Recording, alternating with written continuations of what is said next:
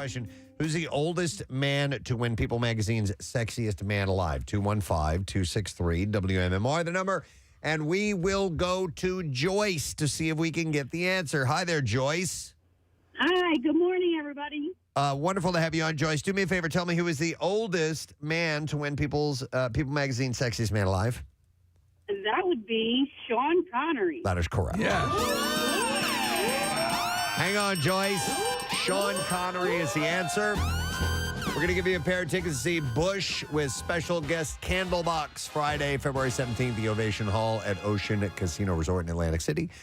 Tickets are on sale now. You can text concerts to 39333 for a link back to the concert calendar with more information. We've got Bush. Yes. Wow. We've got Bush. Bush and Box. Joyce has Bush.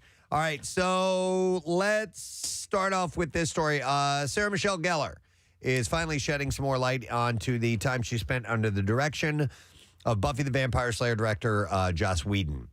In February 2021, her co-star Charisma Carpenter accused Whedon of a hostile and toxic behavior. And though Gellar previously said she doesn't feel like she wins emotionally from telling her own story, she decided to vaguely do so during the Power of Storytelling Producers Roundtable at the RAP's Power of Women Summit. And she said, for so long, I was on a set that I think was known for being an extremely toxic male set. And so that was ingrained in my head. And that was what all sets were like, she said. And that women were pitted against each other. And that if women became friends, and we became too powerful. So you had to keep that down. But she said, now I've had this opportunity to work with so many more women and men that support women as well. And I realized how easy and experience it can be. Unfortunately, she said, we're still in a place where all of those departments a lot of times need to be women for us to have a voice. So she kind of vaguely is referencing that, yeah, it was a crappy place to work. A number of people that have said that. And I mean, listen, Joss Whedon is very talented. I like a lot of the stuff he does. And it's sad to hear, because I love Buffy the Vampire Slayer, that was going on in the background.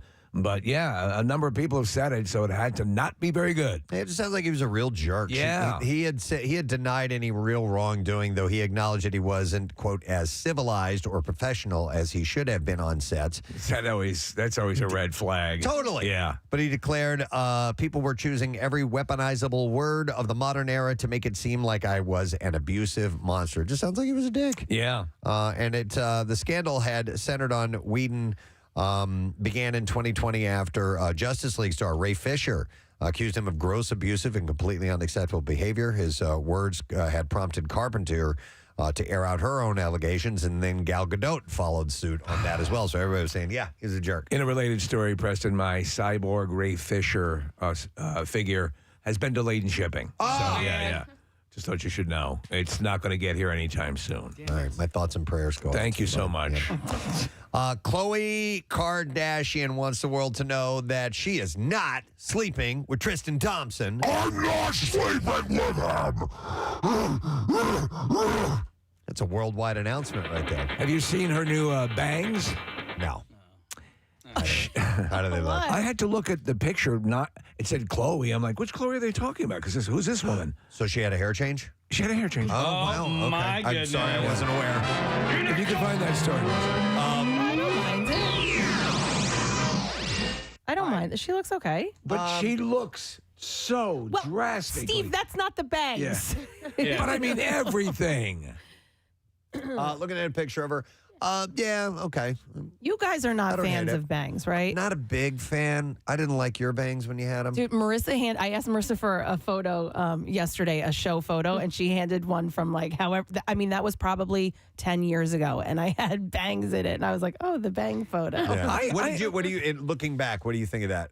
I didn't mind. I like bangs. Okay. I do like them sometimes. Yeah. I mean, it works for some. I had a girlfriend. She looked so cute in bangs. Sometimes it works. Yeah. Should I get them? Just bang. Just grow from there on. Oh my They God. do sell clip-on bangs, Steve. Can we put them on you? Clip-on bangs. There's nothing to clip on. we Well, can- adhesive. Yep. Yeah. I would wear to an entire show wearing adhesive bangs. So here's the deal. Chloe was on an episode of Vanity Fair's Lie Detector Test web series. Courtney asked her sister if she was still sleeping with her famous ex, and the Good American founder responded, "No, I am not. I'm really not." And after the lie detector confirmed her statement was true, Khloe confessed, "I would die if it said that I was." And during the questioning, it was also revealed that True Thompson is not allowed to spend the night at her aunt's house. Khloe said that her 4-year-old will probably not ever be allowed to stay overnight at the Kardashian Barker household. When Kourtney straight up asked why, her sister said, "I don't think we have enough time on this show for what the reason is." Oh, they are so saucy. By the way, we haven't had a Kardashian story. I think this might be the first one of the No, it's week. excellent, Of the yeah. whole week, mind you. So. Can we carry that through the new year? All right, here's a story I wanted to share with you guys. All right. Okay. Okay. All right. Sorry, Kathy can see me. Kyle moved my video is like camera, the- so You guys, there was this little cutesy, playful, smiley thing going back and forth between Kathy and Casey. No, it wasn't. here's what happened. Okay. For a I was clearing out my nose, if you will. Yeah. And I looked up and I see Kathy looking at me, and I thought she Clearing was. out your nose. Yeah, I like busted. that. Yeah.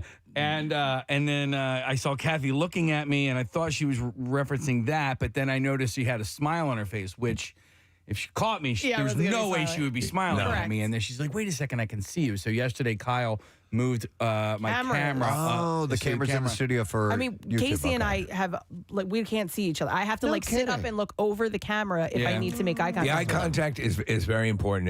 It's I like the improvement. I never knew that. See each other. Hey, I thought she was a singer. No, she was a dancer. Jinx, oh my God. Stop. All right. Yes. This is a story I've been wanting to Okay, tell you all right. guys. So Matt Damon claims, and don't hit the Matt Damon clip yet, because I want to get I'm through getting this. ready. I don't want you to miss any part of this. Matt Damon claims that George Clooney once took a dump in Richard Kind's cat litter box. Richard Kind, we've had him on the show a number of times. Who has come on the program recently. He is a alma mater of Kathy's high Pennsbury? school of Pennsbury. He is now in their Hall of Fame. We just spoke to him not that long ago. And I wish apparently, we would have known. I know that's what I was thinking. Well, of. it doesn't mean we can't follow up with We this. should Yeah, try we to have reach to. out to him Yeah. about that. Yeah. So Matt Damon was honoring his Ocean's 11 co-star at the 45th annual Kennedy Center Honors when he told the tale. There's a clip, a preview clip that E! News has, and it says he states, "It's been said that my friend George Clooney is the last true movie star." So I got to thinking about exactly what that meant. And he said, of course, a number of past Kennedy Center honorees have certainly been movie stars in that classic sense. Actors with class and sophistication: Cary Grant, Henry Fonda, Paul Newman, Gregory Peck. And then I think of George, a man who defecated in Richard Kind's kitty litter box as a joke. Wow. So we need a follow-up on this story. We need to try to reach out to Richard Kind and see if he can confirm that. So the Kennedy Center Honors are going to air December 28th at 8 o'clock on CBS. I know.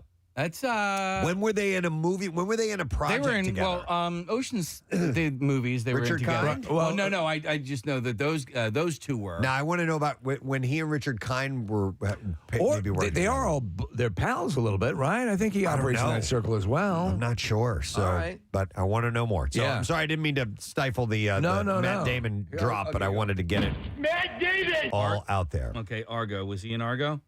George Clooney was not in Argo, Did but he- Richard Kind was. Who directed that? Ben Affleck. Okay, Yeah. sorry. All right. Anyhow, Yeah. we'll Wait, trace they it. may hold on. Uh-oh. It's not the two. No. No. Yeah, it looks Yeah? like okay. Facts of life. Richard agreed to share a one-bedroom apartment with Clooney before becoming a Hollywood star. There you go. Oh, then that's probably when it would have been. Okay, interesting. I figured. Nice. All right, Jane Fonda's cancer is in remission. Oh, There you go. The Grace and Frankie star announced the best birthday present ever on her personal website on Thursday. She wrote, "I'm feeling so blessed, so fortunate. I thank all of you who prayed and sent good thoughts my way. I'm confident that it played a role in the good news." She shared in September that she was diagnosed with non-Hodgkin's lymphoma. So it looks like things are clear. So good for her. Sorry, real quick, going back. There's literally a whole article of George Clooney talking about how he was so bored when he was living in Richard Kind's apartment, and so he would play pranks on him. Okay. So it's got to be part of He's that. a practical joker. Yeah. So there's a photo of Richard Kind is at George Clooney's wedding to a mall. Oh, wow. He's like right next to her. Then they are Front and center. longtime friends. Yeah. That's cool. Let's see. Rebel Wilson recently opened up to Today about balancing motherhood and her busy career. The Pitch Perfect star told the outlet Thursday, you hold the baby and cut the umbilical cord, and literally from that moment on, it was just amazing. It's so emotional. It's really challenging. I have this big international career, and I'm the breadwinner of my family, I like to think. So it's really challenging, too. Like, now how do I do all the things and be a great mother and a great partner and all of that? The 42-year-old welcomed her first child via surrogate last month. Man, I forgot she's 42 years old. I always think of her as younger than that. The roles she plays are mostly like that, younger. Yeah, you're right. Sebastian Stan and Annabelle Wallace were spotted holding hands in New York City on Wednesday. Was it his metallic robotic hand? I don't know if he was wearing that or not. Was he wearing his Tommy Lee prosthetic penis? Maybe he had that on. According to E! News, the pair were walking the Peaky Blinders alum's dog, Zeus, at the time. Oh, I like that name. The pair first sparked dating rumors in May when a photo of them kissing at Robert Pattinson's 36th birthday party first surfaced. By the way, Steve, Rocket the Raccoon has his arm, if you recall, in the Christmas special. I know, but I don't want to give that away. I just gave it away. Yeah, I haven't seen that yet. Yeah. Thank you. Let's see. Todd and Julie Chrisley will be my favorites heading to prison in January. People reports that the reality stars will report to separate minimum security facilities in Florida on January 17th. I was looking at pictures of where they're going. It's basically like a low-level Ramada. It's not. It's in no way prison-y. Right. The two were sentenced last month for their roles in federal bank fraud and tax evasion. Todd was ordered to serve 12 years in prison, and Julia serving 7. That Ghislaine Maxwell, who is Jeffrey Epstein's counterpart, they were showing the prison she's in. She can request and gets vegetarian meals and all. There's loads of accommodations. Like it's yoga classes and all that stuff. It's like, oh, okay. Well, I would hope anybody would be able to request a vegetarian meal, even if they're in prison. What's that? I would hope you'd be able to request a vegetarian meal. I don't know. I've always perceived prison as being a little rougher and a little more restrictive. I think it's all vegetarian, really. Well, no, I mean, listen, if you're a Muslim and you have certain, dietary restrictions or whatever. She's not. Yeah. What was that thing? You remember they would serve as kind of a punishment? It was like the oatmeal loaf or something like that. Yeah, that's the kind of prison food I'm thinking of. Yeah, I don't know. J-Hope of BTS, Duran Duran, and New Edition are set to ring in 2023 with Dick Clark's New Year's Rockin' Eve with Ryan Seacrest. J-Hope will take the stage for a medley of songs, including a holiday remix of Butter.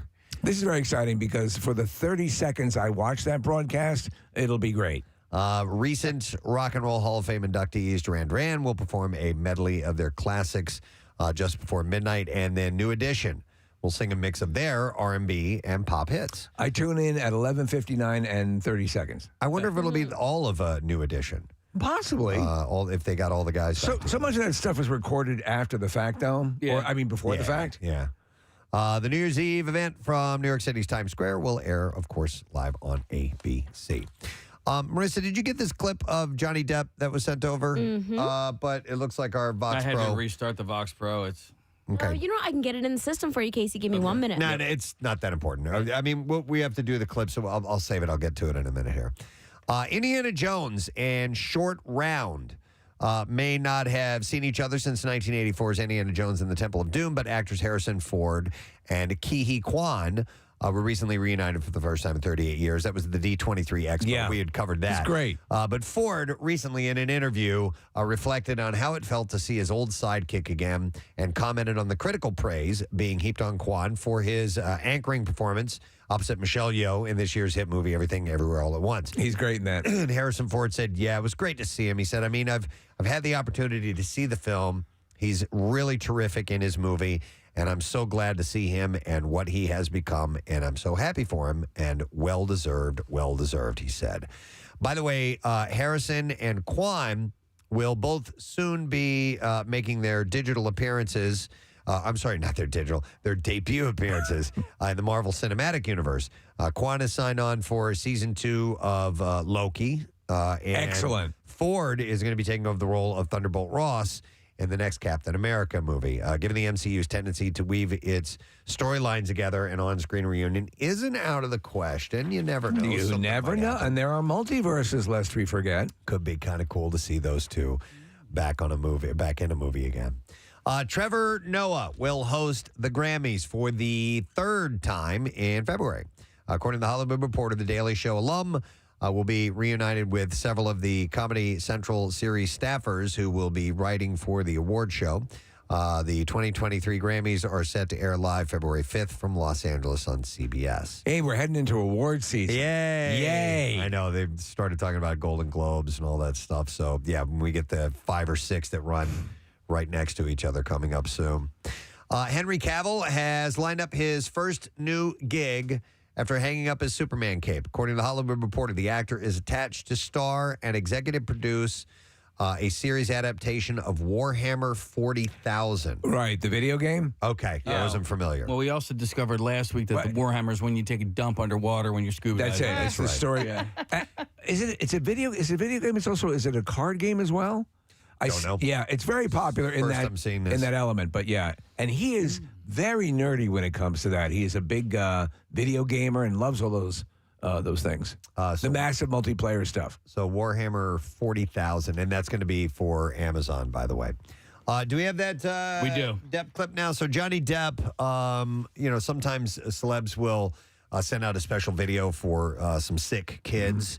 And so this one, he got done up in Jack Sparrow gear. It was very cool. Which, by the way, I'm wondering, does he just kind of dress like that from time to time? My Just for the guess hell is of it? yes, Yeah, since he probably. occasionally dresses like a cowboy for breakfast. Yeah. All right. So here's a clip of him with this. This is great. So, Captain Corey, I hear tell of something they speak about in the ages of now called the YouTube channel, which I don't understand, but why not? And I understand that you're quite the YouTube channel man.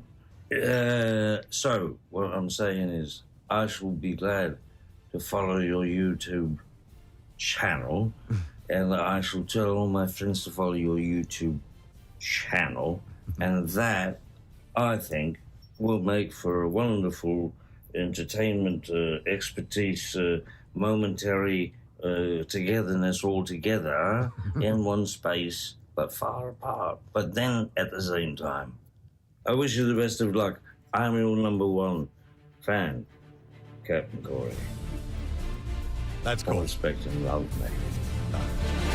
So the kid's sick, and he has this YouTube channel where he highlights his progression through treatment and all that stuff. And that Depp did this is very cool. Yeah, and then he did a follow-up video. Did you see that one? It was For 15 straight minutes, I've been watching you, putting your big fat fingers into your disgusting mouth, which is filled with first sick kid. what kind of I just turned it off by accident. Sorry. I hit the button by accident and turned it off. Oh. So then we It's had to wait for it to fade out. Yeah. Okay. It's a Black Mass fan. Yeah. So anyway, that's a sweet thing for That's him awesome. to do, and Getting dolled up, too. Yeah, to put on all the accoutrement and makeup and everything, and to do that was really cool. All right, and then let's see, what time is it? Yeah, we got to wrap this up. According to the Hollywood Reporter, last thing, Yellow Jackets has been renewed for a third season. The news comes 3 months before the show's season 2 premiere. I haven't seen it. I don't even know Nick what it's Murphy about. gives it 2 thumbs up. Okay. And yeah, I keeps falling off of my radar. But there are a few people where they go, give me the thumbs up. I'm like, all right, I got to, Steve, you're one of those. Oh, thank you. Preston, you're one of those.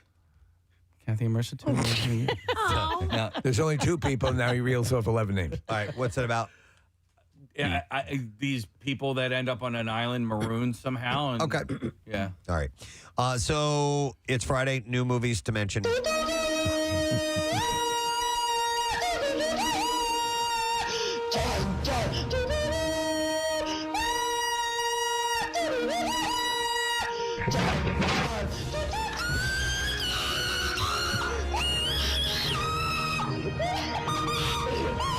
We're going to begin with Avatar, The Way of the Water, sci-fi fantasy starring Sam Worthington, Zoe Saldana, and Stephen Lang. The plot says, set more than a decade after the events of the first film, Avatar, The Way of the Water, begins to tell the story of the Sully family, Jake, Natiri, and their kids, the trouble that follows them, the lengths they go to keep each other safe, and the battles they fight to stay alive, and the tragedies they endure. It is 3 hours and 12 minutes long. PG-13, wide release, theaters only. Rotten Tomatoes gives it an 80% score. I was watching the original last night. It was on. I'm now interested. I'm now very much interested. Yeah, I just have to pick the right chunk of time where I'm going to be good to sit there. And I'm definitely going to see it in IMAX and 3D and the full thing. Number 2 is Nanny. It's a horror mystery starring Anna Diop, Michelle Monaghan, and Cinque Walls. In this psychological horror fable of displacement, Aisha, a woman who recently emigrated from Senegal, is hired to care for the daughter of an affluent couple living in New York City. Haunted by the absence of the young son she left behind, Aisha hopes that her new job will afford her the chance to bring him to the U.S., but becomes increasingly unsettled by the family's volatile home life. As his arrival approaches, a violent presence begins to invade both her dreams and her reality, threatening the American dream that she painstakingly is piecing together. Hour and 38 minutes, rated R, limited theater release and streaming today, 88% score, Rotten Tomatoes. And then finally, Mind Cage opens. It's a mystery thriller with Martin Lawrence, Melissa Roxburgh, and John Malkovich. In this spellbinding thriller, detectives Jake Doyle and Mary Kelly seek the help of an incarcerated serial killer named The Artist when a copycat killer strikes. When Mary searches for clues in the artist's brilliant but twisted psyche, she and Jake are lured into a diabolical game of cat and mouse, racing against time to stay one step ahead of the artist and his copycat. Hour and 36 minutes. It's rated R, limited release, theater release, and streaming today. Rotten Tomatoes gives it a 0%. That's the actual score, a 0%. All right, we're ready for clips now. The sequel to the 2009 blockbuster Avatar: The Way of Water will take place just after the events of the first movie. I thought it took place 10 years later. Yeah, 10 years, man. Okay, it says just after the events of the first movie. No, it's a little bit later. I'm trying to think at the time. It is later. Yeah, it's definitely later. Kids. In this clip, Sigourney Weaver talks about the theme of motherhood in the Avatar films. Well, Natiri is the most incredible mother, and the scenes toward the end where you see her in action to protect the children are some of the greatest moments I've ever seen in cinema. She is so fierce. Mommy, mommy, mommy. Avatar: The Way of Water is out in theaters today. Here's the next clip. All right, we're going to talk about another movie I just mentioned. An immigrant navigating a treacherous world of privilege takes a job as a nanny for a wealthy New York family in Nanny.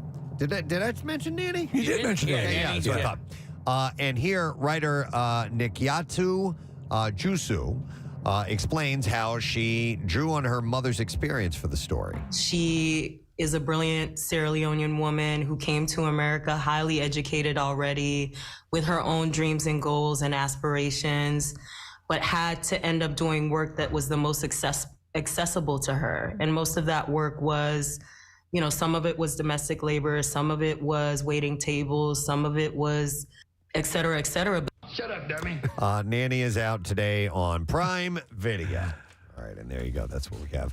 Entertainment report for this Friday morning. All right. Oh, one thing. I promised you. Yeah, okay. I promised you. In fact, I put this here to make sure that you didn't forget in the stack. Oh, you mean this right here? It's a Christmas miracle! Yeah! All right. Let us take caller numbers 17, 18, and 19 at 215-263-WMMR. We would love to invite you to our little party, our little get-together, our celebration of you, listeners of the Preston and Steve Show. And maybe you'll win some great prizes while you're there. You have to be at least 21 years of age and able to join us next Wednesday at Parks Casino in Ben Salem. And you can bring a friend. Only you will be qualified to have your name drawn and get up on stage for the trivia contest. But we'll have other chances and prizes for everyone to win things. We have some good stuff on board. And make sure you wear your ugly sweater because the Miller Lite Ugly Sweater Edition is in full form. All right, 215-263-WMMR is the number. We're going to take a break. We'll come back in a second. Stay with us.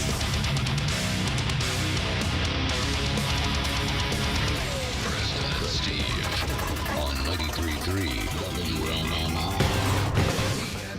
naked yet in any of those episodes? Emilia Clarke? Yes. I forget how that proceeds early on in the series. Well, she goes into a scalding hot bath, Right. full frontal nudity. Yeah. I do like it. And Khal Drogo plows that at one point. Well, yes, he does plow that. So, so you're saying the nakedness though drops dramatically after like third or fourth season? Yeah, it's still there, but yeah, it's still. She comes back with a vengeance. Yeah. She got just a wonderful beef. Reach, you're not far off, man. Nice beaver. She's not like one of these workout feeds where things kind of look splayed all the time. Wow. Just natural. All right, so Speaking of beaver, I got to show you guys something. What? Where did you come from? I know. I got. It's a picture. Okay. Well, yes. Later. Okay. That's just the reminder. Thank you. You're welcome. Everyone, jot that down. Okay. Jot that down. I'm writing it right down right now. Kathy not my has beaver. pic to show us. The beaver pic. I wasn't this excited when Adrian Smed came on the show. Before we do the bizarre file, I should play that piece of audio. Okay, it's real short. It's very, very quick. It's not an audio illusion or anything like that. But do you know? We don't know where this is. Graduation ceremony. It looks like a college graduation. It was ceremony. college graduation, and as you walk up, this is your moment. This is your family is there. It's your time to shine. You get your name said with the thousands of people in attendance. You walk across the stage. You grab your diploma that you've worked so hard for and paid a lot for. Paid a lot for. This is the culmination. And as you're walking, they announce your name. Julie Jerkoff. Forgive me, Kirkhoff. What? Are you serious? Yes. This is legit. Julie Too legit to quit. Wait, one more time. One more time. Quiet, everyone, please. It's her moment. Yeah. Julie Jerkoff. Forgive me, Kirkhoff. Oh my God. Forgive me. Julie Jerkoff. Forgive me, Julie Handjob. Forgive me, Julie Handy. Forgive me, Julie Blumpkin. Forgive me, Julie Dirty Sanchez. Oh my God. Julie Jerkoff. Forgive me, Kirkhoff. Oh. Wow. You know what, though? That's better than just having your name read that most people are missing anyway. You know she was called Jerk Off throughout all her life. It had to have been a nickname at some point, or her friends. Julie Jerk Off. Yeah. Or Julie Jerkoff.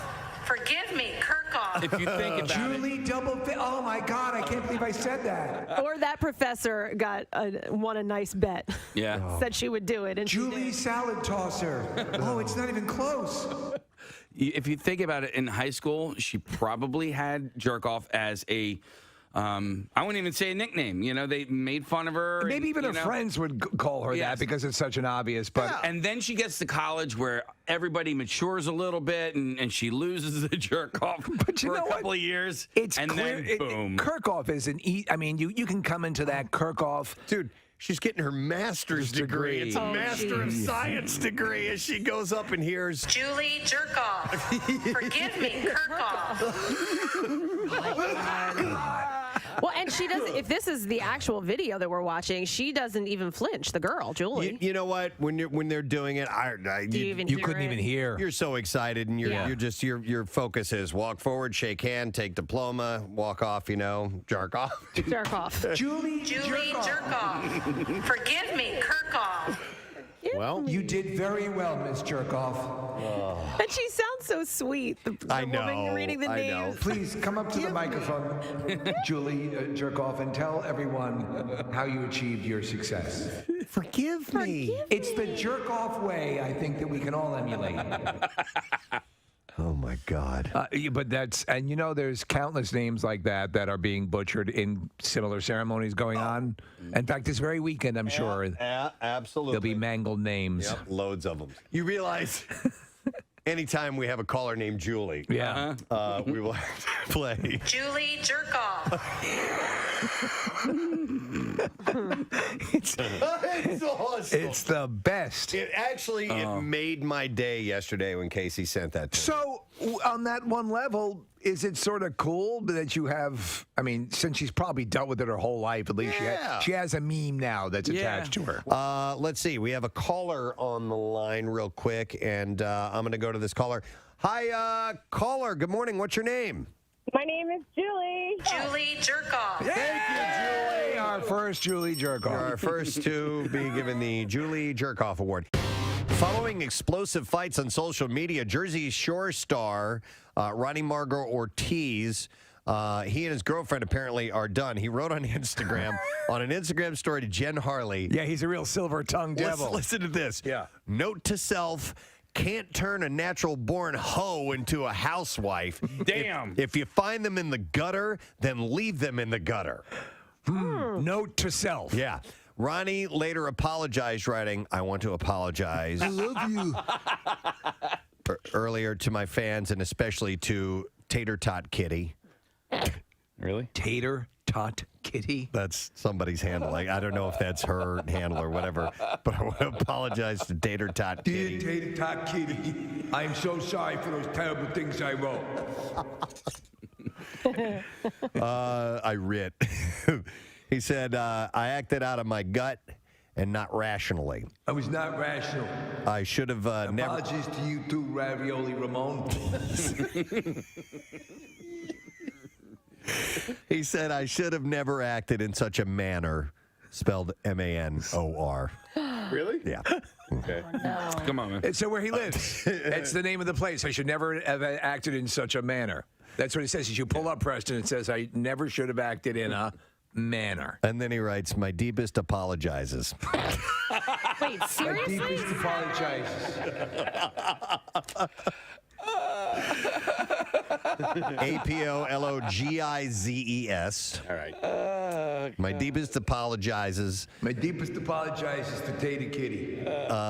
The pair welcomed a baby girl named Ariana Sky together less than a month ago. It was wild to be there in the delivery room. I mean, the baby fell out of her butthole. You remember a while back we had a couple of televangelists who were talking about how they needed a new jet. Yes. And they to were spread the word. Jesse Duplantis is his name. The Duplantis Ministries, right? Televangelist with a global reach is asking disciples for money to buy a jet that costs $54 million, quote, so we can go anywhere in the world in one stop. If you're watching the video, he's dressed as I imagine Willy Wonka would dress when he retires. By the way, well, I'm waiting for Marissa to get the full audio over, but Duplantis' solicitation comes 4 months after another televangelist, the Newark, Texas-based Kenneth Copeland, announced that he had just bought a new Gulfstream 5 jet. Oh, someone got a little jealous. I think that's what it is, Steve. I think that's what it is. Wait a second. What did that son of a bitch just get? Yeah. Well, this will not fly in the eyes of the Lord. I think it's keeping up with the Joneses. The aircraft. Listen, you insufferable prick. I saw what you just bought, and I'm going to get an even bigger jet. Hallelujah. The aircraft, when first sold in 1998, carried a $36 million price tag. That's what this other guy $54 million. You need to understand. You just cannot. You're waiting in line, and you're going through TSA, checking. You're taking your shoes off. That's time wasted from spreading the word of the Lord. That's it. That's it. Oh, my. And then you got the crying kids kicking the back of the seat. I cannot put together a proper homily on a flight with the riffraff, the human filth that populates these various aircraft while I'm trying to get out there and minister to the human filth. That we got part funds one my over. lust for high-end aircraft. All right, here we go. This is the audio of him pitching this. He made a video of this. Yeah. so. Hello, ladies and gentlemen. I'm Jesse Duplantis. Thank you for tuning in to This Week with Jesse. We're going to be talking about aircraft. You know, I've owned 3 different jets in my life, and used them and just burning them up for the Lord Jesus Christ. Now, Listen to how many times he incorporates the Lord and Jesus Christ into this. now, some people believe that preachers shouldn't have jets. I really believe that preachers ought to have and go on every available voice, every available outlet to get this gospel preached to the world. Now, I talk about this in a lot of my messages, and I want you to see this if we can, Caleb. Get it back. This is the very first plane that I purchased for the Lord back in December. The Lord asked me, he said, I need you to purchase the modest aircraft. One engine ought to do it with a decent range, something that's comfortable with a couple of seats and a bed. That's what I need you to purchase. I said, Lord, should we not use this money to feed the poor? He says, we'll get to that. That I purchased for the Lord back in December 1994. And I said where I began. And then the second one I purchased was in January 2004, where I used to be. The one I'm flying right now, and it's been with me 12 years.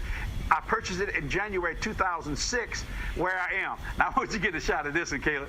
Now, this is the Star Trek. It's going to crack you up, because this one is just insanely expensive. And the amount of people who could have benefited greatly from the money wasted on this is just off the charts crazy. And they're showing pictures of him with the camera as they go by. Now, this is the Star Trek Enterprise. This is where I'm going. Praise God, but I believe it's got a transporter and everything. In fact, my next purchase is going to be a spacecraft.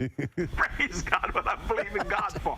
Let me just say. Wait, this is what I believe in God for? Yeah. Is that what he said? I think he says, praise God, but I believe in gospel. Oh, okay. Where I'm going. Praise God, but I believe in God for. Yeah. Let me just say this. This is what I believe in God for, so I can fly this way around the world.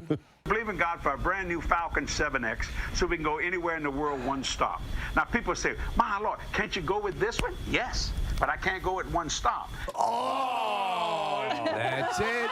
That's the dilemma. Wait a second. You mean you're going to have to stop? There's the kicker. I'm backing that up. Hang on. Now, people say, my Lord, can't you go with this one? Yes, but I can't go at one stop.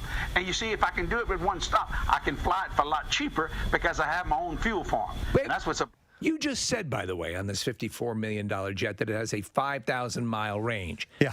That's not flying around the world with one stop. It's just, this is the way to travel. And I know you have issues at home where you can't feed your children. You know, it's hard to cover your bills. But if you ever do get the chance to fly on an aircraft like this, it will open your eyes and make you ask yourself, dear Lord, why don't I have a jet of my own? Oh, my God. It's the audacity, the absolute robbing of human beings, preying on their faith. There I was in Zone 3 waiting to load onto the aircraft. Zone 3? And I said, dear Jesus, I am surrounded by a sea of human filth that is keeping me from spreading the Lord's word. What can you do for me? Can you hook me up in a $56 million plane? Will get it done nicely. And I can fly in one stop. And it's also economical. Is it very economical? Yes, Lord, it's very economical.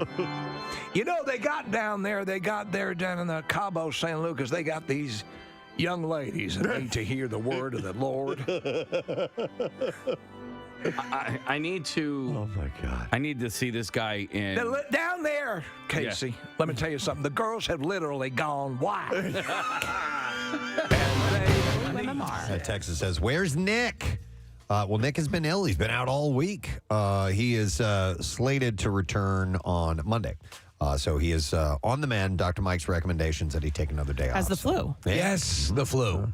The flu kicked your ass far more than your COVID bout. COVID, yeah. And then Rochelle, COVID kicked her ass way harder than it did me. So it's just some people get they're you know. You get your ass kicked in different ways. Fights it off better than others. Yeah. So, but nonetheless, he's feeling better, which is good. Excellent. So, we're going to be here on Monday, but thank you to Marissa for being in the studio with us this week. Yes. A little golf clap from Yes, Marissa. absolutely. Golf clap? Golf clap. Yes. All right. So we got a text last night from Chuck D'Amico in our programming department. And he had said, and I'll read this verbatim, he said, I lost a Christmas gift. I bought it, I hid it, and now I can't find it. Said it's a small gift, and I'm tearing my closet and bedroom apart looking for it. And I think I might have to buy it again. And he was like, maybe you can throw this out there and people might commiserate to that. So I wanted to see if people are either going through that, have gone through that, and the what the culmination, what ends up happening. Did you buy it? Because eventually you're going to find it, right? You would hope. Yeah. Yeah, you would hope, but that's not always the case. I remember when my parents would help Santa, and they would hide things. There would be a there'd be one or two that later on they would confess to me, there's probably a toy here that you'll find at some point. Oh, my God. Yeah. Right. Oh, so my mother is infamous because, as you get older and, Santa stops bringing you gifts as you get older. It's usually for the younger kids. But Santa, when we were younger, he would forget gifts too. And he would come back. A couple days later, That's and amazing. leave them. Yeah, while the tree was still up. cool. That's why he's the best. We would wake up, and there would be a couple new gifts there. So it was really cool. I think it was just on his way home. He would come back 2-3 days later. And then as I got older, my mom would be like, "You might have 2 of the same sweater." Wow. Santa really, so one that you can get dirty and one that you have as a backup. Yeah. My question is, do you, so I have two Places. set spaces. Yeah. And I never Same. deviate from that. And that's how I avoid doing that because I have lost gifts, especially on the smaller jewelry level. Yeah.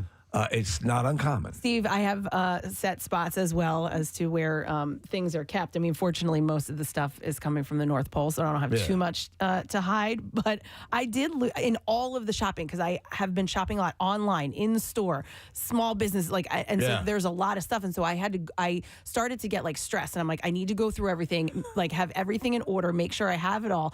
And I can't find, I lost something in my travels that I bought for myself. I lost a skirt. I have no idea where it is. Tree skirt or skirt? No, like me, for me. All I'll right. wear it out. Do you ever wear a tree skirt? How long ago was this? I mean, I probably bought it 2 weeks ago. Okay. I don't know where. I have no idea where it is. No clue. Do you keep I keep a now, mind you, I'm only basically buying for a couple of people and Claire mostly.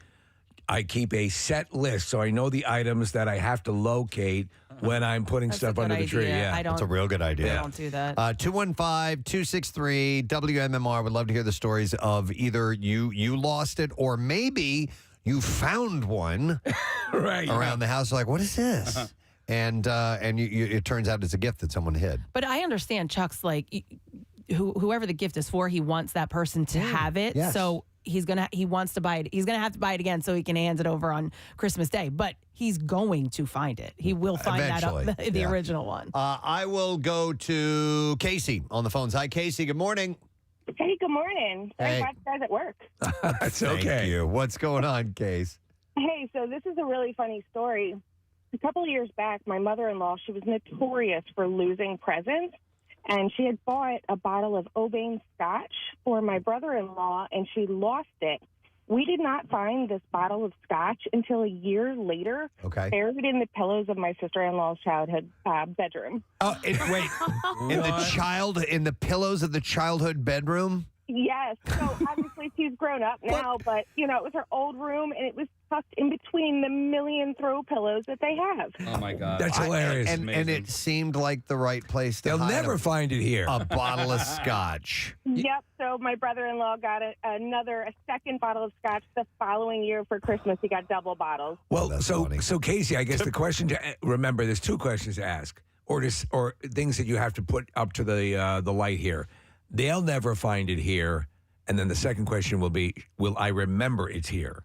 And those are the 2 things. Otherwise, you're going to, well, you know what? You're aging liquor, right? Does scotch age? Yeah, right? So. Sure, yeah. It was better the next year. Better the next year, yeah. Bottle, but he got 2. I love it. Thank you, Casey. It just infuriates me, though, when I lose something because I am pretty good with, and like I said, I have the designated spot. So if it's not there, I drive myself crazy because I know I put it there. Why would I put it anywhere else? This is where it belongs. It's funny. I didn't even think of this. I found and I already showed it to Rochelle. It's a necklace that I bought for her 7-8 years ago. Stop it. It's turquoise, and You just found it? I just found it because I was cleaning out my closet. Yeah. and I have a closet that has now just become that place that it's not my clothes closet. So we sleep in separate bedrooms. Right. And in the master bedroom, we each have our own closet, and there's the other bedroom, a guest bedroom that I stay in, and it's got a closet, and I just put stuff in there. It's not like I keep my clothes in there. I just put things, and I'm like, I went through and cleaned it out, and I found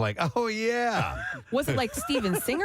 No, stuff, no, or- it was turquoise, and so it was Nice. It was from a place. The store doesn't even exist anymore. It was in Harleysville. Or it was in Skip-Back. Should have saved it and given it to her. Well, that's what I did. So I showed it to her. I'm like, I don't even know if you want this or not. She's like, wrap it up and give it to me for Christmas. I'm like, that's There you go, man. That'd be the best. You could shop that way completely. I just found the cards I had written out for my uncle and my dad for Father's Day like 4 years ago. Oh, my God.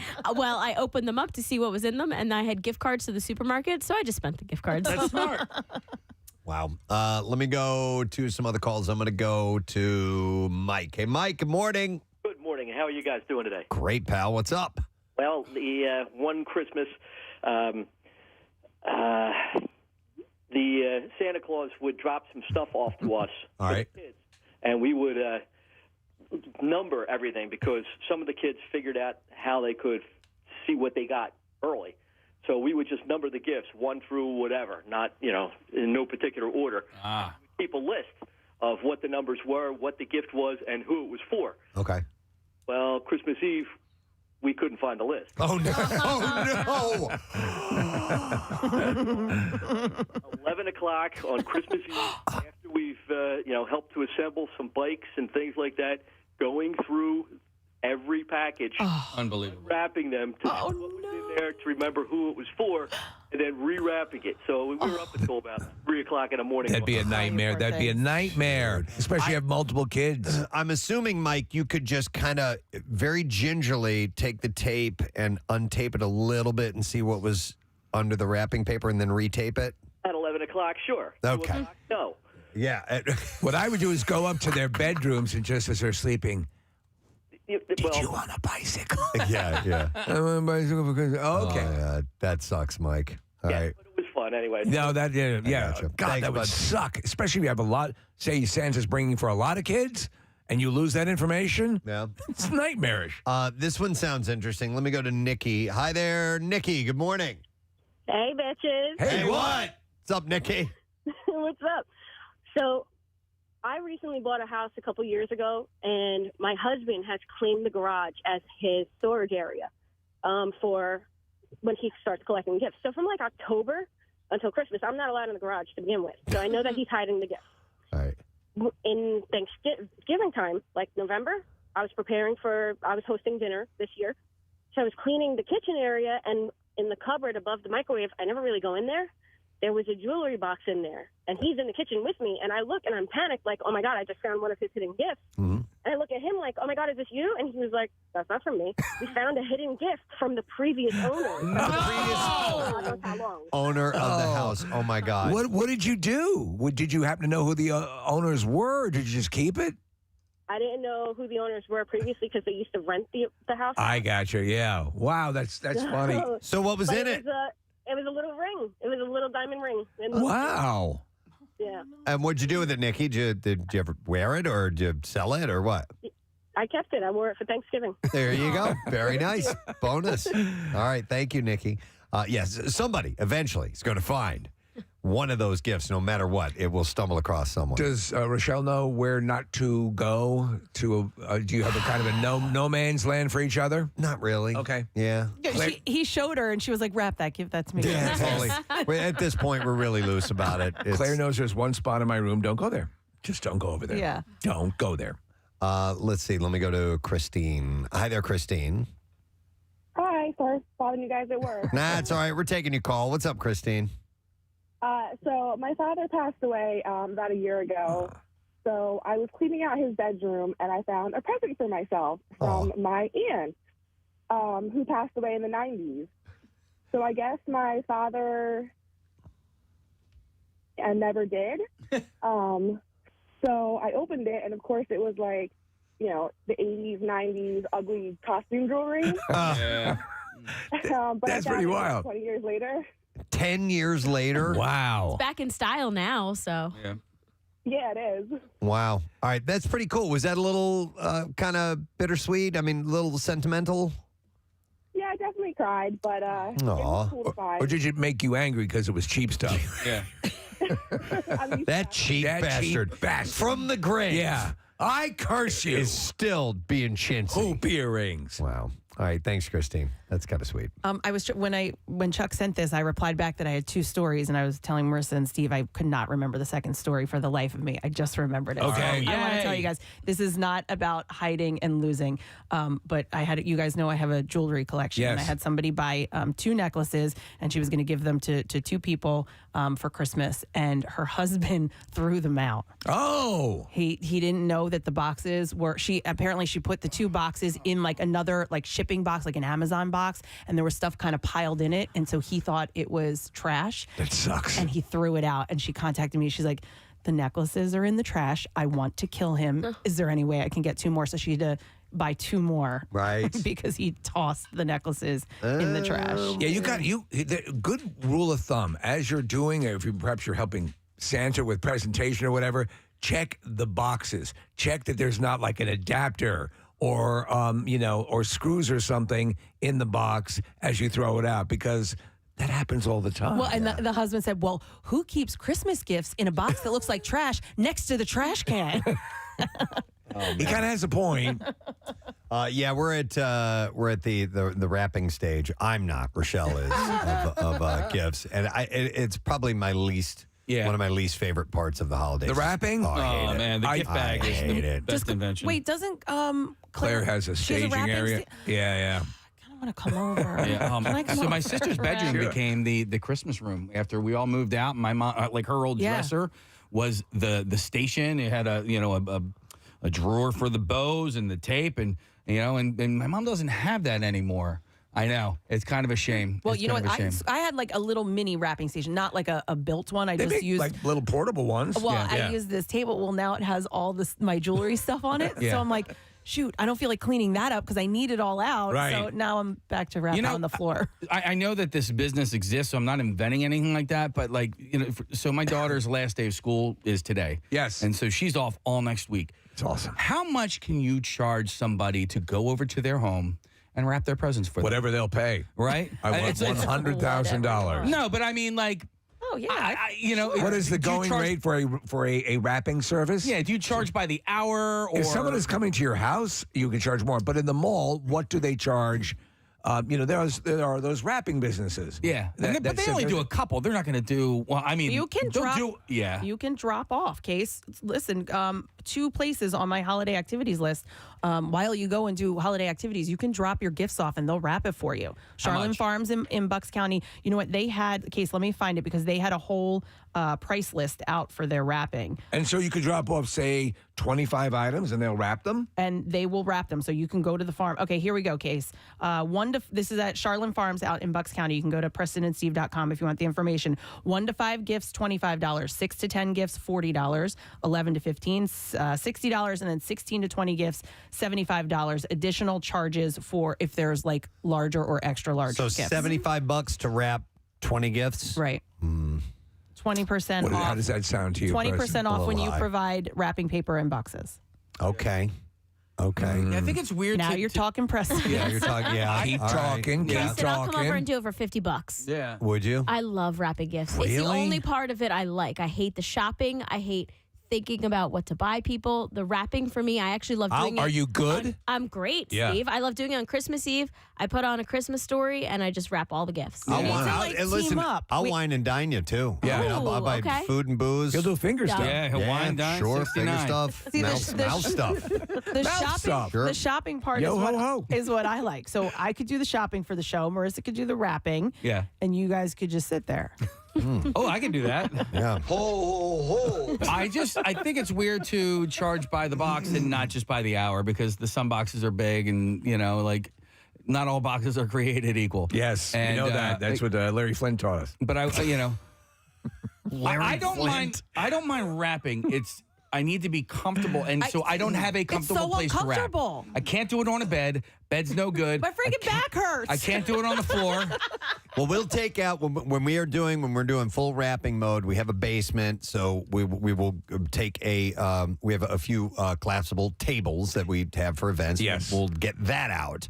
So that Makes it a little easier. You don't do it that way, Kath? Well, yeah, like I said, my table that I have, Taken up with jewelry. Jewelry has all my jewelry making stuff on it, and it's a lot. And there's little pieces, and I'm currently, people are buying right now, so I don't want to put all of that away. So I just have to go buy it. You make the jewelry?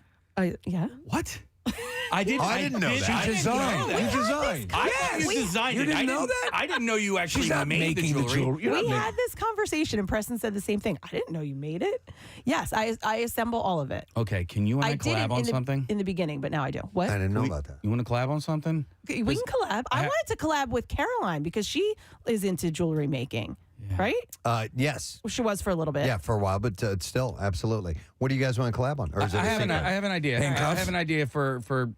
We'll talk. I have an idea. It's a piece of gold in the shape of Delaware County and a piece of gold in the shape of Bucks County, and they each have a hand reaching out and they're shaking Like a hands. mitzvah coin. Yeah, they put them together. No, I have coming together. Okay. Well, then you can collab with her. All right. I have a different collab. But what I would do is you have Bucks County, right, and then you have Delco, and then like the bind that connects us is Philadelphia. And we can, you know what I'm Where do saying? you wear that? Oh, I see. That's the middle part. That's the middle part is Philadelphia connects us to. I thought you were going to say they were magnets, but like opposite. They are. But, They are. But push each other away. Yeah, so they're like the same But size. here's the problem. Here's the problem.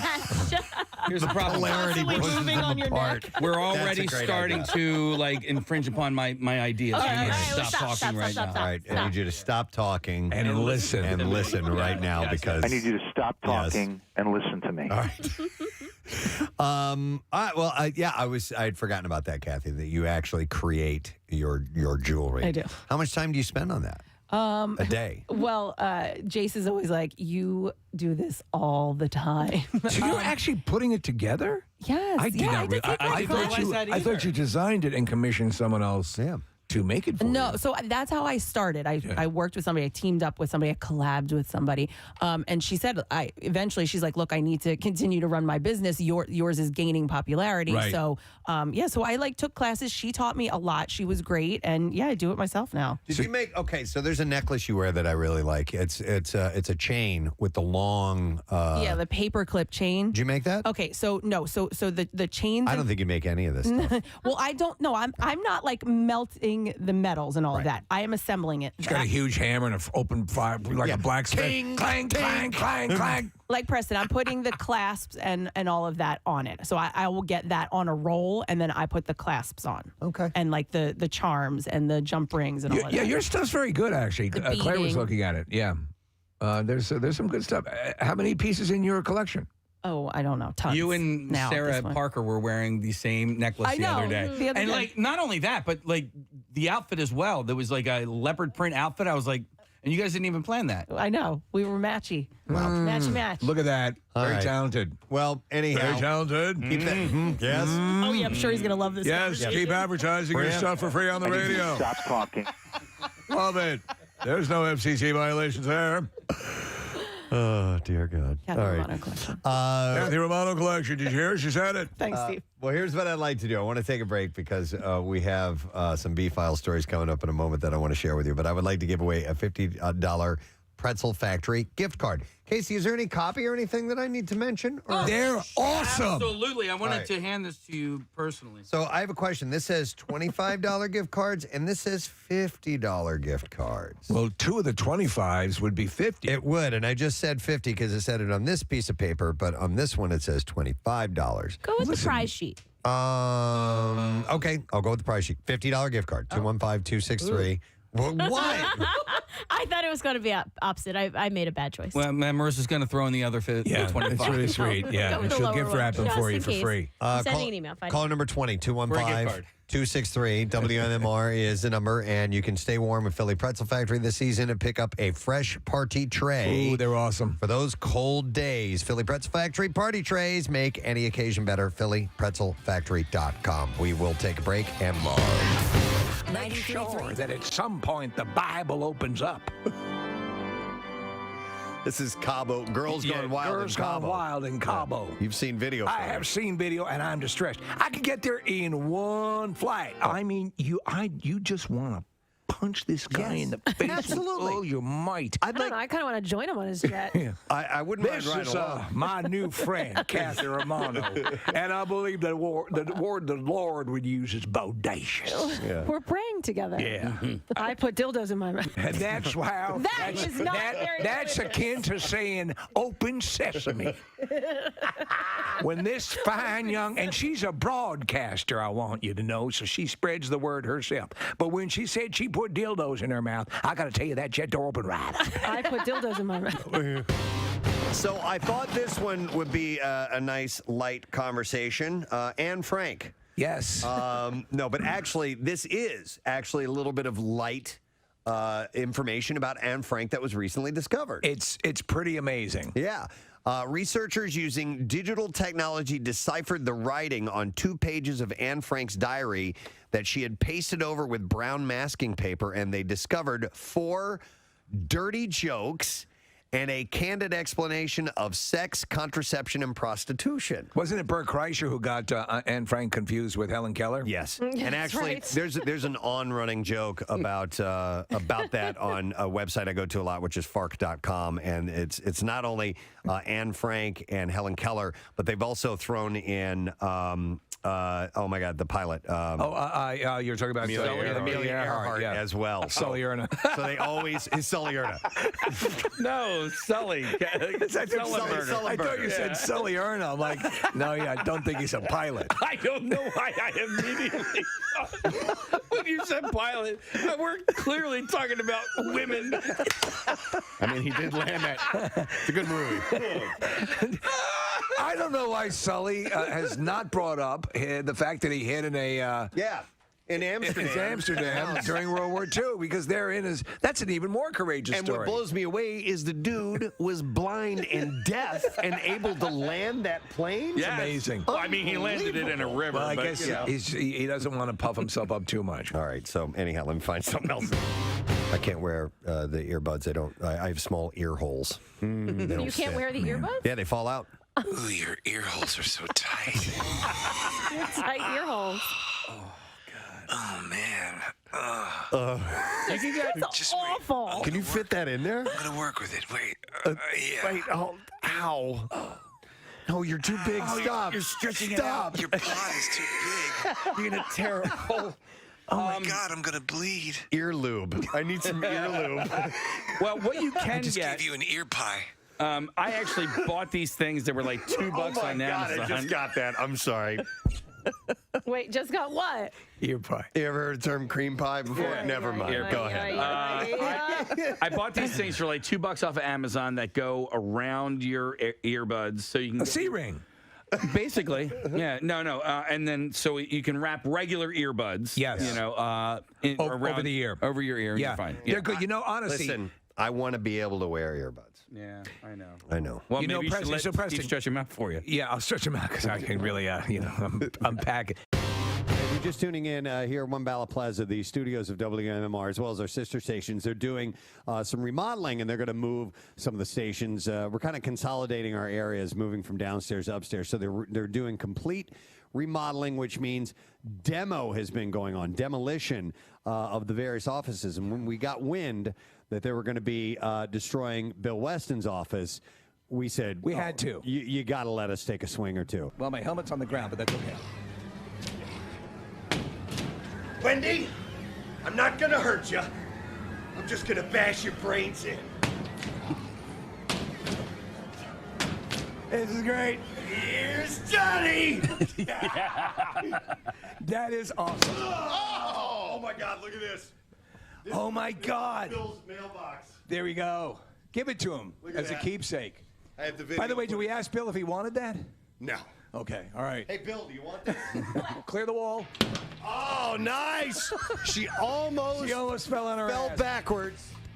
There's another swing at it. She's trying to go out of Bill's office into the sales department. Feels good, doesn't it? So good. Go get it. Yeah.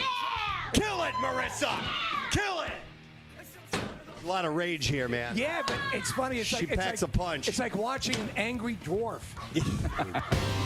had a request from a friend of ours, RC, from Tattoos by RC. His son, Dalton, celebrates his birthday today. And RC wanted me to mention it. We haven't seen Dalton in a while. I know. He's been around. He used to come around when he was a kid, and we haven't seen him, but he's a man now. Full-grown adult, man. He was a little kid when he came in to visit the show, and I'm wondering, I mean, how long has time passed? I'm guessing he's 21. All right. But that's just a guess. I'll have to check my Instagram message that I got from RC and get back to it. But It's gonna be my regular Saturday night thing, baby.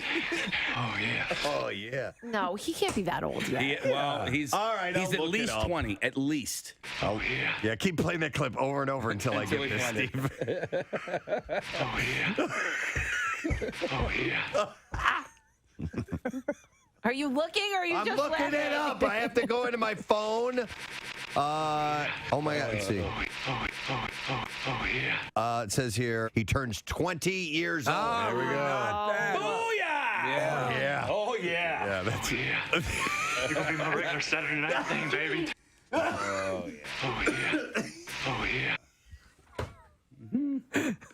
So far, this is my favorite part of the day. There we go. It all goes downhill from here. All right, let's see if we can get an answer to the stupid question.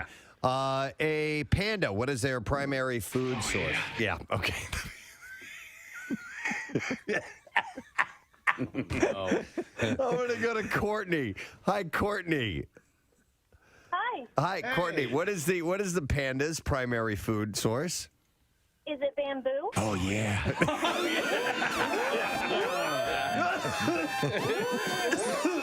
Yeah, hang on. Hang on, Courtney. You're gonna. Caitlyn Jenner. Yes. Has 6 kids, but. Oh, yeah. Yeah, she's. You're going to be my regular Saturday night thing. Oh, yeah. I might not make it through the show today. Caitlyn, huh? Thought you'd be bigger. I mean, no cooler. But she. Roadhouse with Caitlyn Jenner. Oh, my God. Pain don't hurt. No. Except when they cut your balls off. That was pretty uncomfortable. I'll have to say that did sting. That pain hurt? Yeah, that pain sort of hurt. The knife attack at the bar, no, not so much. Cutting my balls off, yeah, that actually pinged a bit. Can you stick to the script there? It pinged a bit. That pain hurt. Okay, sorry. Oh, yeah. Oh, yeah. So the royal wedding was over the weekend. I'm going to touch a little bit on this stuff, and we'll expand a little bit further on it later on. But, of course, it took place on Saturday, and they are officially husband and wife, Prince Harry and Meghan Markle. They became the Duke and Duchess of Sussex at London's Windsor Castle. The ceremony took place at the Gothic St. George's Chapel at noon, but was no ordinary wedding, even by royal standards. So there's an Instagram thing that I follow. It's called Fish Dance Party, and what they do is they'll dub Fish concert music over people dancing. How did I miss this? No, listen. At one point over the weekend, there was a Fish Dance Party Instagram posting of people coming out, and it looked like they were coming out of the royal wedding. And I was like, this can't be. But I think it was legit. I'm fairly certain what I saw. Fish music was playing when they were coming out? Okay. No, but like ridiculous. A selection from Fish. I just need to know if I did indeed see Prince Charles and Camilla Parker Bowles come out dancing out of the chapel or whatever. No, I don't think they were dancing when they walked out. That is not. Dude, wait till Prince Charles and Camilla. They're Casey. I know. Casey. What is it? We're watching this right now. There's no way in hell the royal family would do something like this. But look at this. They're great lookalikes right there. They are not even remotely looking. That guy looks nothing like Prince Charles. I was looking at her. Oh. You thought this was real? I couldn't tell. It was on my tiny little. What is this from, though? It's a spoof. It's a It's a spoof. Oh my God. People. Yeah, we're watching this right now. This is it is absolutely absurd that Casey would think that this was legit at the actual royal wedding. I'm telling you, when Prince Charles and Camilla, the Camilla look-alike, I was like, well, that kind of looks like her. But Prince Charles, you know what, Casey? It was. I knew it. I knew it. It was real. Let him have this. Thank you, guys. They really are big fish fans. We are so happy he is back in town. It's been a while since he's been here in this studio, and we know him as Gay Robot. We love him for that. Ladies and gentlemen, Nick Swardson. Everybody is with us. Good morning, sir. I'm glad you got my name right and didn't call me Blink 182. you nailed it. It's that kind of day, Nick. It is. Flooding in the streets and in Preston's. Dear Lord. When did your friendship with Adam Sandler begin? We met on J-Date. It was J-Date. Yeah. So a mistake ended in a lifelong it was just friendship. A lovely turn of events. That's perfect. Actually, this goes with answering this question. A lot of people don't even know I do stand-up. So this generation now, it's funny because that's why I wanted to. They'll come to my preface. show and they're like, "Oh my gosh, you're really good at stand-up." Yeah. And I was like, yeah, I've been doing it like 22 years, which is insane. And a lot of people just know me from movies. So it's kind of a bonus when they're like, oh my gosh. Yeah. You know, it's like Michael Jordan when they're like, go to see him play baseball. And they're like, oh, you play basketball? Oh my gosh. This is a whole other crazy. Wait, you're the Michael Jordan of comedy? No. Right. Michael Jordan of baseball. Yeah. Yes. Exactly. Was Chuck and Larry the first movie you did with Adam, or did you do anything before that? Adam saw my stand-up on Comedy Central. Okay. Yeah. So he was in bed with his wife, and he was channel surfing, and he was like, oh, it's this kid. And I was a kid at the time, and he wrote my name down and went to the office, and he was like, who is this dude? And a lot of the younger guys were like, oh, that's this kid, Nick Swardson. That was my first special. And I used to do jokes about my grandmother. Oh, I love them. And so he had a script called Grandma's Boy, and he called my manager, and I had a meeting with him, which was surreal, obviously. And the whole time I just wanted to be like, yeah, you.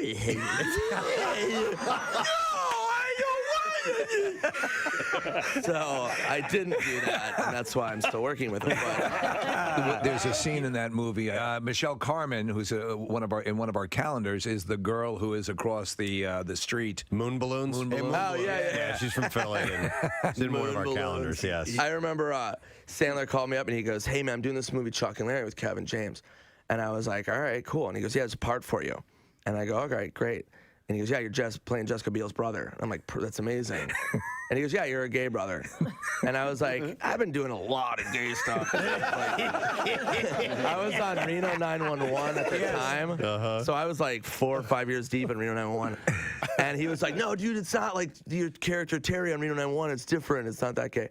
And I show up to wardrobe. I show up to wardrobe, and they put me in like a butterfly outfit with tiny shorts. Yes.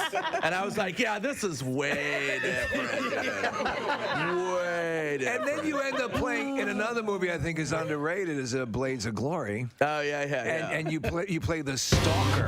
Yeah. Hey, if anybody knows of any local motocross tracks, email Kathy with that information, please. Please. Yeah, I'm actually. really looking to get into dirt biking. Seriously, I want. If you do know, get in Yes. touch with her. Kathy's been doing the whole show this morning with a helmet on. Yeah. She's just. No, caught but the bug. we're being serious. Email me if you have that information.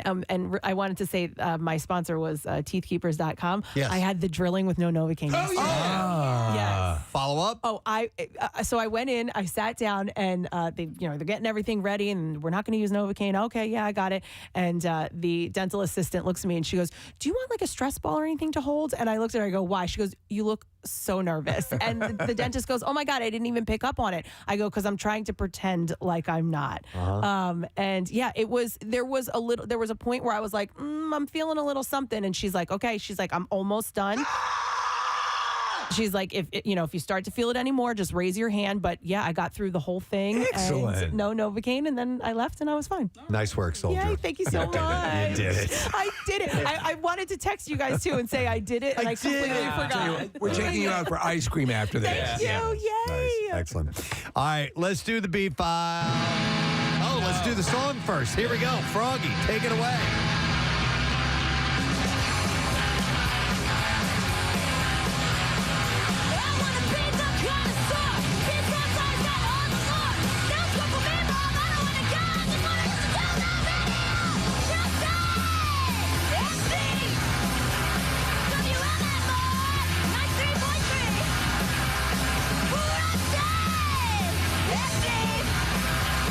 WMMR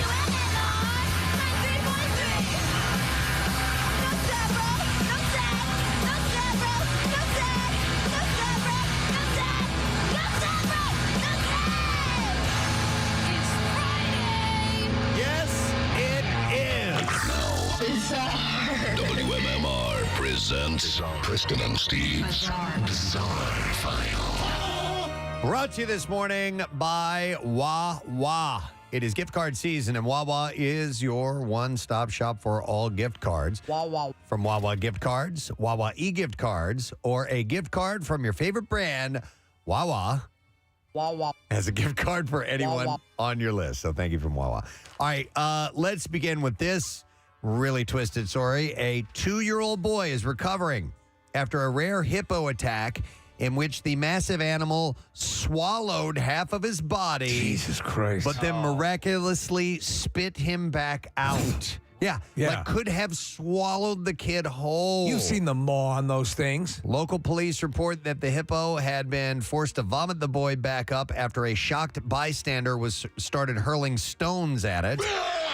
The boy had reportedly been playing by himself outside his home near the shores of a lake in southwestern Uganda when the hippo grabbed him. Hippos kill more people than any other animal in Africa. A man who was nearby saw the horrific scene unfolding and stoned the hippo and scared it, causing it to release the victim from its mouth. They usually don't stop, though. The hippo retreated back into the lake, and the boy was rushed to the hospital for treatment after having been half swallowed. Police said that he escaped any serious injury from the incident. Yeah. A woman shoplifting at a Walmart deliberately drop-kicked her baby across the floor Oh, my God. while being taken into custody and then showed no remorse afterwards, according to authorities. And it's good. Severely wrong with this woman. Yeah. Jamira McDaniel had been escorted to the Walmart Asset Protection Office, where she placed the child down in front of her and kicked the baby in the back. God. It sent the nearly 2-year-old toddler flying across the floor. Oh, my God. Yeah, personnel picked up the girl and handed her to an aunt who was with them.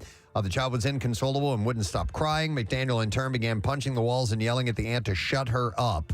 McDaniel then tried to snatch the youngster out of the other woman's hands while yelling at the baby to stop crying. An officers arrived soon after, and both were disturbed by what they witnessed on the video, not to mention McDaniel's utter lack of remorse. But they took her into custody. An ambulance crew checked out the child, who was fine physically. She remained with her aunt. You don't see crazy stuff like this at the Walmart. McDaniel, meanwhile, was charged with child abuse, assault, shoplifting, and criminal mischief on top of that. There's pretty wild video of this. A pilot ejected from a military fighter jet making a crash landing on a runway Thursday morning in Fort Worth. Video shows a pilot in the sky with a parachute after ejecting from an aircraft that had been hovering above the ground moments earlier. In the video, you can see the aircraft hovering and lowering itself toward the ground. And the aircraft appears to be landing when the jet's nose tips forward onto the ground and the front landing gear appears to snap off. Yes. The plane slides on the runway, turning as a plume of smoke emerges before the pilot ejects and parachutes back toward the ground. The pilot is safe and under observation, according to Police Chief Christopher Cook. Lockheed Martin did not provide information about the condition of the pilot or what may have led to the crash in their statement. The Department of Defense and Lockheed Martin requested that the police close off public areas around the runway because they worried that people would encroach on federal property. Now, Lockheed Martin's facility is the primary place where the company manufactures the F-35 combat aircraft and employs more than 18,000 people. Lockheed is one of the largest contractors working with the Department of Defense. I'm not an aeronautics engineer, but that doesn't seem like a viable way to land. No. Yeah. The B-35, by the way, can land like a helicopter and take off in short distances, and it is operated by the United States Marine Corps, the United Kingdom, and the Italian Air Force. But it's pretty wild video to see this guy. Yeah. When you get launched out of those, it doesn't look like it, but it's a very violent experience, those ejection seats. And he kind of launches at an angle, not direct up. Yeah, and you can get injured just from that alone. So I'm curious if this guy is indeed okay. Yeah, you're okay? I'm fine. All right, very good. Have a Merry Christmas. Merry Christmas. A mother says she was going blind and looked like she'd done 5 rounds of Mike Tyson after getting tattoos on her eyeballs. Oh, I saw this. Why? No. Anya Peterson was inspired to get the risky body modification procedure by alternative model Amber Luke, but she soon regretted her decision. When Amber had the procedure, she was left with temporary vision issues, but this didn't put Anya off. Initially, she planned to only get one eye done, but then changed her mind and went for both. But then they both swelled up, leaving her a little worse for wear. Anya, who is from Belfast, Northern Ireland, didn't notice any major complications initially, but after going under the needle to ink her right eye, she suffered some dryness and headaches. After the symptoms were mild for months, she decided to go ahead and ink her left eye purple that December. What could go wrong? And by the way, this is tattooing the white of your eyes. But in August 2021, her eyes swelled up so much, she said she looked like she went 5 rounds of Mike Tyson. She claims that she was hospitalized after getting her eyes tattooed and is now at risk of developing cataracts. Even though Anya is recovering at the hospital, or after hospital treatment, she regrets modifying her body as her sight has been impaired. She said, I don't have 20/20 vision anymore from a distance. I can't see features on faces. If I didn't have my eyeballs tattooed, I wouldn't be having this problem. Yeah, that's probably right. Even today, I woke up with more floaters in my eyes, and that is dangerous. She said, I'm kind of recovered. On the outside, it's recovered. It's just the inside, and I'm basically on the verge of going blind. She said if she could turn back the clock, she admitted she'd only get one eye inked. She's reconsidering being their spokesman. Yeah, she's okay with having one eye blind. That is yeah. awful. Yep.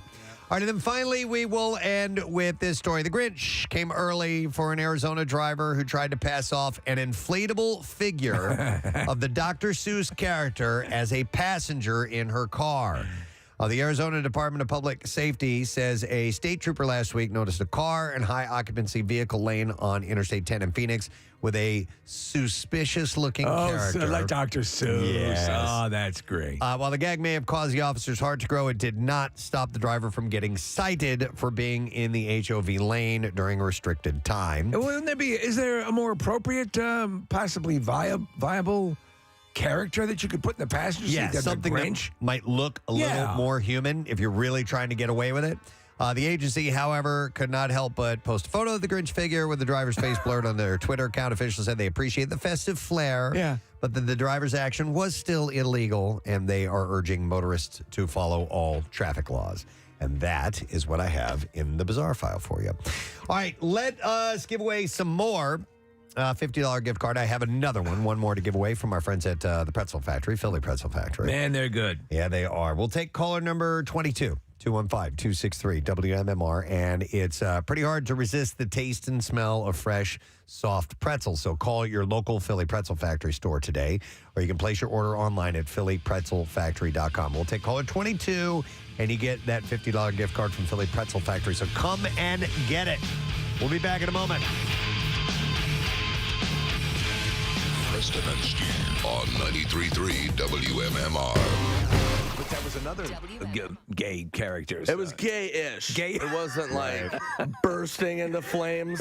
It was just like half my leg was on fire. I wanted to ask about your fascination with bats, because we had seen an interview that you love bats. You want to have pet bats or something like that. What interview is that? I don't know.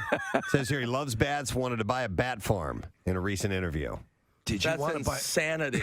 That's not That you. is completely false. Bats are horrifying. I want nothing to do with bats. So who You never said that in an who interview? grabbed the I piece of probably did, information? but I do a lot of mushrooms. Who grabbed the piece of information about the bat farm? I don't know what could possibly have happened there. In your data sheet. Bats are literally horrifying. I remember when I was growing up, I lived in an apartment with my mom, and there was a bat in the house, and me and my mom were freaking out, and they make a weird high-pitched sound. They're horrifying. Unlike anything you've ever heard, and they're making their location sound, their echolocation. You know it the second you hear it. Yeah, you know the second you hear it. And me and my mom freaked out, and we hid in her bedroom. We didn't know what to do, because it's like, it's like, do we call the police? Like, I don't know what to do. And the bat they can fit under, like you said, this tiny sliver underneath the door. That's all they need. It's like a horror movie. Yeah. And it came in, and it made this weird sound, and I just end up killing my mom and eating her. Okay, I just want her to live through that. So it's the absolute antithesis The love of bats is incorrect then. All right. How? Okay. Yeah, I don't know who said that. It was when you were in Austin for your third time. It says, why do you keep coming back? And you said, I love Austin. I actually looked into buying a place there. Just like the vibe. It's creative. Everyone is super cool. I love the music. And you have bats. I want to move there and buy a bat farm. It was a joke. Yeah. Yes. Yeah, I lied to that city. That was an open lie. Christy, did you come up with that information? That's our intern, Christy, by the way. She tried to go see your show last night, but got stuck in traffic and couldn't make it. She went all the way out there to Bethlehem. I'm sorry. And couldn't make it. And you got a show in Albany tonight? I have Albany tonight and then Brigada tomorrow. Wow, dude. DC. Yeah, I'm on, I think it's like at 35 or 40 cities right now. I mean, so now besides the flight and you got that stuff all handled, are you a good traveler generally? Yes. I mean, I'm pretty easygoing. I mean, Okay. I have like a tour bus, so I don't have to fly a lot. You have a tour bus, okay. Yeah, and people think it's like wild, but it's really not. Like we go to like Whole Foods, and then like I'm trying not to like drink on this tour. I drank on the last tour, and it was just the wheels came off horrendously. I mean, it was ridiculous. Do you self-impose? Because my wife will sometimes do that. Just like, and not she's not an alcoholic or anything. She just I just want to take a month or two and just take a break. I'll go hard for like 5 years, and then I'll take like a month off. Yeah, and it really helps.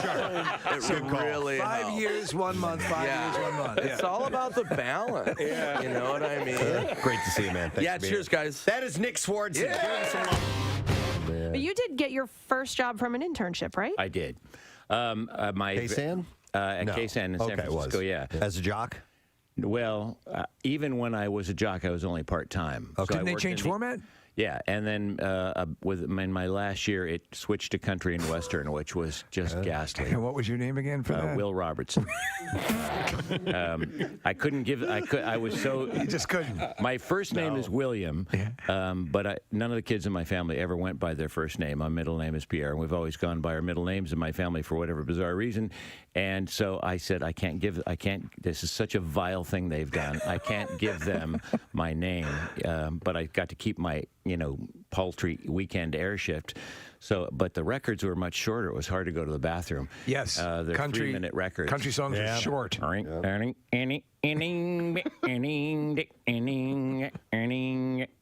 And divorces and cheating and trains and drinking and prison. Trains.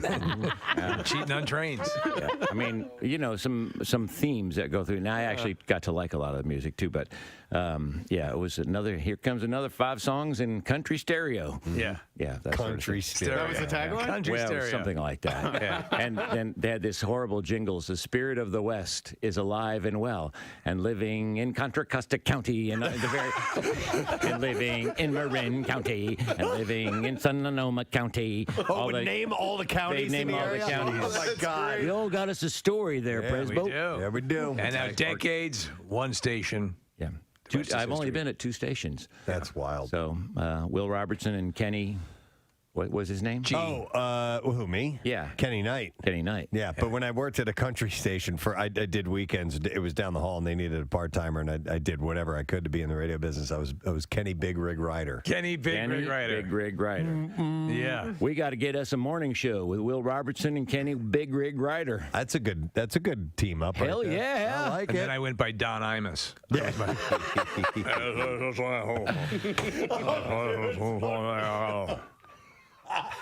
Friday, so I begin the weekend. He knows that kills me when he does that. Oh, my God. Absolutely. Is he still kills even me. on? He retired. Okay. He retired. He's a legend, bona fide legend, but towards the end there, it's A little was crazy? total unintelligible. It's Amish in the morning.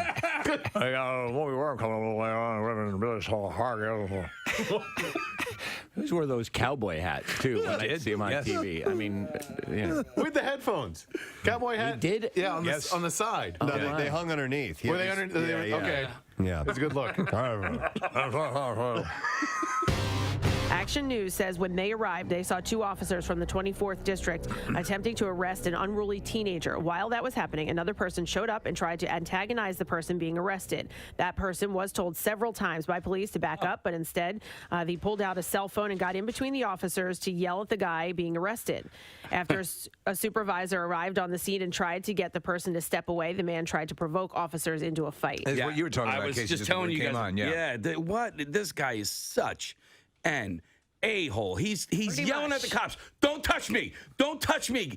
But he's getting as close to them as possible. The cops aren't touching him at all. Yeah. And he is the one that's walking towards them. He's the aggressor. Oh, my. Yeah. And he got arrested, and and he's in the middle of the street, and the cops are saying, you got to get out of the street. He's like, no, I don't. Like, yes, you do. Yes, you do. You're in the middle of the street, you effing a-hole. Well, technically, that's jaywalking, so you can be cited right there for that. Well, he got arrested for being an idiot anyway. He did, yeah. So then he used profanity to tell a supervisor showed up on the scene as well. They called for backup, and he told the supervisor that he was really ugly. Yeah. You're really ugly. Oh, he was ugly. If you don't watch out, I'm going to grab your wrist. So he says, "Who you wife? Damn." You guys are so mean. Whatever. He's going to squeeze it really hard, though. I'm moving on. Okay, move on. Who you wife? I need to focus on this because she's a newswoman. I don't know if this is English. And we're distracting her. Sorry. All right. Who you wife? Damn, I forgot he ain't got one. Damn, he said. That was well performed. Okay, thank you. Wife? Who you wife? Damn. Damn. Don't forget the damn. Yeah. Damn. Who you wife? So Damn. Philadelphia Police Chief Inspector Scott. Excuse me, who you wife? Damn. Damn. You ain't got no wife? Damn. That's a different way. John Houseman performed. You wife? Damn. You ain't got no wife. Damn.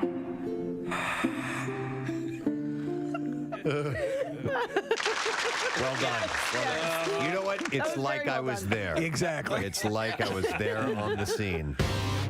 The Harry Potter film franchise is indelibly linked to Alan Rickman. Yes. And his portrayal of Professor Severus Snape. But Rickman wasn't as enamored with the role as fans were and still are, a new trove of letters reveals. I think it sucks a bag of beans. Mr. Potter, this role sucks a big bag of Harry D. If he didn't like it or had issues with it, it certainly didn't show up on screen. He was excellent, and to his emotional, spoiler alert, ending in the series. Yeah. He was a critical part of it. Yep. Many of you are surely wondering why I have summoned you at this hour. His deliveries. Just so good. It's come to my attention that earlier this evening, Harry Potter was sighted in Hogsmeade.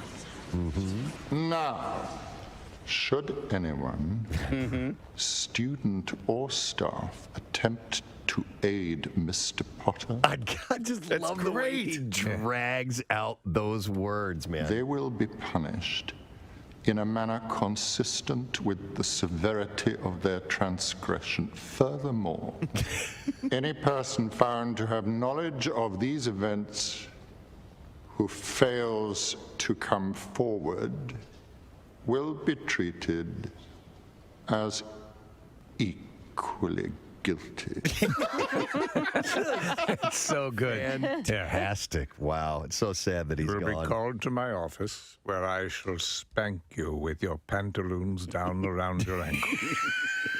I shall do so liberally and with great care. There will be a modicum of probing. Digits will be involved. If that doesn't scare you straight, I don't know what I might would. even break out the wand. At which point you will receive an enema unlike any you have ever received before. In fact, I will pay to have the owl watch the whole Oh thing. my God. He's a cuck. The owl's a cuck. Absolutely. Hedwig? Yeah. That's his And then, when it is all done, I shall pleasure myself into the sorting hat. Oh my God. Not the sorting hat. Oh, man. Oh my God. He's gone off the deep end. That's when Rickman became bored with the character. And he decided needed to add a little flavor to it. Sure. Oh, wow. Because of his pentameter, I have had this ongoing debate as to whether or not he says yippee-ki-yay, I'll say truck, mutta truck or mutta trucka. And that haunts you? Well, I mean, I've talked about this ever since the movie came out. Does he put an ER at the end of... I don't think Bless he me, does. Father, for I have sinned. Yes. I'm worried about Alan Rickman's delivery of the role Yippee-ki-yay, Mother Trucker. Do you have any sins to tell me about, son? No. I just thought I'd talk about I just this. wanted to seek your counsel. Yeah. I don't know. I don't think there's an ER. I think it's a... Me neither. Question you just raised is easily one of the most imbecilic things I've ever heard. I want you to come to my office, where I shall lock the door and spank your buttocks. A man was spotted riding on the hood of a car barreling down the express lane of I-95 in Florida late Sunday. It appeared to be talking on the phone while he was doing it. Yes, that's with anchovies and pepperoni, please. Yeah, he's on the hood of a car going about 70 miles an hour. The driver in the other car that was filming this says the words, "What the actual F?" We're in mid-highway. He's one hand holding onto the crease of the hood, and the other hand holding the phone to his ear. A female passenger in the car seemingly could not believe what her eyes were seeing. According to the video, she said, "What is that? Oh, my God." The driver, Daniel Maida, who was filming this, told the Miami News Times that the man on the hood was somehow hanging on to the Mercedes-Benz C300 with one hand and appeared to be talking on the phone with his other hand. A woman behind the wheel. Now, baby, I know I made a mistake. I know I made a mistake. But I think we can work this out. I just want you to listen to me, or at least slow down by 20 miles an hour. We knew we were going to have one gentleman for sure that was coming in. We have two here this morning. This is a momentous occasion. Call it an honor. I'd have to say because he is the best-looking 60-year-old man I've ever seen in my life. It's his birthday today. Yes. So we first want to welcome our friend Sean Wayans, who's been here on many occasions. And his brother, Keenan Ivory Wayans, is here celebrating his birthday today. Hello, this is how you do it. This is how you do it, man. Welcome to Philadelphia. Yeah, well, now all the women in my family are going to kill you because you said my age. Oh. And they all lie about theirs. So You were working as a stand-up when you met Robert Townsend, correct? yeah, well, when I met Robert and Eddie and all of us, we all started out at the same time and in the club in New York at the Improv. Yeah. And that's sort of how we, started working together. And you, I believe, if the legend is correct, that you are one of the writers or co-writers on Raw, correct? Yeah, on Raw, I worked on that with Eddie. I also produced it, and Robert directed it. I remember that day. Oh, there was a picture. Put the picture back up. Yeah. I was back there with you guys, right? And I was slapboxing with Eddie, and I almost hit him, and then security grabbed me and was like, all right. All right, Junior, you about to mess up this money. Go sit your ass down. Wow. So that's cool. But all you guys have WMMR. All right, thank you, Kathy. During that break, while you're doing the traffic, Marissa came over and gave each of us a little hot beverage here. Just a little bit of it. Why do we have this? What's going on? I just want you to taste it. Just taste it live. Okay, this is coffee. All right, this is really hot. Hang on. Oh my God. Yeah. Oh my God, who made that? I don't know. We need How to is it check that bad? we need to check the Wait, little can you give tray. me? Yeah, I'm going gonna to go taste get some because I want it because I have a completely different coffee palate than you guys. It is way too strong, It's Kathy. really strong. It's super bitter, nasty. You get some newbies making. There is an apps. There's a line that you fill the There's a little scoop up. Yeah. and that should put you right in the pocket. And so when you make a pot of coffee, you're making it for everybody who partakes in the kitchen. It's not like that's my pot of coffee. I'm only going to drink from that.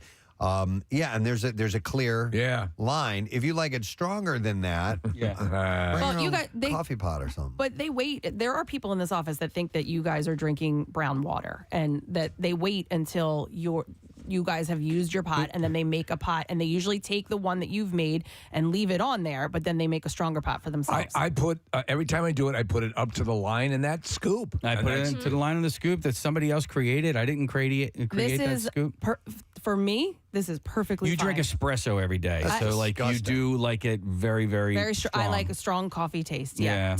To me, this doesn't even. It's not strong. It's just normal. Do you like when it's like really bitter?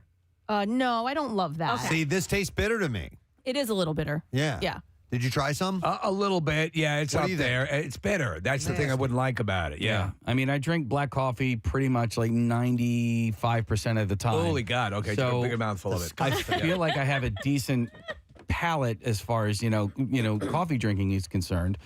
And I found that to be entirely too strong. That's what I'm saying. That's all I'm trying to prove is that you guys like it a little bit lighter. There are people in the office that like it stronger, and they don't dump your pot out. They specifically move it over because they know that you like. Well, a little known fact is that the right carafe on the machine actually dispenses less water to make the coffee more powerful. So on the left, yes. The right is calibrated to make the coffee more powerful. It needs to be labeled as such. I just learned that, Steve, in our little Dunkin' coffee area. Yes. I made my first right pot just now during the commercial break, and it's only half a pot. That's what it does. But Kathy, I drink an Americano from Dunkin' all the time. There's literally one right across the street. I go every day during the weekend. And I don't like this, though. Well, whatever this is, but this is the just way like to tell would be coffee. pull out the tray and see if it looks like. For example, years ago, I forget who it was. I'm gonna take a look. It would look like a bunt cake inside the filter. It was ridiculous. But you're right. People have different tastes. I mean, like the bitter thing. That's why I don't like IPAs as far as beer goes. When you get into the hoppy stuff, I don't like it. I do not care for it. But then again, I like really strong stuff like bourbon and things like that. So it all depends on what the flavor is. If you're drinking like black coffee a lot, then you're a lot more aware of these variables. But for me, I put milk and a little bit of sugar in it, so that tends to dimute the impact. I like mine like candy. I like my, I like it nice and sweet and yummy like ice cream. Pierre in the morning when he's making his coffee, when we do the crossover, you're hearing the packets. And he opens 9 of them at a time. He doesn't put that many. Well, he's drinking 20 ounces of coffee, sometimes 24 ounces of coffee. He puts a decent amount of sugar in there. Yeah. By the way, that's not the only 24 ounce he'll drink. Oh, I know. He'll drink like unbelievable amounts of coffee. Yeah. I've added decaf in, just so I can have a little more, but I'm not bouncing off the walls. Caffeine affects you that way? It does not affect me that way, which is good. Well, if I drink too much of it, it'll make my heart race. My buddy Steve, if he drinks coffee past 10 a.m., he's up all night. I can drink coffee at 4 o'clock in the afternoon and still go to bed. I have tea in the evening, but I had a big mug of tea before I went to bed. Not a problem. Except I pissed all over myself. Preston, I'm the same way. My cutoff is about 2:30. Okay. If I have anything after that, I'll be staring at the ceiling. Wow, that's wild. I'm good. I by the way, I went and took a picture of and don't bring it up yet, Connor.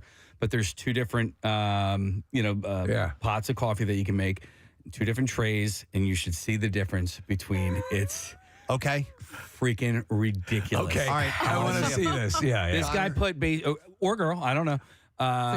It's a guy. Yeah. I thought so. This guy basically put 3 pots of coffee grounds worth in this thing. You should see this. Oh my God. Oh my God. It's up to the top of the filter. We are looking at the side-by-side a lot comparison of these 2 coffee filters. Yeah, that's a half a pound of coffee. I would, if you were to ice that, I would eat that as a cake. Yeah, it looks like you're right. It looks like a brownie. Looks like a tray of brownies. It does.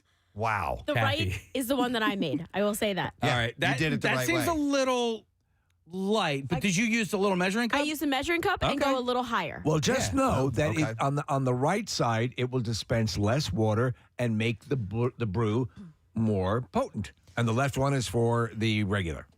Casey, I can see you now, but now I can't see the screen. These cameras are right. Oh, wait, you have one up there though, don't you? Yeah, we have one back Can you here. put the cameras back? Yeah, we'll do that. All right. Anyhow, something I want to do. It's the end of the week, and 2 things. But we have Dan Soder coming up in about a half hour or so, and we're going to spend plenty of time talking to him. So I either have. Are you going to combine things? I'm going to combine Are you things. kidding me? I'm going to do both junk drawer and connoisseur. Oh my How God! about Junkasaur?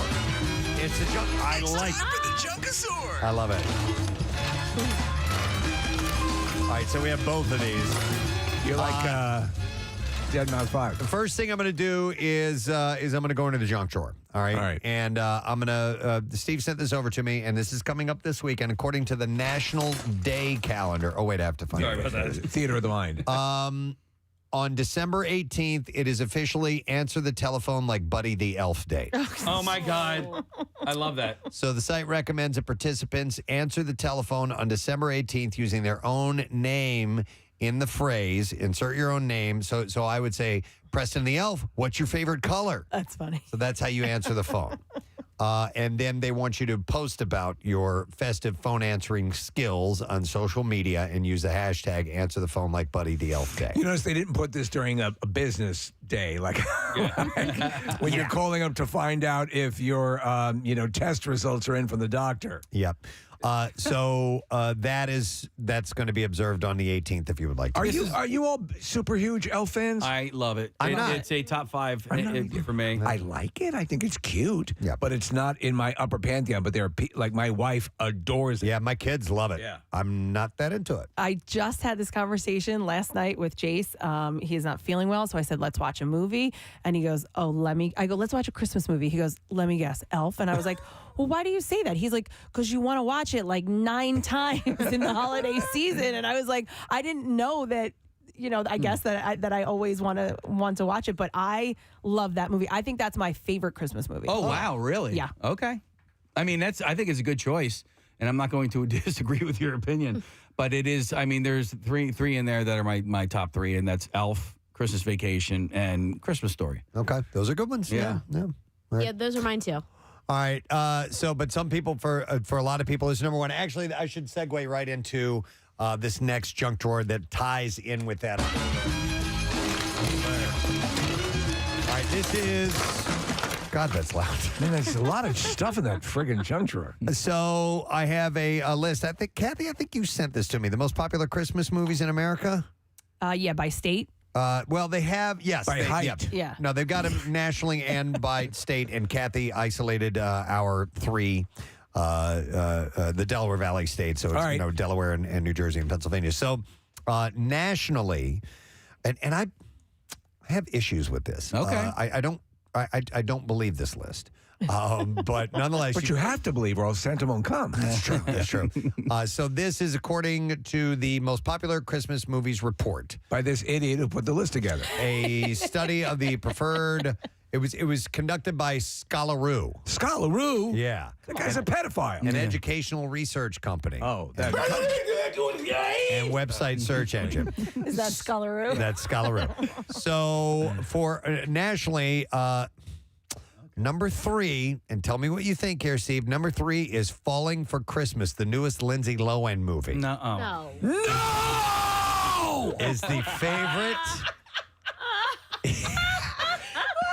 There was not enough reverb on that one. It's nice, but you've got to be straight out of your goddamn mind. Are you kidding? That was a no on your part, right? Yes. I don't know if you heard that. Mel Gibson said no like that one time, if I recall. But I believe you're right. So, mind you, I enjoyed it. I thought they did a very nice job, and Lindsay Lohan happens to be good at that kind of stuff. So but it doesn't just simply ascend to the list. Apparently, it's the favorite in 8 states, including California, Florida, and Colorado. Oh, mother of those Christ. are all 3 of those are wacky states: California, Florida, and Colorado. Yeah, so. yeah. All right, number 2 on the list is Home Alone, and number 1 is The Grinch. All right, Home Alone is that's the top 5, I think, for me. That's case. That would be in my top 3. Yeah. Elf, Home Alone, and I'm still thinking of the third. So here's mine tends to be much different. The ones that, if you're talking in the more A Christmas Story, Christmas Vacation, I love traditional. I love It's a Wonderful Life. I love the Alistair Sim, A Christmas Carol, the George C. Scott, A Christmas Carol. Those become a tad bit dated now, and they are, and I get it. But it is a tradition, sure. And so if you're you know what I think is going to end up in my roster from year to year, the Guardians of the Galaxy Christmas special. Okay. Yeah, I loved it. Did anybody happen to see the Saturday Night Live? I did the collection of skits. Yes. Yeah. Oh God, Scrooge with the freaking what is that? Bill Murray? No, not Scrooge, but the Scrooge play. What is that Christmas called? Carol. The Christmas Carol. Yeah. They do a take on that with Martin Short. Very funny. It's very well done. Wait, and I just want to give my third because it is a classic, and it's only because it was like tradition. I would watch it with my mom, but Miracle on 34th Street. Miracle on 34th Street, the original, Yeah. vastly superior to the remake. Mm-hmm. By the way, people are somebody had texted him wondering which version of the Grinch. I assume it's How the Grinch Stole Christmas, the I would TV hope so, special, the animated. Yeah. All right, so let me go through our local. No, there are two states. animated Grinches. You are not going to like these, Steve. All right. Delaware, number 5, How the Grinch Stole Christmas. Number 4, The Nutcracker. Number 3, Falling for Christmas with Lindsay Lohan. I gotta see this. Number 2, Home Alone, and number 1, The Grinch. See why I told you I didn't like this list? Listen, don't get me wrong. The Lindsay Lohan movie, if you haven't seen it on Netflix, I think it's delightful. I enjoyed it. But why that one? Why that one? I think this list was done paid by by Netflix. But it's got to be. All right, New Jersey, number 5, How the Grinch Stole Christmas. Number 4, Elf.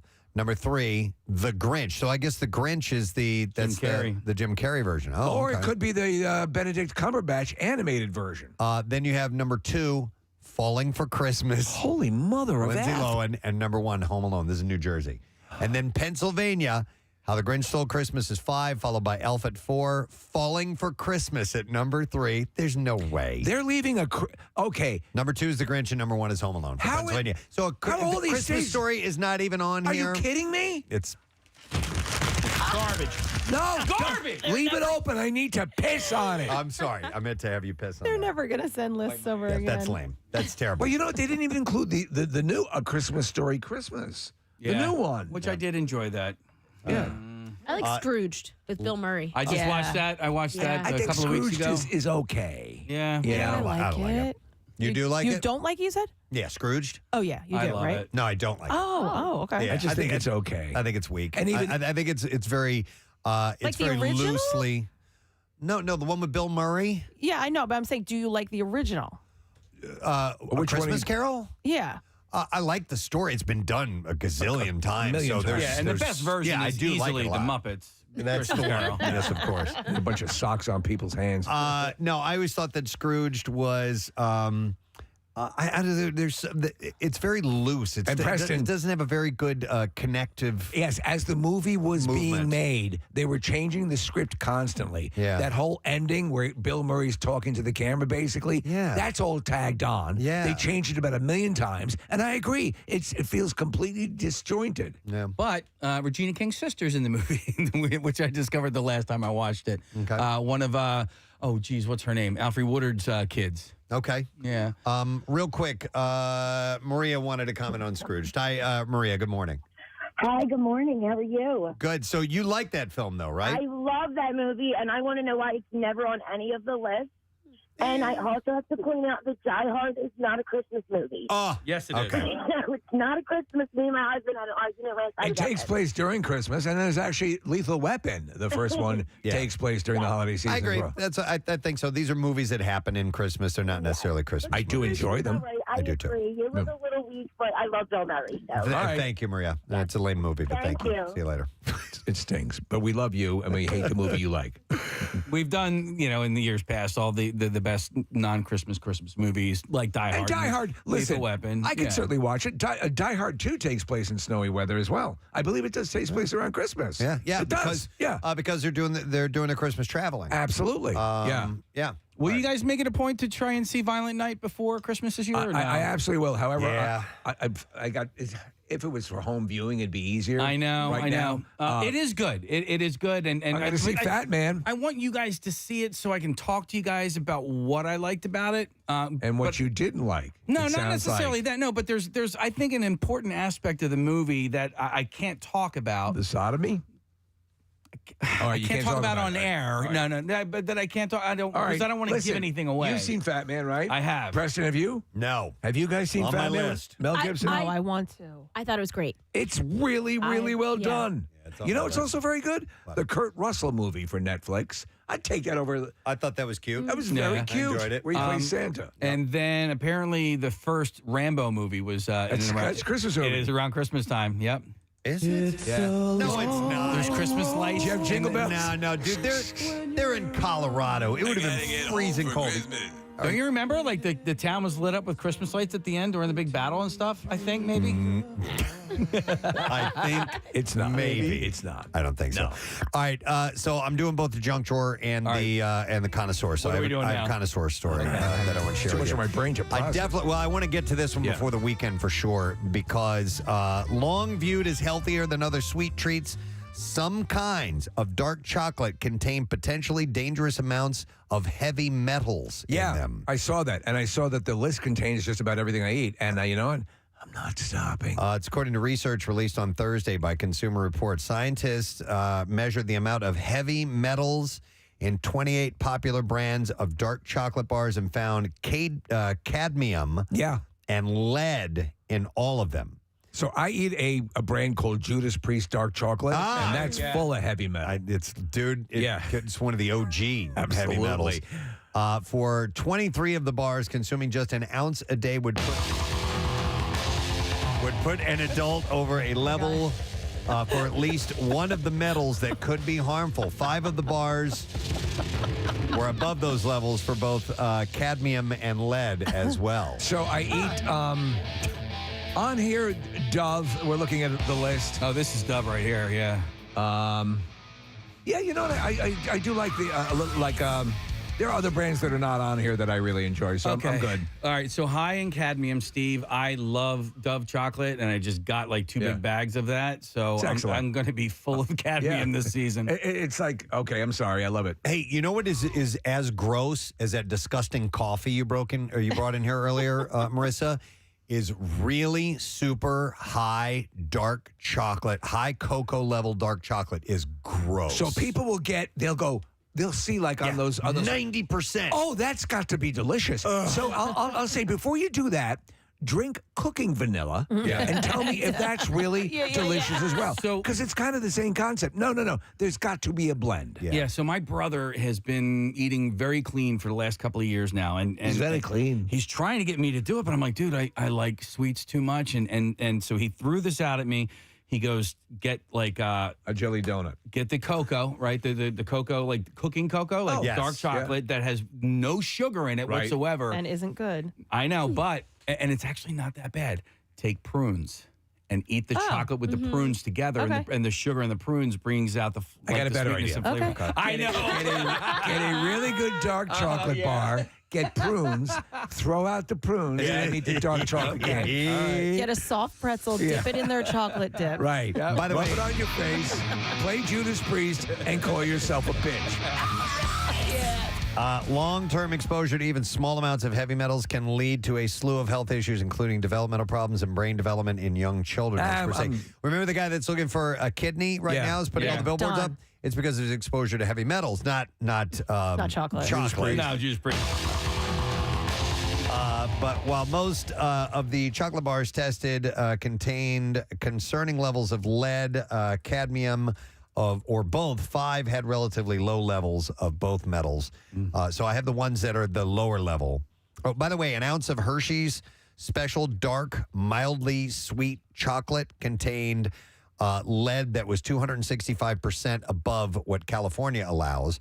And Trader Joe's dark chocolate, 72% cocoa, holding 192% more.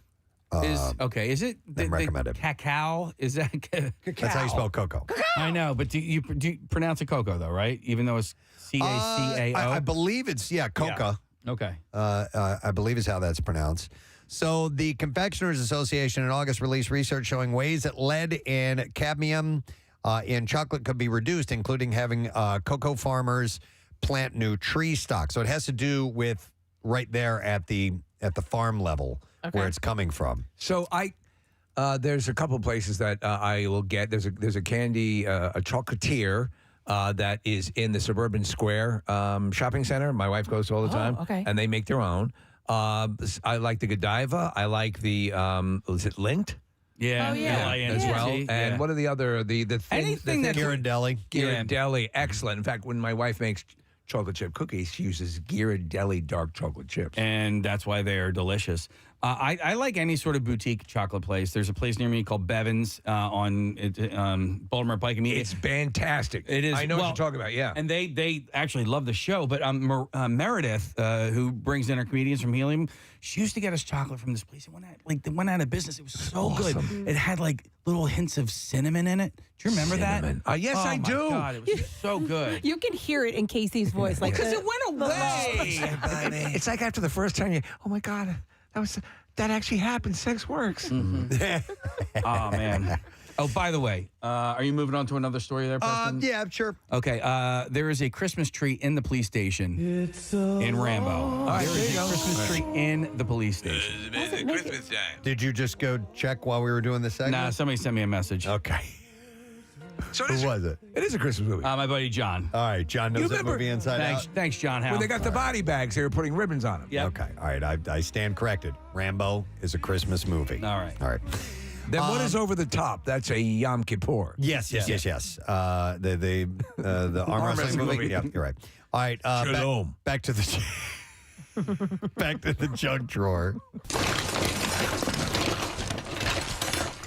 Are you guys familiar with this thing called the Hot Priest Calendar? Oh, boy. What? The Hot Priest Calendar. Is it actual priests? I'm going or to have is to it go to church after this one. So the Hot Priest Calendar is, you can find it in Rome. It's not the official name. Over the past 2 decades, though, the moniker has stuck with that.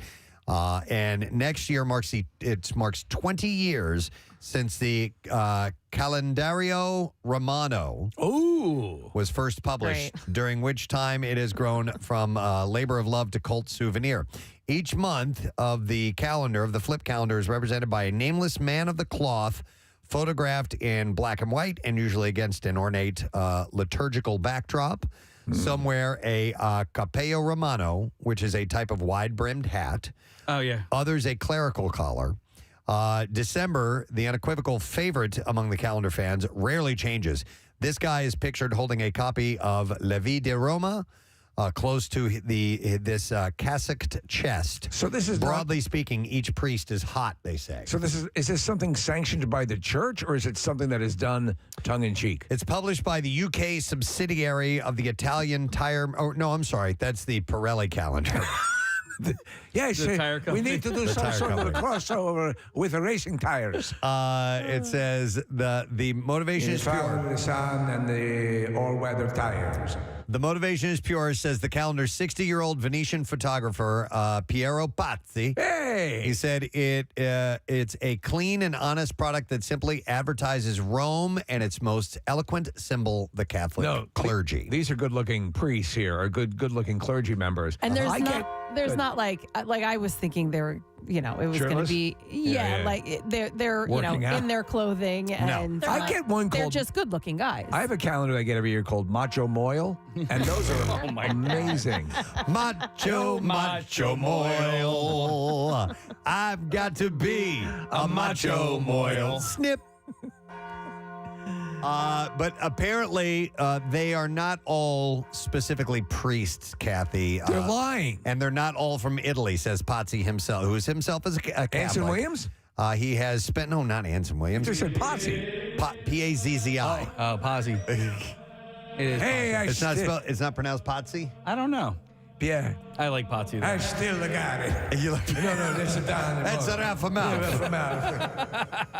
Hey, Pazzi, sit on it.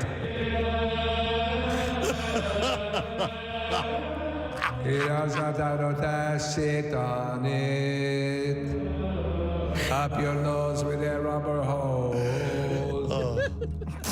They have their weekly meetings in Arnold. Yes, absolutely. Yeah. I do. The calendars that I do like. Do you ever see the calendars of dogs taking a dump?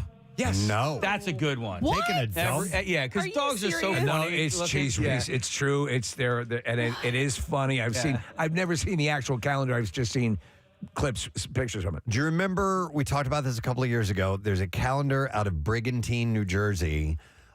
This guy who owns a tow truck company takes pictures of all the cars of people who have tried to drive on the beach and gotten stuck. I love that. Oh, yes, I do remember that. I've never seen the calendar. He itself. ended up sending them to us because I read about it and I mentioned it on the air. But he takes pictures of people who think that they can drive, their Porsche out on the beach. On the beach, and they get stuck, and he has to tow them. It's pretty damn funny. Oh, wow. Beach Cars of Brigantine calendar, and there's a new 2022 one. Marissa just pulled up the information. That's great. Andy Grossman is his name, and he owns I believe he owns a Riptide bait and tackle fishing store. That's great. All right, so there you go. So the Hot Priest calendar. Yeah, you remember when Sarah Clayton used to send us her calendars every year? Yes. She doesn't do that She has a new anymore. one out. Yeah. But Does she? Yes. She at least if you follow her on social media, she always does that every year. Tina Marie's putting out a new one. And Tina Marie, and it's out. You know what she does? She donates the proceeds to animal charities, and that's awesome. Okay. Yeah. And there's She's so usually cute. some full naked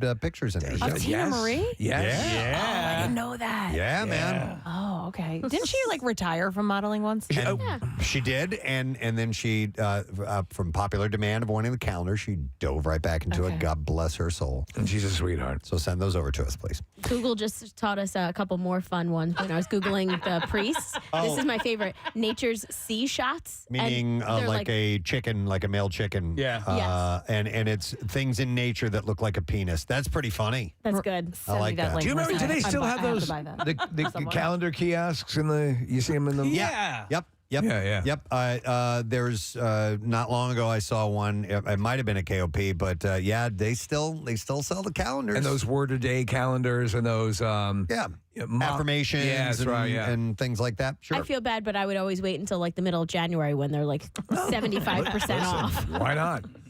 All right, I have another story from the junk drawer. I'm not going back and forth between kind of story. That might be the only kind of story I have. It could be physically jarring to jump back and forth. But this one, we just mentioned the hot priest calendar. This is not priests; these are pastors, and there's a list of the world's richest pastors. Oh, is our buddy on it? Dude, not only is our buddy on it, our buddy is number one by leaps and bounds. Wait, which buddy? Kenneth Copeland. Oh, right. You remember One who the private jet guy? Yeah, the private jet guy. Yeah, this psycho just stealing. COVID-19? That's him. Yeah. Just absolutely stealing money from senior citizens throughout the country. Of all of them, he's the one who looks the most demonic. Oh, wait a minute. No, this is his partner. Kenneth Copeland. Who's the other guy? Casey. Who's the guy that you just played? That is Kenneth. That's Kenneth Copeland. Yeah. And then Jesse Duplantis. Jesse Duplantis is the picture that we have up There there. was a video of both them discussing the problems with their Learjets. Yeah, and why they need them. Because don't listen. Yeah. Listen, and I know it's going to be hard to understand it. Yeah. If I'm flying with the human filth that takes commercial airlines, then I cannot fully embrace the word of the Lord Jesus Christ. Oh, yeah. And I cannot go forward knowing that I've been cooped up in a tube with human scum. Do you understand? Yeah, I get it. I need millions upon millions of your money to help me fly in style. I watched that Jim and Tammy Faye Baker movie. Yeah. I mean, it dives right into this, and they name all the, Pat Robinson, Jerry Falwell, and they justify the reason that they live the way they do. If I'm going to deliver a sermon in front of my flock and I haven't gotten a night's sleep, and I haven't had champagne and caviar, you're doing the devil's work. I'm doing the devil's work. That's right. That's when the devil can access my body if I have not had top shelf liquor and caviar. So just to give you some perspective, let me give you I'll give you the top. I hate flying with people. I'll They're give you the smelly and stupid. I'll They start. say things like, "Have a nice day." So number 8, you guys know who Joel Osteen is, right? Yeah. All right, My so- mom still is. She sends us every Sunday morning. Joel is talking about this. Watch Mega it here. church. You know what? Mega church. And I would watch him, and I'm not really a believer, but I thought he had a cool, positive delivery and message about what he was saying. And he always said nice things about Neil Peart. That too. He's a big Rush fan. Yeah. But so he and there are all kinds of stories about him too. And all He's these had his big run-ins. moneymakers. Yeah. But he's worth $40 million. So he. Okay, but Wonder if I 40 know- million's nothing. Nothing. All right, moving up the list at I think he's at number 1, 2, 3, 4. Number 6 is Pat Robertson, who's worth roughly $100 million. The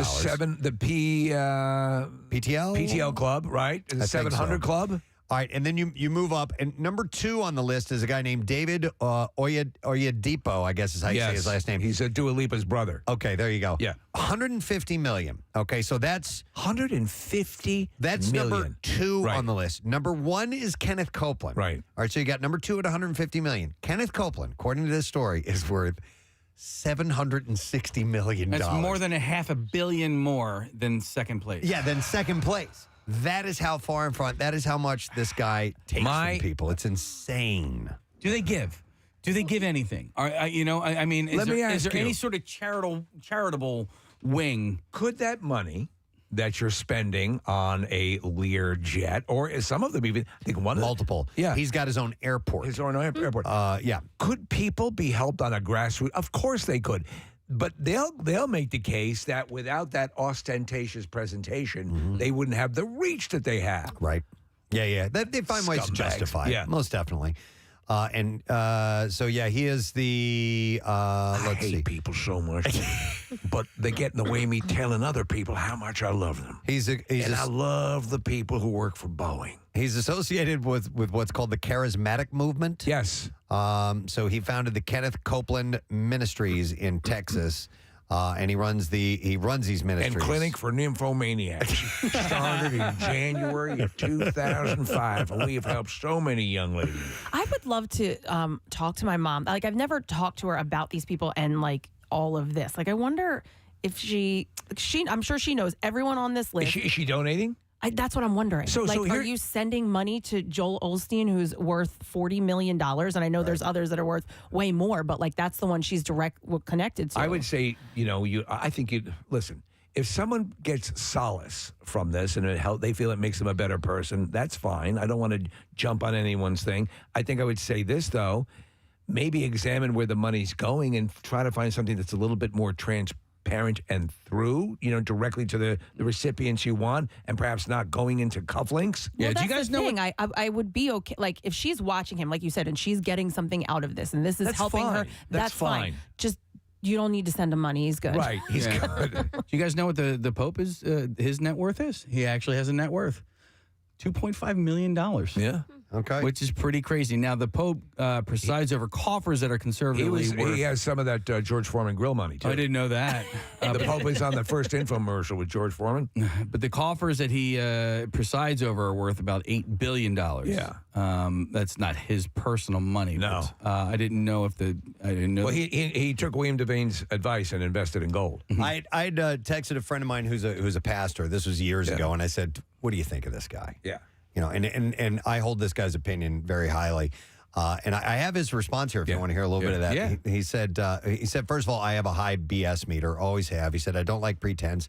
And there's so much about those guys that just lacks authenticity. But at a deeper level, and he goes, him and I just see Jesus through a very different lens.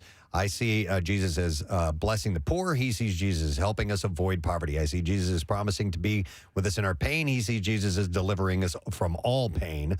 Those differences would be enough, but none of those get me quite so worked up than this one. I've seen him put promises in God's mouth that God never made. Just have more faith and God will heal you. Just pray harder and you'll get what you want. Just trust God and miracles will deliver you. And he said, I can't tell you how many people I've talked to over the years who gave up on it because of someone like him putting promises in God's That's mouth a big that are problem. never made. So, So that's a man of the cloth's take. We're lacking the authenticity and genuineness of a Jimmy Swaggart. That's a guy you could get behind. I have sinned. I've been with filthy women. Women with all sorts of things. There was one I thought had 2 vaginas. What? And it just turned out it was a cyst. Oh God, Steve. I don't know why I'm saying this here, but I'm cleansing my soul. Wait, I just remembered. I'm pretty sure I went to see Joel Osteen. Really? He was in Bucks County. I'll have to check. And Mitch Hedberg. I'll have to check with my mom, but I'm pretty sure I went there. No, my aunt was dying, and so everyone was grasping for anything, any prayer, anything. And The paperclip? We went. No, my aunt. That's my uncle. Oh, your uncle. Sorry. And so we went, and it was we took her. We all sat together and everything. But Did it comfort her? Well, it was one of those like praise Jesus, and like women were shaking and falling to the ground, and the Lord, and and I just remember looking, and I was like, I mean, I don't know if this is helping her. I sure hope it is, but if it does, great. I have to sign up for this. There's a movie that was years old. Years. Do you remember the actor Marjo Gortner? No. Okay, he's in the movie Earthquake, and he was actually originally the subject of a documentary called Marjo, and he was one of these riverside tent. You play let's go. And in that movie, they years ago they display all of the tricks of the trade. Yeah, and that he was the guy. It's for years old. But Marjo went on and sort of became like a Do you recognize this guy? The picture's up in the studio here. Looks vaguely familiar. Yeah. But and they go through all that stuff? It's called Marjo. Okay. Yeah. There's a couple of movies that have touched on that. What was the one with Steve Martin where he's a faith healer? And he's a BS guy. Yeah. It's not a very good movie. But I tell you, a great movie about that world is The Apostle with Robert Duvall. He's amazing. Wow, is that a hell of a movie. Yeah. It shows some of these people who will look the other way and do some terrible things and then turn around and praise Jesus and all this. Two-way earpiece radios Yeah. and all that sort of stuff, yeah. I can't get enough of Righteous Gemstones. Oh, my God. I think it is so good. After I watching agree. the Tammy Faye Baker movie that you were talking about, this is just like right in there and modern day. It's so good. But it's also, the humor is very depraved. Oh, God. That's on my Very list. depraved. You guys know I have a list in my phone, and I need to get First to that Elf, and then the Righteous. Case, do I have time for one more? Yeah, I don't know.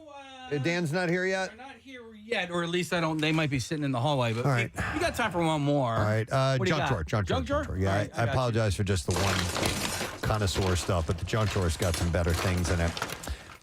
So this came out today after almost 50 years after the assassination of John F. Kennedy in Dallas. The government is releasing a massive collection of files on the investigation that have been kept secret ever since.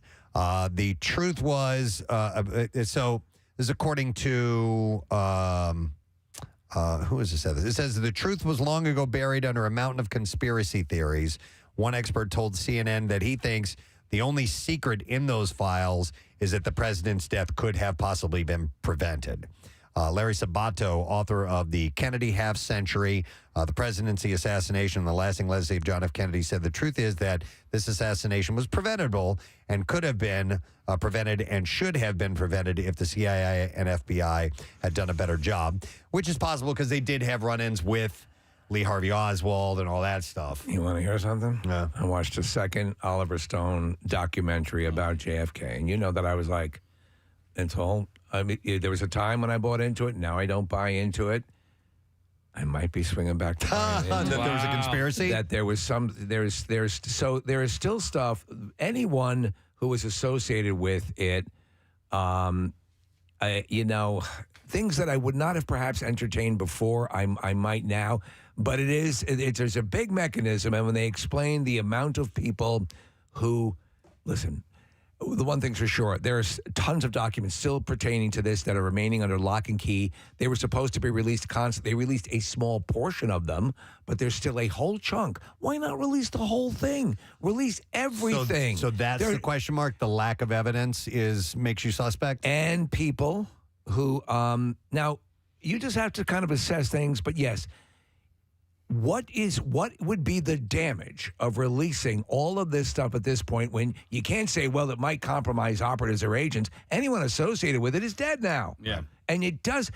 The reticence to do that, listen, I'm not saying all I know, I was talking to Bigfoot last night. Oh, all right. And But that's usually the basis for conspiracy theories, the lack of evidence. But you know what also? Yeah. And sometimes a conspiracy theory is a theory about a legitimate conspiracy. So Yeah. I don't know. And a lot of times the most simple Loch Ness explanation Monster was the simplest explanation is usually the right. But and Preston, I subscribe to that. Yeah. And so I saw stuff that indicated to me, no. But you got to keep your mind open. Yeah. Just like the ghost was telling. Right. But anyhow, so they've released a whole treasure trove of this stuff. I doubt they would have released it if anything groundbreaking is going to come out of this. It's going to be more of the same stuff that we've already seen anyway. Yeah, it's kind of crazy, but apparently Joey Bishop had him killed. Joey Bit? Yeah. He was so cute and nice. funny, though. Yeah. All right, anyway. Yeah, this has been the, what do we call it? The Conadraur? Junkosaurus. The Junkosaurus. The Junkosaur. All right, sorry to combine both of those. Case, I'm not going to do this. I want to do Christmas Miracle Passes. Oh, Is that okay? okay, yeah, I want to of give course. away because It's a Christmas miracle. we got the. I'll do some more invites for, or I'll do some more Philly Pretzel Factory gift cards in a little bit. And by the way, that's a great gift for the holidays. It's so addictive. But I would like to give away 2 more pairs of passes for the Christmas Miracle. So we'll take callers 10 and 11 at 215-263 WMMR. And you need to be available next Wednesday. Got to be at least 21 years of age and able to join us at Parks Casino in Ben Salem. Make sure you wear your ugly sweater because it's a really ugly sweater edition. So we'll take those callers now, 215-263 WMMR. Let's get you there and get you to win some stuff. We're going to take a break. We'll come back in a moment. Dan Soder in the studio with us. Stay there. Preston and Steve on 93.3 WMMR. We all love that is you helped usher it in. Eddie Murphy did as well. What happened in my career was I started out, sort of by myself. Yeah. And then as my family started getting into the business, I kind of realized that it was either going to be all of us or one. So I decided to make it about all of us. So I kind of stepped away from acting and started to cultivate. Yeah, exactly. So, and Sean, we were talking earlier about how you were first on the show as the DJ. Yeah. And you'd already been doing comedy. You're doing stuff like that. But so from your point, Keenan, as you're seeing family member after family member, I want to do this. I want to do this. Is it a double-edged sword, or what do you first say to them when they come to you and they say you as sort of the default patriarch? I want to do this. He nurtured us. Yeah. My thing with them was as long as you're willing to work. I always wanted them to know that it wasn't easy, and I would give them small opportunities in the beginning. I never gave anyone a starring role who wasn't ready, and like I said, I made sure that they all put in their work, and it is the fact that they're where they are in their careers now is testament to the everybody fact that they came in the right way. Did anybody ever get mad at you saying, "Hey, I'm ready for my starring role"? Always. When Damon first started, I was the DJ, man. And you were a damn good DJ. I could play sketches too and scratch. Hey, the guy right behind you is really talented. Well, when Damon first started, I told him, I said, "Give yourself 10 years." Yeah. And he looked at me like I was insane, and he was like, "It's gonna take me 10 years."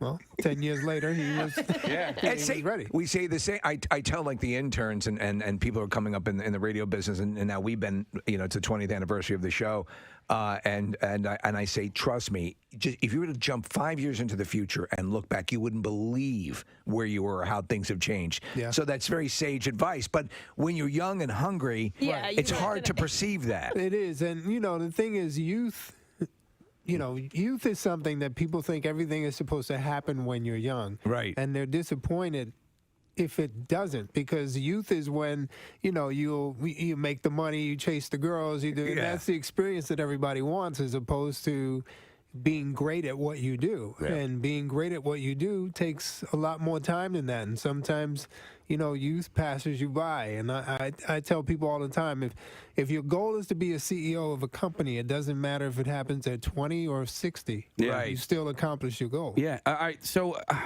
you have to be a really good talent scout, right? So within Living Color, were you the sole decision maker as far as who was on the cast and who wasn't?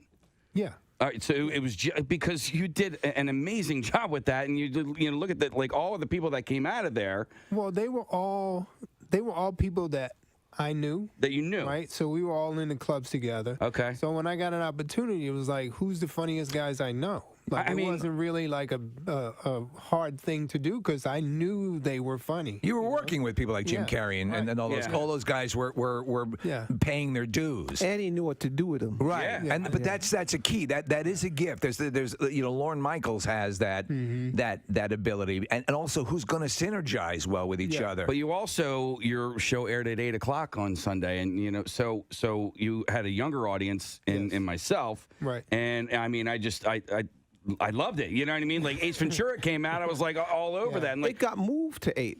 Started at 9. Did it start at 9? Yeah. What did Parker Lewis Can't Lose? Was that your lead? The Ferris Bueller ripoff.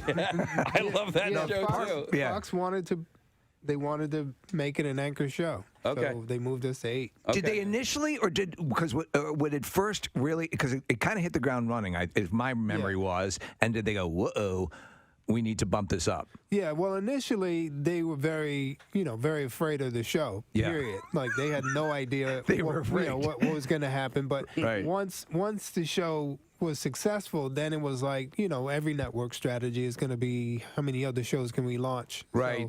So, they ended up moving us. In this day and age of reboots, we're seeing TV shows rebooted.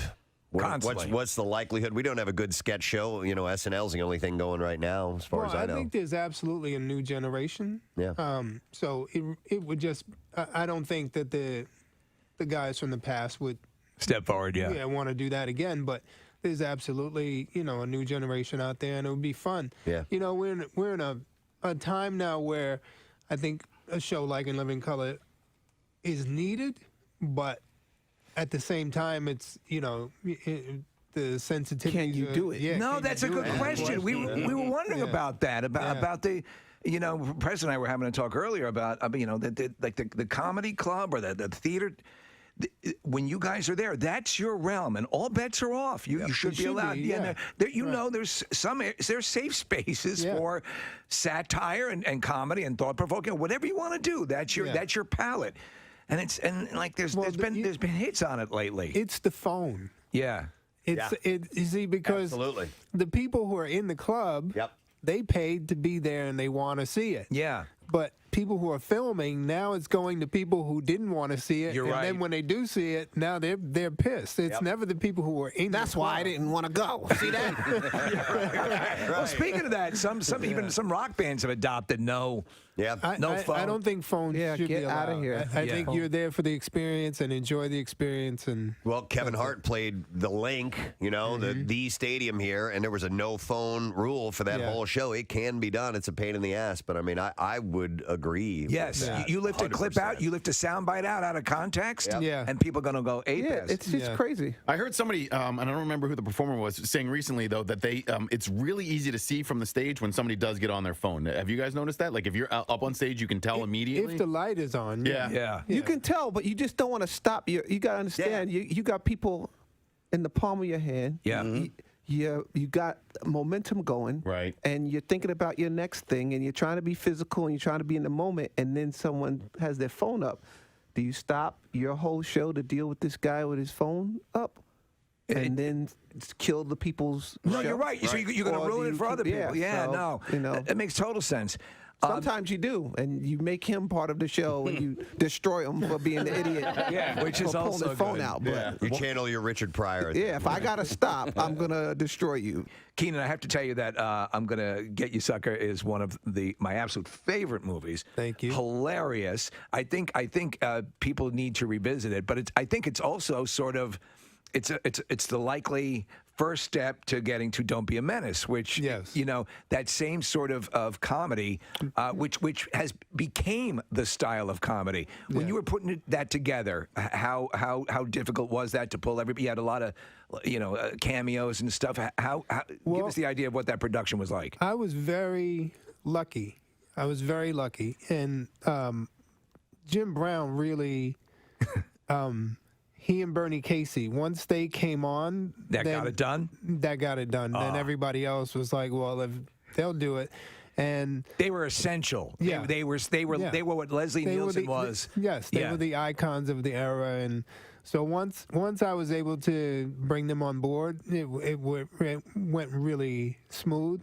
And it really was it was an homage to them. So And the blaxploitation right, movies of because the those are the 70s. movies I grew up watching, and so did I. They were enjoyed awesome. them. Yeah. So, when I was writing it affectionately. So that's why I think that they responded to it. And then these guys did the same thing for their generation with "Don't Be a Menace." Yeah. So I was on the set of "I'ma Get You, Sucker." 17-year-old boy watching his big brother do his thing, and just taking it all in and going, man, one day I want to do a movie just like this. Yeah, and you did. A couple of years later, Don't Be a Menace was born. It's Sean and Keenan Ivory Wayans here, and we want to do something special because it's a special day, and we have something to bring out for Keenan. It is his birthday today, so we got a cake for you, Keenan. Yes. He don't eat cake though.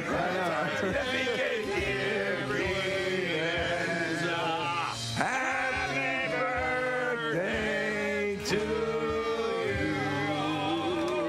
you. So you don't eat cake, huh? No, I don't. But I appreciate the 7 candles. It's my 7th birthday. There you go. So you can blow out the candles, and there it is. The first ever Bond girl, Eunice Gayson, has died. She was 90 years old. She starred as James Bond's love interest, Sylvia Trench, opposite Sir Sean Connery in Dr. No back in 1962. The iconic scene of all Bond movies, when James Bond first is introduced, she is across the, I don't know if we have the audio of it from the clip, but she is across the table, and here it is. I admire your courage, Miss... Trench. Sylvia Trench. I admire your luck, Mr. Bond. James Bond. So, Sylvia Trench, you got to love the names that they gave these women. Sylvia Trench, huge gaping gash. Right, exactly. Yeah. You know what I mean? If you're going with Trench and Pussy Galore and things like that. Pussy, Harriet, Pussy. Yeah. No, I Countess Smelly Bunghole. Well, Miss Bunghole. Pussy galore. And that was, a lot of vagina. Was the, the play off of that. A lot of vagina. But Sylvia Trench. Yeah, hairy gash. Hairy gash. Slimy bush. Slimy. Putrid pooter. Yeah. WMMR. Thank you, Kathy. I want to point out our next guest didn't have to be here. Did not. He didn't have to show up at all. Could have blown us off like the Shows other are scumbags. All sold out at Helium Comedy Club, yet here is Dan Soder. Love of the game. I just love promoting. I live to promote. It's a hobby of yours. Yeah, always promoting. No, I love you guys. And Thanks, they man. asked if I wanted to come in, and I was like, yeah, dude, absolutely. I'd love to go do Preston and Steve. Excellent. Well, thanks for being here. A couple of big changes. You're engaged. Congratulations. I am. I've taken a woman on to be my wife. And you took a good one. Yeah, Katie Nolan. She rules. Yeah, ESPN, right? Yeah, formerly of ESPN, just of Apple TV, of Apple Plus. But yeah, I asked her to marry me, and the idiot said yes. I had that fool, you fool! No, she's the best. And Wait, what's the Apple Plus part? She called baseball she did baseball for Apple Plus Okay. this That's past cool. season with she was in the booth, which was awesome. All right, so you and Casey were having an in-depth football conversation in our I'm flying. lounge. I'm flying high. The 49ers just won the NFC West, so I'm very excited. What are the conversations with you and Katie like as far as sports go and your favorite teams? We only talk in sportscaster voice to each other. Okay. That's a pretty interesting story, Katie. I don't know if you know this, but I suffer from intimacy issues. I have a hard time letting people in, but I love you. Please be my wife. It's awesome. It's awesome. What's funny about it is Katie is much smarter than I am, so she corrects me on names and stuff a lot, which is good. Okay. She's like, that's not how you say that. And I'm like, yeah, I know. I just kind of go through life barfing stuff out of my face. Yeah. Well, that's so cool, man. It works so far. Yeah, totally. But yeah, it's great. It's really fun. And, we get into, it's fun having a fiance that likes sports, that's into sports. Do you remember the movie Diner? There was Daniel Stern he put he's getting married, and he had his wife-to-be go through a sports test, and if she passed it, he would marry her, and she was not into sports. I was wondering if that is a wonderful thing to have someone who is as sporty or someone who? Yes, I've had both, and I've dated women that do not care about sports. And this is much better. Oh, okay. Because she understands the psychosis of fandom. Yeah. Sure. Where when the 49ers play, she's like, okay, I'm going to lose him mentally until this is over. And then she understands of the cool down factor. Yeah. Whether it be a loss or a win. Like, she knows when she's like, I'm going to get a joyous, jumpy, boy-like man. And she knows with a loss, she's like, he's going to be mad at everything, like the way doors close. How long does the loss sit with you? Depending on who it's to. If we look at that sweet gal. That was pre-virus. I can't. I like saying that now that I have a long beard. Yes. That was the before times. But yeah, it's been great because she's like, oh, okay, the Niners lost. I'm gonna stay out of his hair for a little bit. Well, or if I'm being a little mean, she's like, you're just doing this because the Niners lost. I'm like, yeah, you're right. What's to Casey's point? What's the longest you've been in a funk after a sporting event? She was there for the king, the number one of all time, where she used to work at ESPN. She got me a ticket through ESPN to the Super Bowl, and she was there when I watched the 49ers lose to the Chiefs, which was the most comforting because having someone that understands sports, and she's, from Boston, huge Boston sports fan, and she was like, I've been to Super Bowls. I've covered Super Bowls where the Patriots have won where they lost. She was at the Eagles one. Yeah. And she was like, I just want to let you feel better and let you know it's not as good when they win as it is bad when they lose. Right. She's like, you're going through the worst of it. That's and right. I'm sorry. That's a very salient point. Yeah, and I was like, oh, that makes me it still sucks. And they had a lead, right? 10 points. What else? My dad died when I was 14. What else do you want to bring up? You want to bring up all the bad stuff? I had to drive home from Jacksonville, bro. Oh, man. After the Eagles lost to the Patriots in 2004. I had Casey- to drive home in an RV. Yeah, but then you guys got that sweet revenge. Yeah, we did. 20 years later, we also, my dad and I got a hotel room in Gainesville, so we had to leave Jacksonville, find a cab from the stadium, and just sit in a cab for 2 hours trying to make it to the hotel. It was terrible. So the saddest thing I've ever seen in my life is the 2019 season when the 49ers went to the Super Bowl. A friend of mine grew up. One of my best friends from growing up is an NFL coach, and he was the run game coordinator at the time with the 49ers. Mike McDaniel. And so we That's your friend? I grew up with him. Yeah, since we were 12 years old. And so when he was with the Niners, we got tickets to okay, we're going to go to the Super Bowl after party. We were friends and family. And people don't know this. Teams throw Super Bowl parties, win or loss. Okay. The owner spends about $100,000. They have to plan it. They might win. Yeah. Yeah. So after the loss, we got on a bus. Oh no! And went to American Airlines Arena in Miami. And hey, shout out Mick Daniel. Look at that! Look at that cutie in that Niners uniforms. But we went and you go watch a bunch of sad NFL players party. Oh, what's and that so like? it was like the Jabberwockies were dancing and the 49ers were just sitting there it was so funny to watch Lil Wayne rap to unenthusiastic people. I never thought about that. Of course, you don't know until the last second. Yeah. It's not like you throw it to. It's never a potluck post Super Bowl party. They can give the shirts that say Super Bowl champion 49ers to a third world country. Right. They can't get rid of the party. Right. They still are we have a lot of tacos that people have to eat. Yes, it makes complete sense. But what was great was I saw McDaniel right after that. Like I said, we've been close since we were 12 years old. And I was just like, dude, I'm so proud of you. Yeah. Look what you've done with the 49ers. You guys have came in and turned this team around. And it was his wife was that was big that me and my buddy Chad were there. Yeah. She was that two of his childhood friends. But I was also grieving. Yeah. All right.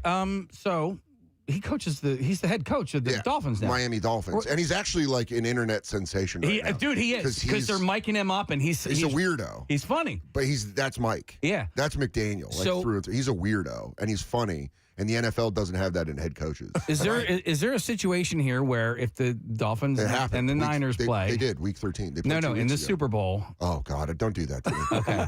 Don't do that to me. You could be happy for the Dolphins if they won against the Niners? No. It's a lose-lose. It happened just week 13. It just happened 2 weeks ago. 49ers played the Dolphins, and I was a wreck all week. Yeah. Because I'm like, dude, I love McDaniel. And I kind of wanted him to get a win over Kyle because, he's my friend. I know Kyle, so it's a weird thing where I'm like, you kind of want your friend. So I was cheering for the Dolphins. It was the first time in my life I've ever cheered against the 49ers. And it felt gross. Right. Felt Right? so gross. Oh, but then the that's- 49ers won, and I was like, all right, that's what's up. I was like, look at that defense. It's weird when they got an interception, and I'm like, no, but yes. Wait. But no. Do you do fantasy football? No, I don't believe in it. No? Okay. No, I think I'm getting older because I think it cheapens the sport. Because you sound like someone who wouldn't be able to take someone from a team you despise, even if it worked in your benefit. That's exactly why I stopped playing fantasy football in like 2005 because it was like the 49ers were terrible. I think we were like 2-14. And I noticed I was cheering for the Raiders and the Cowboys. And I was like, what have I become? And I stopped. There really was a moment where I was cheering for the Cowboys to win. And I was like, this feels so disgusting. I can't do this. And I never played Is fantasy it football. still as big as it used to be? Like, Oh, it's bigger. Yeah, it's bigger big. now. And now that there's money, there's like DraftKings is involved. Everybody's involved. Everybody. Yeah, and like younger people are into it now. Like my son, he's in high school and he's in a couple of different leagues with his friends, and that started in like grade school. And I'm also a lazy pothead, so it's hard. It's hard. I can't be a general manager of a fake team. I can barely run my own life. You wake up at like 1 o'clock Yeah. and you're like, oh, I forgot to set my team. And It's just- a random Saturday game. I don't think about my own health, so thinking of the health of other men, being like, how's he feeling? I wonder how Christian McCaffrey's feeling. So what about with Jay? With Big J, you got now he's got his. Yeah, he's an Eagles fan He's through an and Eagles through. fan. Has that ever led to any conflict? Yeah, he's not fun to watch football with. I'm friends with a lot of Eagles fans. Okay. With Big J, Mike Vecchione, Shane Gillis. Yeah. There's a lot of my friends that are Eagles fans. Jay is, we got the bonfire. He's like a brother. He is a guy where if the Eagles lose, he is inconsolable in a way that it could ruin a friendship. Really? Where you're like, you know what? We'll just talk later. I'm just like, I don't, you know what I mean? What's your red flag that it's getting away from you? Because this is the thing that I find torturous about. Yeah. So I'm more of a peripheral sports person. Sure. You're a normal person. You Well, but I know buy in. I'll get cranked up about the stuff that I've decided to. Okay, I'll get crazy about this stuff.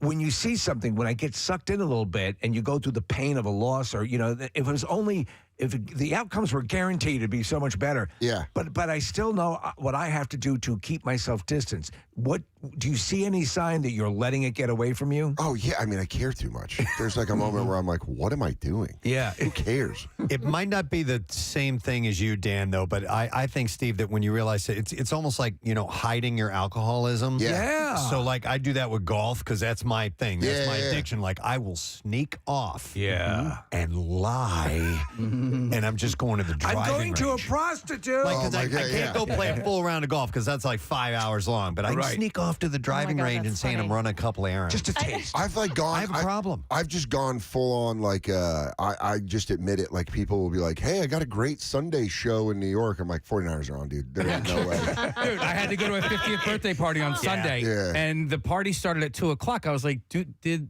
they know that the game starts at 1, right? Like, Yeah. This is again about the great part about being engaged to someone who also is into sports. It's Is unbelievable. she knows that I need my binky, so she'll be like, "Hey, we're gonna do this on Sunday. The 49ers play at 4. I looked it up. And So, I'll be like, okay. Dan, I'm not going to Christmas Mass for the first time in my life. Because the Birds are playing on Christmas Eve against the Cowboys. And I only go to Christmas Eve Mass. I don't know if I'll be going on Christmas morning. You know what, though? Here's the thing, man, that I was very lucky. I was raised by a single mom who also loves football. Wow. And she's not even a 49er fan. She's a Broncos fan. You're a blessed individual. Yeah, because she gave up on the Niners when that divorce happened. But she, understands it, that when I come home, she's like, all right, because the Niners, I think are playing also on Christmas Eve. So she'll be like, all right, well, we'll watch the 49ers. Wow. Play whoever. Casey, you've always had a problem with people who schedule things on a Sunday during football season. It's ridiculous. Thank you. It's Thank ridiculous. You know they have a bye week, right? Everything should happen on a bye week or when they're playing Thursday night, Monday night. The schedule is out months in advance. It comes out in the summer. Yes.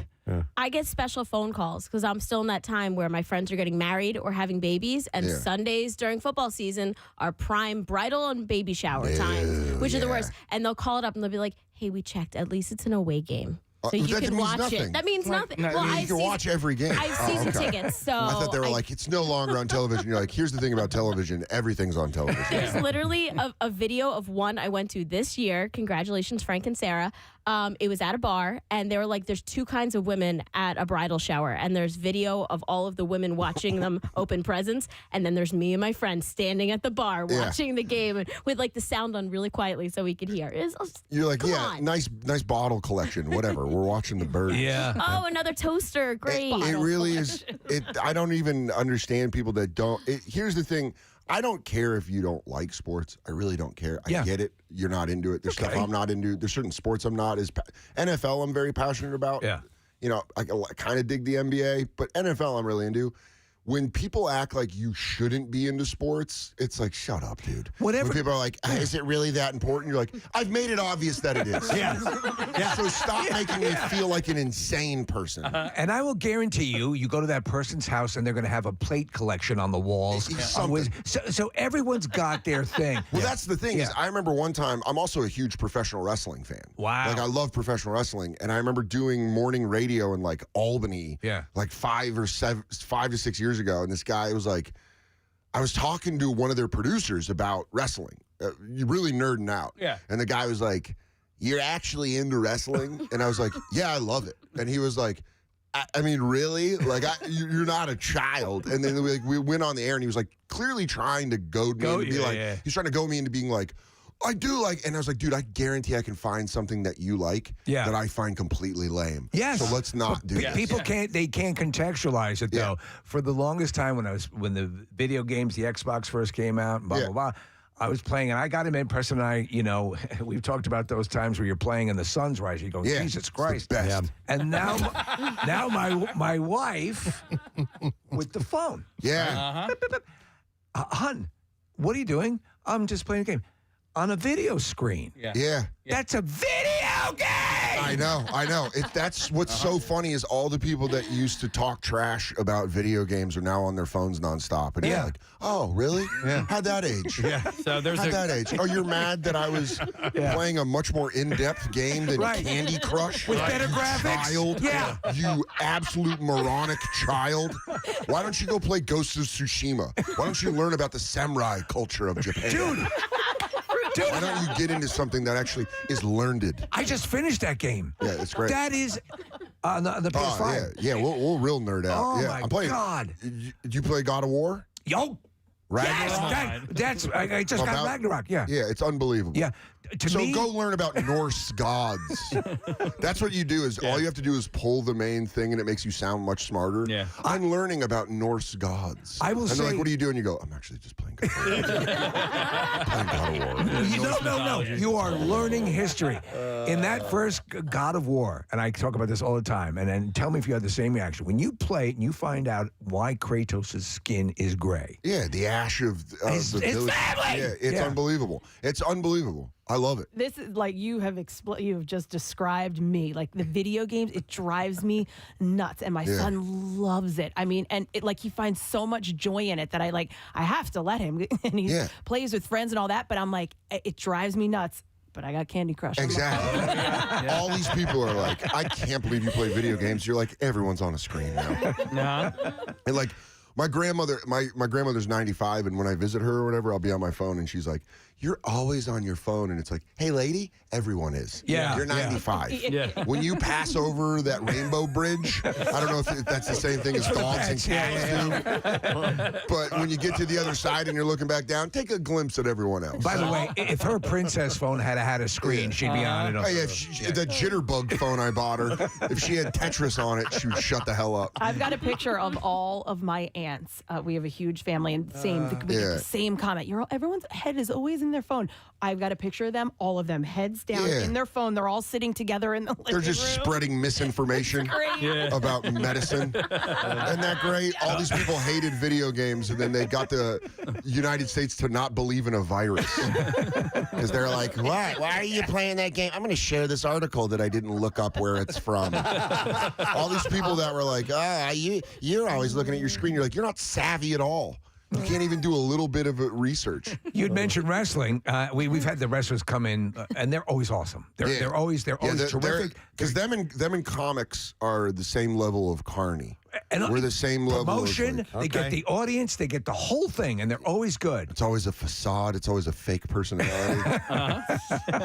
It's a complete. That's why when you guys have nice guys on here who are like, I just love doing family-friendly comedy, and then there's bodies discovered 10 years later. Who's your favorite right now? Wrestler? Yeah. MJF. Okay, I don't know who that is. Yeah, Maxwell J. Friedman. He is easily one of the greatest heels, possibly of all time. I mean, on a mic as good as Roddy Piper. Really? In the ring, he can go. Do you consider Roddy Piper the GOAT? No, he's just like one of the funniest guys ever to do it. He has one of my favorite sayings of all time where he says, I would never punch a man when he's down. I'd kick him. It's easier. I love that quote. But yeah, MJF is a wrestler in AEW, and he is phenomenal. He is true heel. He flinched at a kid in the audience, and the kid ducked. And and then he posted the video, and he quote tweeted it, and just wrote "little bitch." and you're like, that is the guy stays kayfabe. It's awesome. So, of all the leagues, are they all kind of on par with each other these days? I mean, WWE is getting it phenomenal. Vince McMahon stepped down, and Triple H is running it. And if you're a wrestling fan, you know Triple H made NXT unbelievable, and now he's doing it to the WWE. So it's fun. It's just a really great time to be a wrestling fan in general. You were doing an animated series with Stone Cold. We were trying to. We still are trying to. Is it so? It's in that proverbial limbo. Yeah, I went on a podcast on Barstool, and I went on KFC Radio and talked about it, and the WWE. Got pretty mad. Really? Yeah, well, what was happening was we were in like 17-month delayed contract negotiations because the WWE owns this. We created the show with Stone Cold Steve Austin. Me and Dan St. Germain created it in a cartoon. Yeah. And Steve was part of it. You know, we like made it with Steve without the WWE, which you need. Oh, yeah. Because they own the intellectual You didn't kiss the property. ring. Well, and then we like talked to the WWE. They knew it was good for business, but then they wanted to control it. And then there was some stuff. They've been really good. They've actually came around, and NBC has been really good about it because it's supposed to go on Peacock. It's just getting a guy like Stone Cold Steve Austin to get a deal signed. He's you know, one of the greatest of all time. So it's easy to sign me and Dan St. Germain's deal. Yeah. Just two idiots that want to write a show. Sure, yeah. But Stone Cold, so we're waiting on it. But hopefully in 2023, It's wild to see how many of these guys port over to movies. And I mean, Steve was like, when we pitched it, he's like, hell yeah, man. He's like, I don't want to do movies. This is exactly what I want to do. And so we were like, it's cartoon. Yeah. And we told him the idea, and he loved. The coolest thing was watching Steve, was watching Stone Cold, Mr. Stone Cold. Yeah. It was watching him like get into the weird jokes that we were writing. I love it. Where he was like, this is kind of weird and dark, but funny. And he's like, all right, I'm on board. And we were like, that was like the best. Is he Mount Rushmore? Yeah. Top four? I think he's top four for sure. I saw him at it was a main event. It was at the Nassau Coliseum. Yeah. And I guess he'd been away for a little bit. Man, I never heard like that's a pop, dude. That's a pop, brother. Yeah. You get a Road Warrior pop, brother. I saw a video the other day because my top four or my Mount Rushmore would have to have Hulk Hogan up there. But I was a huge Hulkamaniac growing up. But I saw some footage of him hitting somebody over the head with a folding chair. Yeah, it was giant when they were walking down the. I saw the same thing. It's terrible. It's like barely. Yes. Yeah, he's like barely hitting them. Yeah. That was when they're starting to realize that chair shots were giving people brain damage. Because they used to just late '90s, they were just smacking each other with chairs, and then you were like, I think that's going to do some lasting damage. Yeah. And then like in 2001, you see him start being like. I'll tell you what though, you see, and it was my experience again years ago, and I happened to be. Oh yeah, like that was against Conan. Yeah, he's. Oh, that one. Yeah, but I mean, those dudes were all bleeding. I mean, I don't care. That's real blood. Yeah. What they say is the outcome is predetermined, but the bumps are real. Yeah. Those guys really beat the crap out of themselves. I mean, ECW in Philly was legendary. Yeah, legendary. Yeah. In fact, my buddy Zach Amico, I saw, just performed comedy at the ECW arena last night. But it was ECW was like that was like gangster rap. It was like the gangster rap of wrestling. When Heavy you first heard it stuff. come out, you're like, oh, this is like real. They're really beating the hell out of themselves. Did you do backyard wrestling stuff when you were a kid? No. Yeah. But I remember watching tapes of it, being Oh, like, who are man. these psychos? Dude, I almost paralyzed my buddy Mike growing up. I gave him a DDT. Yeah. I didn't realize. What's a DDT? That's Wait, when, you drive their head into the ground. Like a pretty pile much. driver, or No. Okay. DDT is you have like a them headlock, here. yeah. Okay. Like, so their head's facing this way, and then you go down. Yeah. And, I just didn't realize. I used to do wrestling moves on my friend's little brother. Yeah. He was like 5 years younger than us. I made him cry in a figure four one time. And, he's a Colorado boy, and now he's big as hell, and he remembers it. He remembers. Cody sure does remember that. Yeah. I'll just see him, and he's just a big, bald, mean guy. And he's like, remember when you used to hurt me? And I was like, yeah, I'm real sorry. I was a different guy back then. I was an angry child. Very angry boy. Where's your fiance stand on wrestling? She thinks it's ridiculous, but loves me. Okay. So she is like, you know what's fun is like she'll pick a guy. Yeah. She loves a wrestler named Orange Cassidy, who's a wrestler in AEW. And Have we had him in? His whole shtick is he's too cool. So even his thumbs up, he just goes like that. Well, it's actually a great character because he doesn't try. He's too cool to. There he is. There's Orange Cassidy. He doesn't try until it's time for him to try, and then he's unbelievable. Okay. So she saw that, and I got her an Orange Cassidy shirt, and so. But then most of the time she's like, "Go watch wrestling." Go watch. We have a ton of wrestlers that come by here, and we tell them the same thing that I'm going to tell you right now. I was always kind of like, as a kid, I loved it, and then I fell out of fashion. But then I went to, Monday Night Raw here a couple times. I'm like, dude, this is fun. Like, this is a lot of fun. Blast. And what I didn't realize until you go to the live event is that it doesn't stop. Like, there's something always. Like, there's no break. There's music. There's pyrotechnics. There's some kind of big screen show going on the entire time while they're transitioning the ring for the next event. And it's awesome. It's a machine. We were 3 rows away from the ring. The lights, that's awesome. The lights went out. Do you remember that? Yes. The lights go out. And it's totally pitch black, dark, and you can't see anything. And I forgot who was in the ring at the time. And all of a sudden, the lights come back on, and the Undertaker is staring there. And we're like, oh, my God! I'm in my 50s, and I'm freaking out. What's funny is when you go with someone that doesn't. We got tickets to Monday Night Raw after WrestleMania was in New York. Somehow we got free tickets, and it was me and Jay and Christine. It was like kind of like a bonfire thing. Right. And Jay doesn't care. Jay doesn't care at all. He's unaffected by wrestling. And so we went, and we were sitting there, and the Shield got back together. And I'm obviously massively into wrestling. And so their theme hit. And I went like, oh, and I went to stand up, and then I looked over at Jay, and I sat back down like, it's so cool. And Jay was like, Jay later said, and he said on the show, he said on the bonfire several times, he felt bad because he watched me not. Because I was like trying to be in front of my cool friend. Yeah. I was like, oh, it's pretty sick. They're back together. I didn't know who the Shield was. And at the event I was at, the same night of The Undertaker, this music starts playing. And this rumble starts to happen in the audience. I'm like, please tell me what the hell's going on. And they came from different entrances on the mezzanine, and they came walking out, and then boom, the graphics pop up on the screen, and I was like, oh, I guess it's a big deal. Do you know, I remember for a while, and I don't know if they're still in as part of the writing team, but a lot of the Conan writers were writing for WWE. Oh, they've had like hired comedians. Have you ever been approached? No, I don't think I'd want to do that. Matt McCarthy did it. Very funny comic. Patrice O'Neal. Did Patrice O'Neal do that? He wrote for the WWE. He had a small stint writing for it, and I think it just you just have to live that life. You have to like go with them on the road. It wouldn't be time to really be a comedian, and I think that's what stopped Patrice. That has to be your complete. But it's always funny because like comics love to be like, you like wrestling, but so many comics love it. Funches loves it, right? Funches had the funniest line. I was just telling this story the other day. We got to go to the first AEW pay-per-view. We were very lucky. We were like in Vegas. We were supposed to roast Ric Flair. He had a heart condition thing, so we couldn't, but we still got tickets to AEW's first pay-per-view, Double or Nothing. And we're all backstage. It's like me, Ron Funches, Mike Lawrence, Dan St. Germain, a bunch of comics. and Jim Ross, the former, the broadcaster, walked by and we all got quiet. And then just Ron Funches goes, man, we're a bunch of dorks. He goes, we just got quiet like the president walked by. It's there's a lot of comics that love it, and what's been fun is having my more famous friends get ringside tickets, like Michael Che, who loves it. Che's a big wrestling fan? Huge wrestling fan.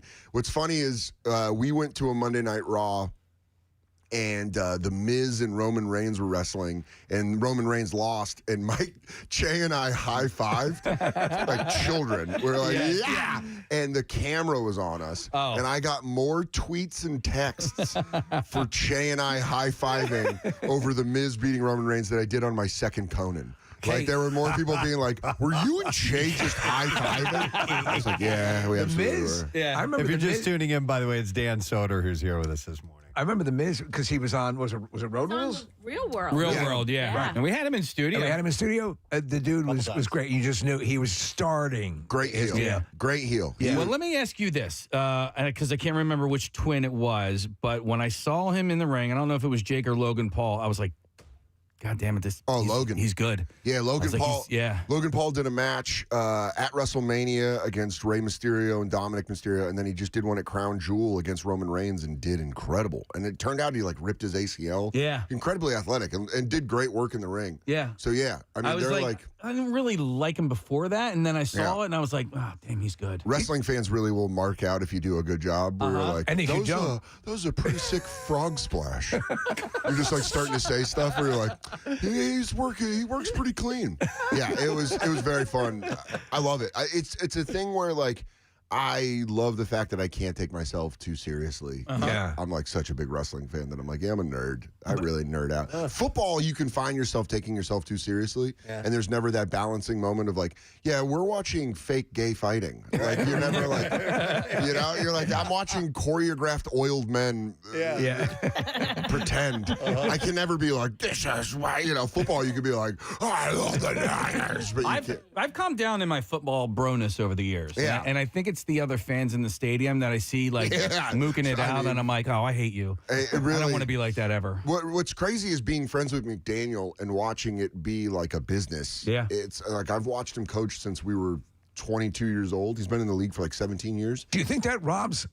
It does. It has to, right? Well, I mean, growing up, he was a massive Denver Broncos fan. Yeah. He was a ball boy for the Broncos when we were teenagers. And it was his house was orange and blue. And I was a Niner fan because I moved to Denver when we were 6. And my dad is from the Bay. So it was no questions asked. I was a 49ers fan. And I just remember growing up in Denver, always being in 49ers stuff, and his mom being like, you got the wrong colors on. So when he became a coach, I got to go to my first 49er game as him as a coach against the Seahawks. It was 2017, 2016. And I saw his mom. Yeah. And she was like, I'm finally in the right colors. I was like, there we go. Red and gold, baby. But I asked McDaniel, I was like, do you like the Broncos still? And he's like, honestly, since 2006, I haven't cared. Yeah. He's like, I care. I'm a fan of who I work for. And that's it. It's who used to do the bit? Was it Norm about Norm Macdonald about it's I support this jersey. Yeah, that's really what. Yeah. So it's interesting because I don't think he really cares. Yeah, he's not like, oh, go Broncos. He's like, I'm a Dolphin. I coach the Dolphins. That's the one thing. The things that you love, listen, you love comedy. Yeah, and that's your business as well. And you still love it. You can find those things, but I think in things that are routinely what you turn to for your entertainment and comfort, you get too invested in that, and it starts to it's bereft then of the original joy that you had. But what's crazy about comedy is because I think that comedy was like that most of my life, where I would go. I was a comedy fan since I can remember, as far back. Right. So now, what I love is when I find a comic that makes me feel like that again. Yeah. When I'm like, oh, I love, especially Philly right now is thriving with all the people it's producing. And Helium is one of them. They're just pumping it through. Yeah, but Shane and Gillian Keeves, watching that sketch show be phenomenal. Yeah, we just had Keeves in last week. I mean, John McKeever is. People don't realize this. He would have put all of us stand-ups out of business if he would have kept going. Because stand-up wise, he's unbelievable. One of the funniest human beings ever. I think John McKeever is a genius. Yeah. What did he say? I don't remember because we had down in last week, and I don't remember why he said he doesn't do stand-up anymore. Probably because he's smart. But having,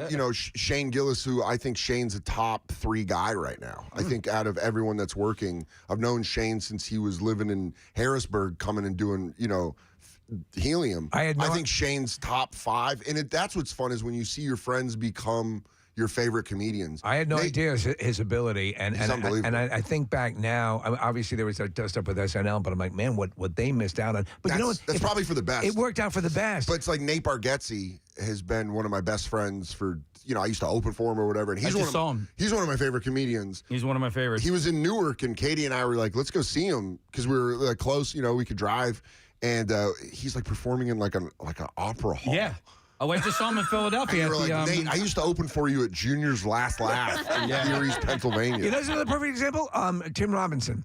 Yeah. I think you should leave. Oh my God, I love Tim Robinson. Might be the absolute funniest show of all time. He's a friend of Che's that I don't really know, but a guy that I was like, dude, he makes me feel like a fan of comedy again. I watch those bits so over and over. Yeah, it's a classic sketches that you don't even realize are out there. There's 2 things I watch when I think about it. I think, man, this is unbelievably brilliant and spot on. And I think I'd hate to be in the position of having to up every time for when you've created something like that. It's got to be hard, but it's fun. I think like those kind of guys really make comedy fun because you can get lost in this as like a business or it's a very comparative thing. But when you have friends of yours that you like watching, you're like, this is awesome. Well, let me ask you because, and so Nate has a really funny joke in a couple of specials ago because his wife says something like, how come you never laugh like that with me? And he's like, my best friends are professional comedians. Yeah, I think the punchline, he goes, they're the funniest people in the world. You make a lot of lists. Yeah. So, but how does that work for you? Like the only people, not only people, but the majority of the people that you hang out with are professional comedians. It kills regular hangs. Right? It kills when you're like, when you're at like a friend of a friend's house that maybe you grew up with, and there's a Jay and I will call like hams, like people that ham it up, and you're like, hey buddy, I hate to tell you this, your little shtick that works at the office, I'm watching right through it, but they'll realize it and be like, well, you're a comedian. You're like, yeah, so stop it. So stop it right now. But they're funnier people than comedians. Most of them work in construction. Yeah. Most of them, there's guys that you meet that you're like, you're funnier than 98% of the comedians I've met. Yeah. That's the thing about McKeever. Is like, oh, you're funnier than all of us. So you see people quit, and you're like, probably for the best. I need to sell some tickets. We had him in. He directed that Christmas movie. It's good. And it is good. I told him, I said, whatever you need, because so you love wrestling? And I love the Hallmark Christmas. Oh, yeah, get into it. Swear to God. Dude, and I said to him, he hit everything you needed to hit and still managed to give it a little bit of tude, which I thought was pretty cool. He's smart. Yeah. He's hilarious. So it just worked. And it's like, I love watching those. Yeah. I love watching those guys work and all of the Philly guys that are coming up, like the Dad Meat podcast and all these guys, Tim Rainey and Butterly. And there's just a lot of really funny guys. And it's because cities that are inherently angry make funny people. It's the reason Boston put out so many phenomenal comedians, and that's why Philly's up now. Angry is because when you're in a city where everyone's just like, what do you want? You just kind of get good at being very funny. You're traveling a lot. What's the next city up? Who's the angriest city? I mean, I think the funniest cities in America are Boston and Philadelphia, but then.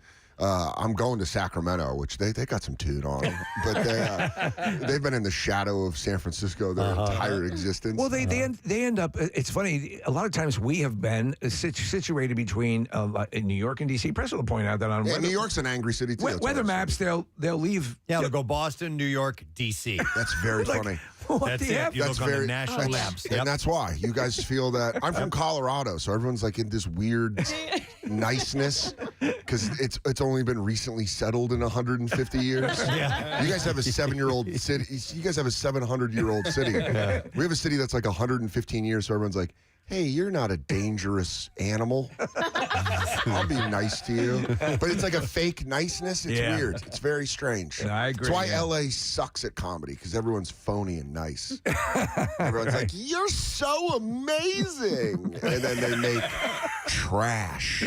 They make trash. So it's fun. Well, we're glad you love Philly and that you come back down here. And dude, thank Philly's, you. I mean, I got to film my first special here for Comedy Central at the Trocadero, which they're reopening. Yes! We saw little glimmers of hope for that. That was Kreischer did his special there. Yeah, it's an unbelievable venue, and I'm glad to hear it's saved. But Philadelphia is one of my favorite cities, and I always love coming back, and so I appreciate you guys having me. Dude, we appreciate you being here. You don't have to. All of Dan's shows are sold out at Helium, so you didn't have to be here, and we thank you for coming by. Absolutely. Great. Have a great weekend. You all right? guys have Go Niners. Yeah, there you go. Dan Soder. Dan Soder. Bob Seger, everybody. No, I almost said that. I was about to say the Eagles. Soder. All right. The name is Soder. And I thought it'd be bigger. All right, we're going to take a break. We'll be back in a second. Stay with us, friends.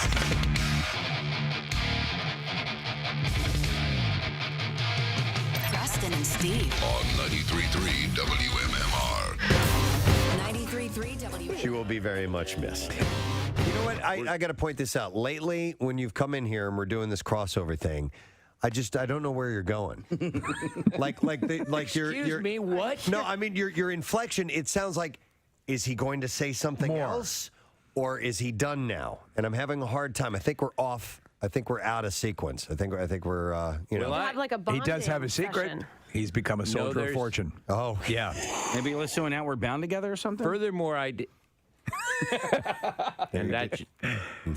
Hey. What? I wanted to ask you. I'm not saying you're stopping in the middle of what you're saying. He's saying you're an unprofessional broadcaster. You actually finish the words, that's and then certainly true. Your inflection is as if you're going to continue on, and then you don't. Yes, of course. Yeah. You should have heard us all day. The amount of screw-ups and semi-said words and spotties. Yeah. I mean, yesterday, Preston looks at me and goes, what's going on? I go, I'm just trying to get my head out of my ass. Yep. So you're done talking now. What? Okay. What is on your show today? There was once a time. Oh, is that you doing that, Steve? I'm like, where's that noise coming from? Beautiful day. Then I found myself camping. That part's wrong because I wouldn't camp. Oh. That part's wrong in my own story. And well, I'd like to correct my story. A Motel 6 is camping for me. You going to YouTube tonight? Yes! Yes! And you have access to, right? You can be on premises, yes? Something to talk about. Thank God. Oh, my God, yes. It's like a first date. Oh, my God. We found something in common. I like spaghetti, too. I have a follow-up question. Do you think that the band will do anything for the radio station? I believe they've been made aware that it's the 50th birthday, but I don't know if they're planning on saying anything. I don't know. There could be something from the stage, possibly. May I recommend something? Yes. Put like a coil of speaker wire over your shoulder, put your hair in a ponytail, hold a Guinness, and pretend you're a roadie. Okay. Yeah. I like that. Yeah. I'm going to do that. Because, but again, I cannot affect an Irish accent like you can. Well, just pretend you could, in fact, make it a horrible one. Okay. You know? Oh, goshly. Gosh. Did you just say, oh, Garshly? The hell does that mean? This man's an imposter. Don't just tackle him, shoot him. Oh, Garshly Bob Bono. I've got. My name is not Bob Bono. I've got to tie me shoe. Bob Bono. Bob Bono. I remember you back when you were playing the clubs, don't you know? Don't you know? Potatoes. Potatoes and leprechauns, right? And Am I right? Yo. Mr. Bono just goes, he's one of us. Potatoes and leprechauns, am I right? Wow. Shillelaghs, right, guys? Shillelaghs, potatoes, and leprechauns. Right, everybody? I love this text from somebody that says, I think you two just canceled. Case, we got to get you on one of those water jet packs. Oh my God, I would love that. We've got to get you on that. So I know they do. Where's have the closest one? They've got them down there somewhere. AC they do. We talked about it last year or the year before, and people said that they are available in certain spots. Very, very expensive to rent. But Are they? I think so. Okay. Yeah, that's what I've heard. I don't know if that's the case or Maybe not. we get a knockoff one. A knockoff jetpack. But I personally would love to go on one of those things. But I'm dying to see you on one. You see the dudes who are able to flip down and go underwater and dive it down and come back up? Since they've had those out now for several years, there's people that have mastered them, and they can do all kinds of spinny, wild, crazy things in the air and then dive down in and back up. I'm afraid that I would jetpack myself right down into the water and not be able to right myself, and then just go down to the bottom and stay there. Yes, Down to the just bottom of the continue ocean. to thrust myself.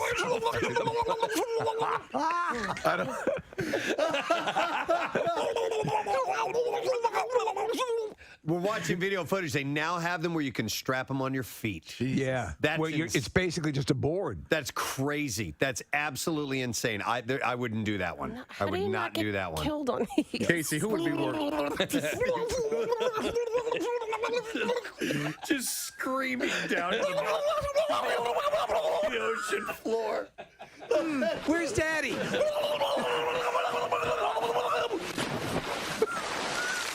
Any kids? Anybody see Daddy?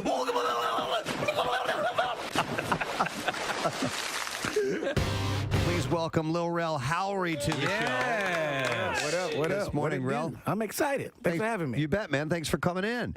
For those who may not be familiar with you, you've had so many great, awesome roles, and you won the MTV Movie Award for Best Comedic Performance in the movie Get Out. That had to have been a nice little feather in the cap, getting an award for that. Yeah, it's actually really dope because also last night my friend Tiffany Haddish received the same award. Yeah. Yes. We just took it. I told her this morning, back-to-back years. And she's in Uncle Drew. Yeah, she's in Uncle Drew also, which is such a fun movie, man, we did. So explain for people who are familiar, they may have seen the commercials. There were the commercials were featuring the character of Uncle Drew. Explain what Uncle Drew is about. So it started from, so people don't know this, Kyrie came up with Uncle Drew, and He created it? It's based on his dad. 'Cause Wow. His dad still plays basketball.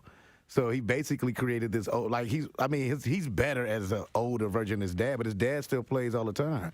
Just this older guy who's on the court still balling dudes. Yeah. So it was him who came up with the idea this guy who sort of schools some street ballers. And the first time he did, I think we always forget. So they did it in Chicago first, and nobody knew who it was. So it was actually a real court, real game.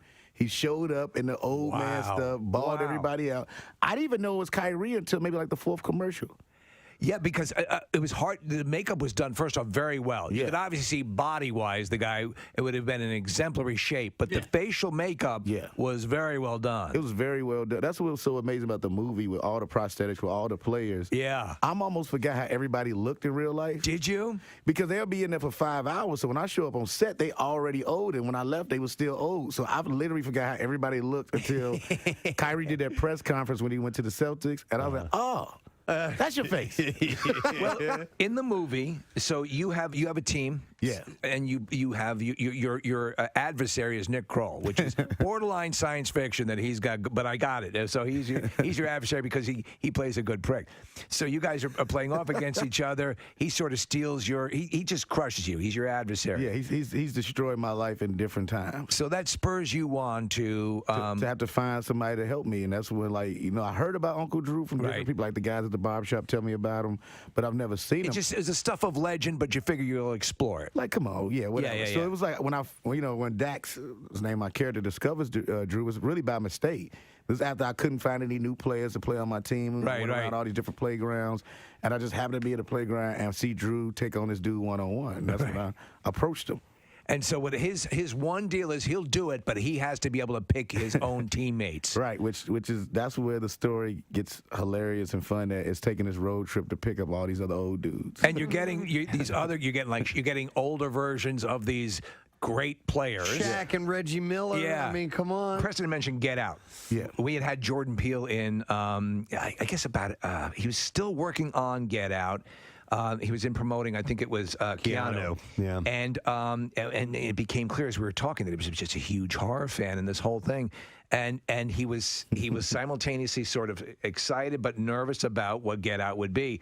None of you could have seen how this would take off the way it did. No, I mean, when we did it, it was one of those things where like either this is gonna do well or it's not, right? And it wasn't a big budget, so we all did do it because we love Jordan Peele, and I just love the script. Once the trailer came out, and then we went to reshoot the ending. I'm like, oh, I think this is gonna do good. What was your first indication? Was it the it was the trailer. The trailer. It was the trailer. Yeah, the way when my family started calling me like, we can't wait to see this. I'm like, oh, this is a thing. Yeah. Why did you reshoot the ending? Well, I wanted to ask about that too, because I watched both endings, and we don't want to betray what happens at the end of the movie. Wait, I didn't know there's two. It's on the disc. On the disc. You get it on. You can see the original. They actually got it on YouTube too. I mean, the original ending. Which one did you like better? Before you go into the story about that. I appreciate the original because it was real. Yep. But then also I knew as a fan of movies, we just needed a hero, man. Yeah, it needed to have a more satisfying ending. I know what you mean. People would have left the theater with different energy if we would have kept. Because when I saw the first cut, it was with the original ending, and I couldn't sleep. Yeah. Yeah. No, it was. But you know what? Because he's a. I mean that. Here's the difference. Horror, and they'll say horror comedy. I like my horror. You can have some comedy, and you provide the comedy. But you know what made it work though? Because Jordan wrote it real. He wrote it real. Yes, you can tell. All I was the audience that watched the movie, and that's why it works. When they try to over yuck it up, that's when they screw it up. Because that would have undermined what is really a brilliant horror movie that works on multiple levels. Yeah. And what was masterfully done was that the trailer thought you were getting into one thing, and the movie got you into something else, and you're like, whoa. That's hard to pull off. How much of your character of that? First off, do you ever have to go through TSA ever now?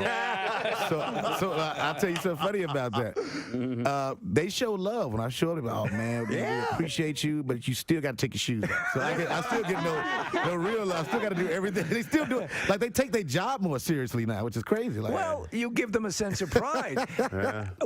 Was there any on-set ad-libbing because you seem so natural? Your simultaneous pride and condemnation of him for going in the first place. So the funny thing about it is, I thought I was saying stuff that was scripted, and then we did a panel, and Jordan was like, nah, this is you just saying stuff. Wow, that's great. But he let me do that. He'll have, like, we'll do the takes where I do everything scripted, and I do a real take. And I'm like, all right. Yeah, if anyone's going to appreciate comedic ability. It's Jordan. Yeah, that's why he's a great director. Yeah. I wanted to ask you, talking about being on the set and improving lines, and we have Adam McKay as a friend of the show, and he says he'll laugh when someone's riffing on set and doing the deal, and that actually encourages the actors. You as a performer, when you're doing something, do you like to hear response, or does it throw you off? Because technically, you're not supposed to be hearing someone laughing, but how does it work? Well, that's the thing. It depends on what it is. Like, so if it's, for instance, like, it's not I'm trying to plug this, but I got a show on Fox this year called Real, a sitcom. Yes. I like a live studio audience because I like to hear it right away. It's easy to write to that.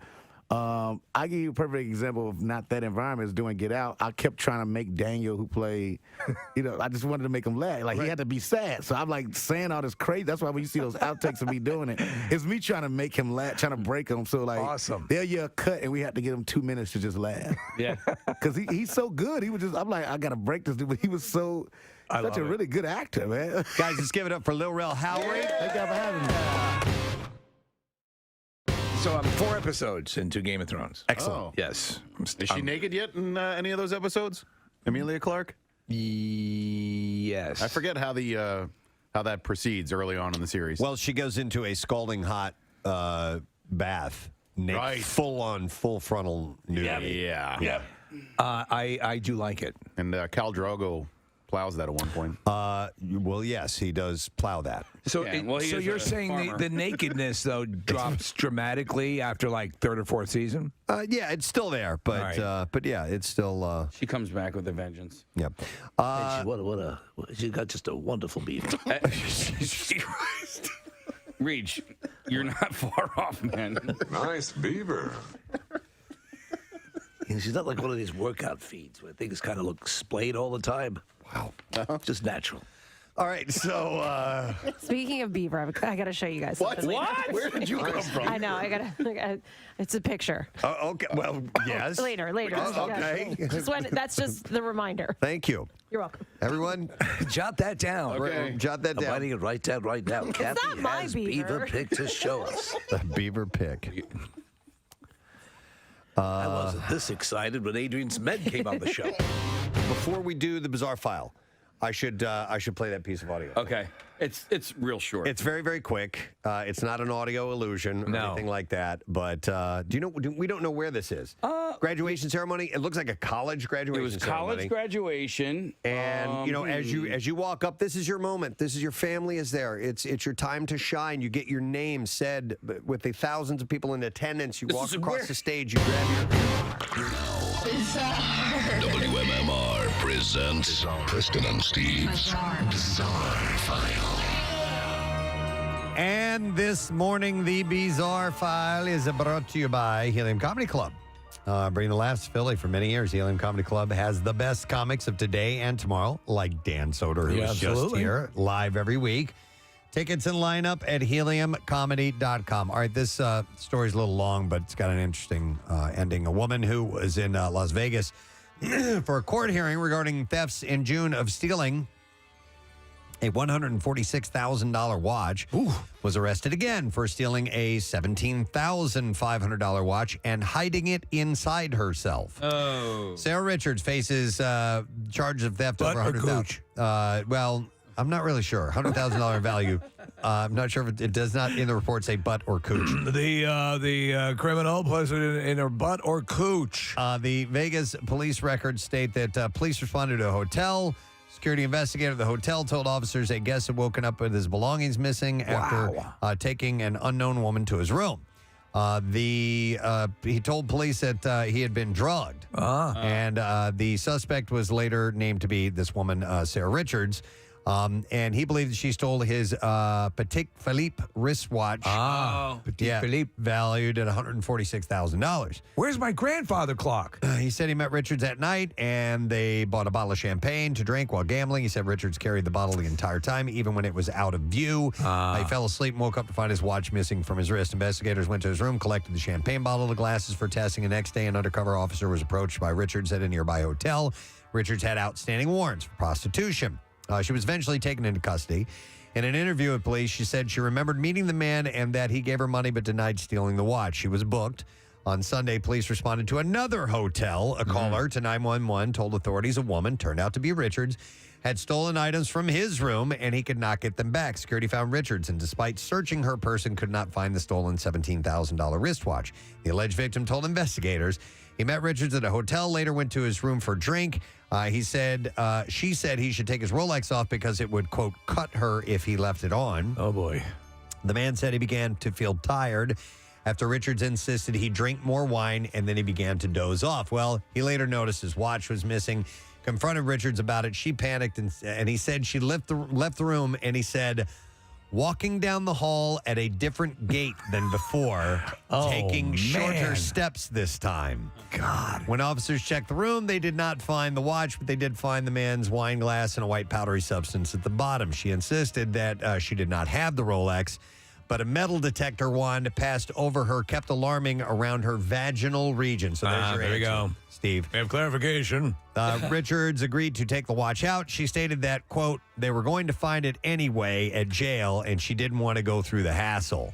The watch was placed... Imagine if it was a cuckoo clock. It was placed into a biohazard bag and was impounded. So I just thought it was interesting that she was seen walking at a different gate down the hall and then realized there you go. What had happened. Yeah. A serial mistress said that Christmas is the busiest time of year for her, as married men love having festive flings and spoiling her with lavish gifts. Gwyneth Lee, 50 years old, meets her married lovers on illicitencounters.com, the UK's leading affairs site. She has a vag full of watches. She said her sex life has been super exciting this month. In fact, she often jokes with friends that her favorite Christmas song is Lust Christmas by Wham. Yeah, of course. Because she meets so many lovers who she connects with on the website. And I have so many interesting diseases. Though she travels to meet some people, she's always in London for at least 2 weeks in December because most of her lovers are in the UK. She said, I see my lovers as like Santa Claus. Christmas is definitely time for giving, and Christmas is when I'm rewarded for a year's worth of giving pleasure with some lovely gifts. She said, my lovers know what I like. A trip Sing along if you know it. to all my favorite designer shops in Bond Street, London. So she says that she said she can get gifts around Christmas time that will total between $30,000 and $70,000. Not shabby. Yeah, so it's a good take for the holiday, and she gets laid a lot. Yeah, absolutely. So there you go. She's found Merry Christmas. She found her thing, didn't she? In 1987, Carl Jarvis was shot in the back of the head. 35 years later, his wife, Judith Ann Jarvis, was arrested on murder charges, authorities announced on Tuesday. Judith had called police during a supposed domestic dispute in 1987 around midnight, according to Pennsylvania State Police. Carl was later found naked with 2 gunshot wounds in the head in a bedroom in their home. A .22 caliber revolver with a 6-inch barrel and 2-inch trigger guard was found in the bed. During the autopsy, it was determined that Carl had a .13 blood alcohol content, and he had been shot at close range with the gun. Though Judith claimed that blood found on her pajamas was from a goose bite. Oh, yeah. The old goose bite. Yeah, that's why it's always risky to keep a bedroom goose. But new DNA technology used hair samples to positively match Carl to the blood, even though she, Did you say a goose? Never touched him and had no idea where he was when the state police arrived that night in 1987. The alleged domestic assault involved Carl throwing a coffee pot but never touching her. Now 76 years old, Judith was arrested in Lancaster County and is being held at the Cumberland County Prison after being denied bail. So that's an old case. That's pretty amazing. Her preliminary hearing is set for They December did some 23rd. goose DNA checking. Yeah, kind of, yeah. Let's see. 2 people who were injured in a crash in the Angeles National Forest in Los Angeles County were rescued thanks to an iPhone 14. There's another one of these stories. You've got one now, right? I did, yeah. It's got that collision alert. Yes. So deputies were informed by Apple Emergency Services of a crash in the forest on Tuesday. The victim's vehicle went 300 feet down the side of a mountain. Wow. The 2 people were in a remote canyon and did not have cellular service. But they were able to get themselves out of the vehicle, and using emergency satellite service, which is available for the iPhone 14, they were able to communicate to relay to a relay center through text. 300 feet down? Yeah. The call center gave the search and rescue team an accurate location of the victims, who were eventually found, and they got them out of there. No further details are available. All right, then we'll do one more story. Yes, I like this one. Police broke into an art gallery to help an unconscious person inside, only to discover it was actually a piece of art.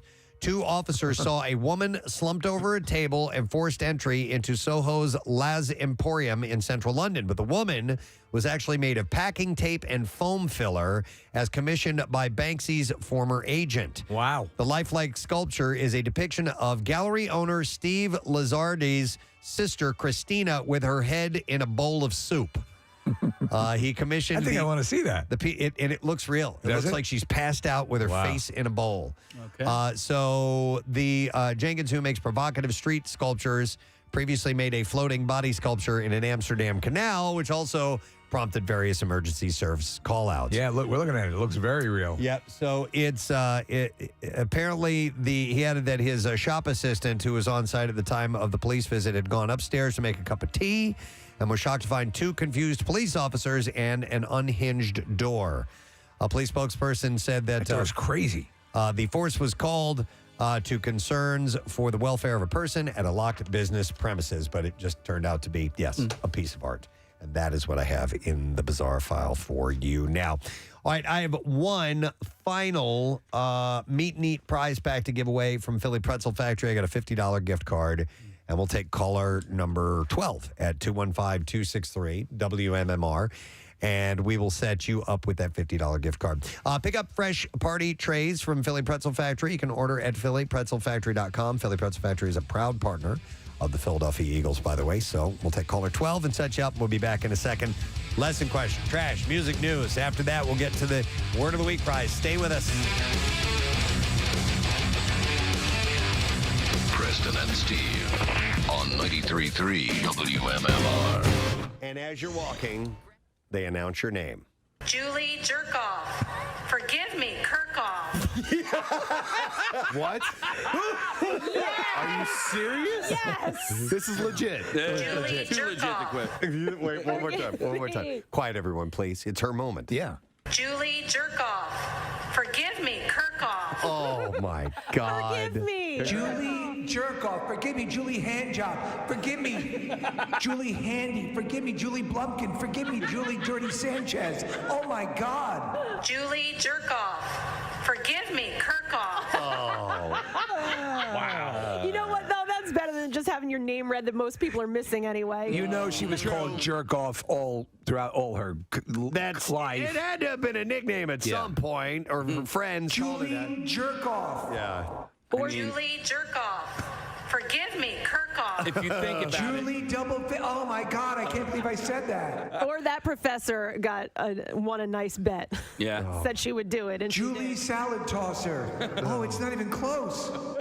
If you think about it, in high school, she probably had jerk off as a, I wouldn't even say a nickname. You know, they made fun of her. Maybe even her you know. friends would call her that because it's such an obvious. But And then she gets to college where everybody matures a little bit and she loses the jerk off for a couple of years. It's and clear. then boom. Kirkoff is I mean, you can come into that Kirkoff. Dude, she's getting her master's degree. It's a Master of Science degree as she goes up and hears Julie Jerkoff. Forgive me, Kirkoff. Well, and she doesn't. If this is the actual video that we're watching, she doesn't even flinch. The girl, Julie. You know what? When they're doing it, you couldn't even hear. You're so excited, and you're just your focus is walk forward, shake hand, take diploma, walk off. You know, jerk off. Jerk off. Julie Jerkoff. Forgive me, Kirkoff. Well, you did very well, Miss Jerkoff. And she sounds so sweet. The I woman know, reading the I names. Please come up to the microphone, Julie Jerkoff, and tell everyone how you achieved your success. Forgive me. It's the jerk off way, I think, that we can all emulate. Oh my God. But and you know, there's countless names like that are being butchered in similar ceremonies going on. In fact, this very weekend, I'm sure. Absolutely. There'll be mangled names. Yep, loads of them. You realize anytime we have a caller named Julie, we will have to play Julie Jerkoff. It's awesome. It's the best. It actually it made my day yesterday when Casey sent that to me. So, on that one level, is it sort of cool that you have? I mean, since she's probably dealt with it her whole life, at least she has a meme now that's attached to her. Let's see. We have a caller on the line real quick, and I'm going to go to this caller. Hi, caller. Good morning. What's your name? My name is Julie. Julie Jerkoff. Thank you, Julie. Our first Julie Jerkoff. You're our first to be given the Julie Jerkoff Award. Following explosive fights on social media, Jersey Shore star Ronnie Margot Ortiz, he and his girlfriend apparently are done. He wrote on Instagram, on an Instagram story to Jen Harley. Yeah, he's a real silver-tongued devil. Listen to this. Yeah. Note to self, can't turn a natural-born hoe into a housewife. Damn. If you find them in the gutter, then leave them in the gutter. Note to self. Yeah. Ronnie later apologized, writing, I want to apologize. I love you. Earlier to my fans and especially to Tater Tot Kitty. Really? Tater Tot Kitty? That's somebody's handle. Like, I don't know if that's her handle or whatever, but I want to apologize to Tater Tot Kitty. Dear Tater Tot Kitty, I'm so sorry for those terrible things I wrote. I writ. He said, I acted out of my gut and not rationally. I was not rational. I should have never. Apologies to you too, Ravioli Ramon. He said, I should have never acted in such a manner, spelled M-A-N-O-R. Really? Yeah. Okay. Come on, man. It's where he lives. It's the name of the place. I should never have acted in such a manner. That's what it says. As you pull up Preston, it says, I never should have acted in a manner. And then he writes, my deepest apologizes. Wait, seriously? My deepest apologizes. APOLOGIZES. All right. My deepest apologizes. My deepest apologizes to Tater Kitty. The pair welcomed a baby girl named Ariana Sky together less than a month ago. It was wild to be there in the delivery room. I mean, the baby fell out of her butthole. You remember a while back we had a couple of televangelists who were talking about how they needed a new jet. Yes. And they to were spread the word. Jesse Duplantis. Yes. Is his name. The Duplantis Ministries, right? Televangelist with a global reach is asking disciples for money to buy a jet that costs $54 million, quote, so we can go anywhere in the world in one stop. If you're watching the video, he's dressed as I imagine Willy Wonka would dress when he retires. By the way, so well, I'm waiting for Marissa to get the full audio over, but Duplantis' solicitation comes 4 months after another televangelist, the Newark, Texas-based Kenneth Copeland, announced that he had just bought a new Gulfstream 5 jet. Oh, someone got a little jealous. I think that's what it is, Steve. I think that's what it is. Wait a second. What did that son of a bitch just get? Yeah. Well, this will not fly in the eyes of the Lord. I think it's keeping up with the Joneses. The aircraft. Listen, you insufferable prick. I saw what you just bought, and I'm going to get an even bigger jet. Hallelujah. The aircraft, when first sold in 1998, carried a $36 million price tag. That's what this other guy bought. $54 million. You need to understand. You just cannot. You're waiting in line, and you're going through TSA, checking. You're taking your shoes off. That's time wasted from spreading the word of the Lord. That's it. That's it. Oh, my. And then you got the crying kids kicking the back of the seat. I cannot put together a proper homily on a flight with the riffraff, the human filth that populates these various aircraft while I'm trying to get out there and minister to the human filth. That we got part funds one my over. lust for high-end aircraft. All right, here we go. This is the audio of him pitching this. He made a video of this. Yeah. so.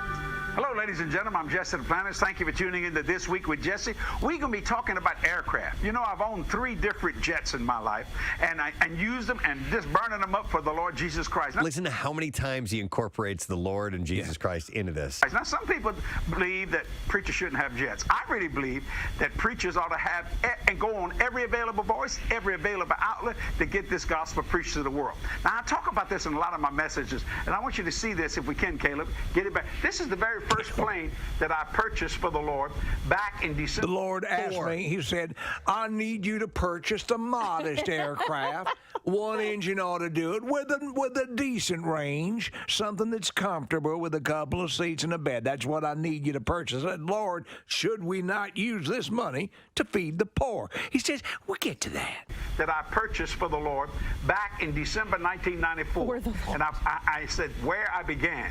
And then the second one I purchased was in January 2004, where I used to be. The one I'm flying right now, and it's been with me 12 years. I purchased it in January 2006, where I am. Now, I want you to get a shot of this one, Caleb. Now, this is the Star Trek. It's going to crack you up, because this one is just insanely expensive. And the amount of people who could have benefited greatly from the money wasted on this is just off the charts crazy. And they're showing pictures of him with the camera as they go by. Now, this is the Star Trek Enterprise. This is where I'm going. Praise God, but I believe It's got a transporter and everything. In fact, my next purchase is going to be a spacecraft. Praise God, but I believe in God for. Let me just say. Wait, this is what I believe in God for? Yeah. Is that what he said? I think he says, praise God, but I believe in gospel. Oh, okay. Where I'm going. There. Praise God, but I believe in God for. Yeah. Let me just say This is what I believe in God for, so I can fly this way around the world. Believe in God for a brand new Falcon 7X so we can go anywhere in the world one stop. Now, people say, my Lord, can't you go with this one? Yes, but I can't go at one stop. Oh! That's it. That's the dilemma. Wait a second. You mean you're going to have to stop? There's the kicker. I'm backing that up. Hang on. Now, people say, my Lord, can't you go with this one? Yes, but I can't go at one stop. And you see, if I can do it with one stop, I can fly it for a lot cheaper because I have my own fuel farm. And that's what's up. You just said, by the way, on this $54 million jet that it has a 5,000-mile range. Yeah. That's not flying around the world with one stop. It's This is the way to travel. And I know you have issues at home where you can't feed your children. You know, it's hard to cover your bills. But if you ever do get the chance to fly on an aircraft like this, it will open your eyes and make you ask yourself, dear Lord, why don't I have a jet of my own? Oh, my God. It's the audacity. Yeah. The absolute robbing of human beings, preying on their faith. There I was in Zone 3 waiting to load onto the aircraft. Zone 3. And I said, dear Jesus, I am surrounded by a sea of human filth that is keeping me from spreading the Lord's word. What can you do for me? Can you hook me up in a $56 million plane? Will get it done nicely. And I can fly in one stop. And it's also economical. Is it very economical? Yes, Lord, it's very economical. You know, they got down there down in the Cabo San Lucas, they got these young ladies that need to hear the word of the Lord. I need to. Oh my God! I need to see this guy in Down there, Casey. Let me tell you something. The girls have literally gone wild, and they need the word of the Lord Jesus Christ to tell them that if the tops are coming off, if the tops and pantaloons are coming off, make sure that at some point the Bible opens up. This is Cabo. Girls Gone Wild Girls in Cabo. Gone Wild in Cabo. You've seen video. I have seen video, and I'm distressed. I could get there in one flight. I mean, you just want to punch this guy. Spin Doctors. That song makes me happy. Two Princes on MMR on this Friday morning. It's good to be happy on a Friday morning, is it? Well, not? it stands in direct support of No Sad Bro. That is exactly it. Thank you for reinforcing that, sir. I was thinking the same thing. Oh, speaking of sad, bro, it's Friday. We got to do bass backwards. We have not done that game in a while. I mean, I talked to Casey a couple weeks ago of the backwards thing, and It's been too long. It feels like I've been getting a Bajmir. it just takes a bit of effort to put that stuff together, and we haven't had time to sit down and do that. So we will have to sometime in the near future. So lesson question. Marissa, are you going to ask the question today? It's all right. You've been listening. It's not your job. It's normally Nick McElwain prepares the lesson question, and Nick's been gone all week. But we're going to give away a $50 Manhattan Bagel gift card for the correct answer to this question that Marissa is going to ask you now. All right. You're going to have to recreate this, callers. What was Steve's reaction to Lindsay Lohan's Christmas movie being the third most popular holiday film in the country? All right. I like that. You need to reenact that moment. Yes. Okay. Steve's reaction to Lindsay Lohan's Christmas movie being the third most popular holiday film in the country. All right, 215-263 WMMR. If you were indeed listening, heard that, know it, call now. We'll do the trash while you call in. The trash business is a gold mine. 93.3 WMMR with Preston and Steve's Hollywood Trash. Brought to you by Family and Company Jewelers. Fill her stocking with a gift she'll be showing off all year long, and you can visit them on Route 70 in Marlton, New Jersey, or online at familyjewelers.com. South Jersey's holiday diamond destination. What's going on this morning, Steve? Well, the Beverly Hills mansion where mobster Bugsy Siegel was shot and killed is up for sale with an asking price of $17 million. As an extra perk, the centerpiece on the dining room table is actually Siegel's brains. Oh, wow. Oh, my God. That's pretty cool. 52-year-old Mike Gabler won season 43 of Survivor and immediately announced he's going to be donating his $1 million cash prize to a veterans charity. Survivor host Jeff Probst was reportedly so stunned by Gabler's generosity that he spilled caviar into his resort hot tub. Wow.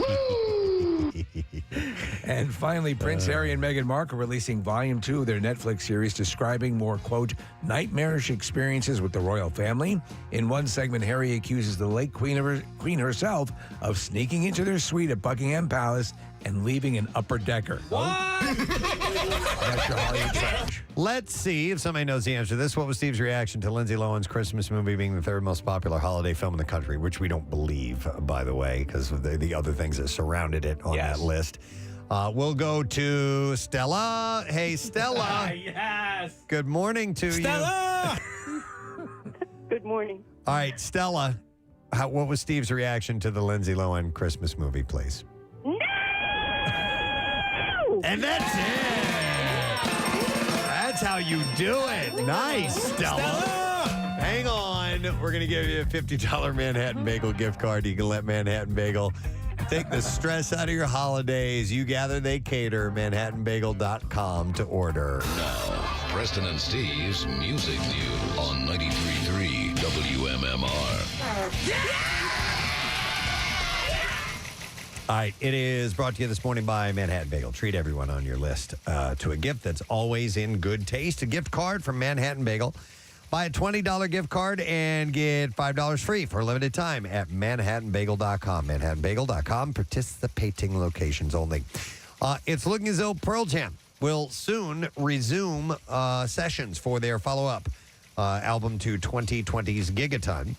Stone Gossard said in an interview recently, the plan is that we're going to do some more recording and we're going to try to finish a record here pretty soon. He said there's songs that are getting close to being done and there's a bunch that aren't, and we're going to do something here pretty soon. Okay, seems very specific. Yeah, he shed a little light on how the band develops their material. He said, we do it all the different ways. He said sometimes we go in and somebody just brings a riff and we work it up from the very beginning. I've got this part and that part and everyone just jams on it. Usually that's the best formula for us, where everyone's kind of in the same room, but we all bring in fully realized demos as well. He said, we've got demos for days. Everybody writes in the band, so now it's really just trying to figure out. These are the days of our demos. What's something different for us and what's something exciting, and we're working on that. He said, I think that we've got a good... Am I still talking? He said, I think we've got a good start on another record that we will hopefully, that will be hopefully good, he said. So they're working on it. What was the question? Yeah, exactly. So Talking to me this whole time? Limp Bizkit guitarist Wes Borland has reportedly been in the studio. On December 14th, Borland was spotted at Rancho de la Luna Studios in Joshua Tree, California. No word on if the band is working on a new project, but back in April, Borland revealed in an interview that a new Limp Bizkit album could be underway late this year. Slash has dispelled the long-rumored tale that the intro to Guns N' Roses' Sweet Child of Mine was actually just a warm-up exercise. That's what we've always heard. He said somebody else said that, and it's just become one of those things. He That guy over there said it. He said it wasn't a warm-up exercise. I was sitting around the house where Guns used to live at one point in '86, I guess, and it was...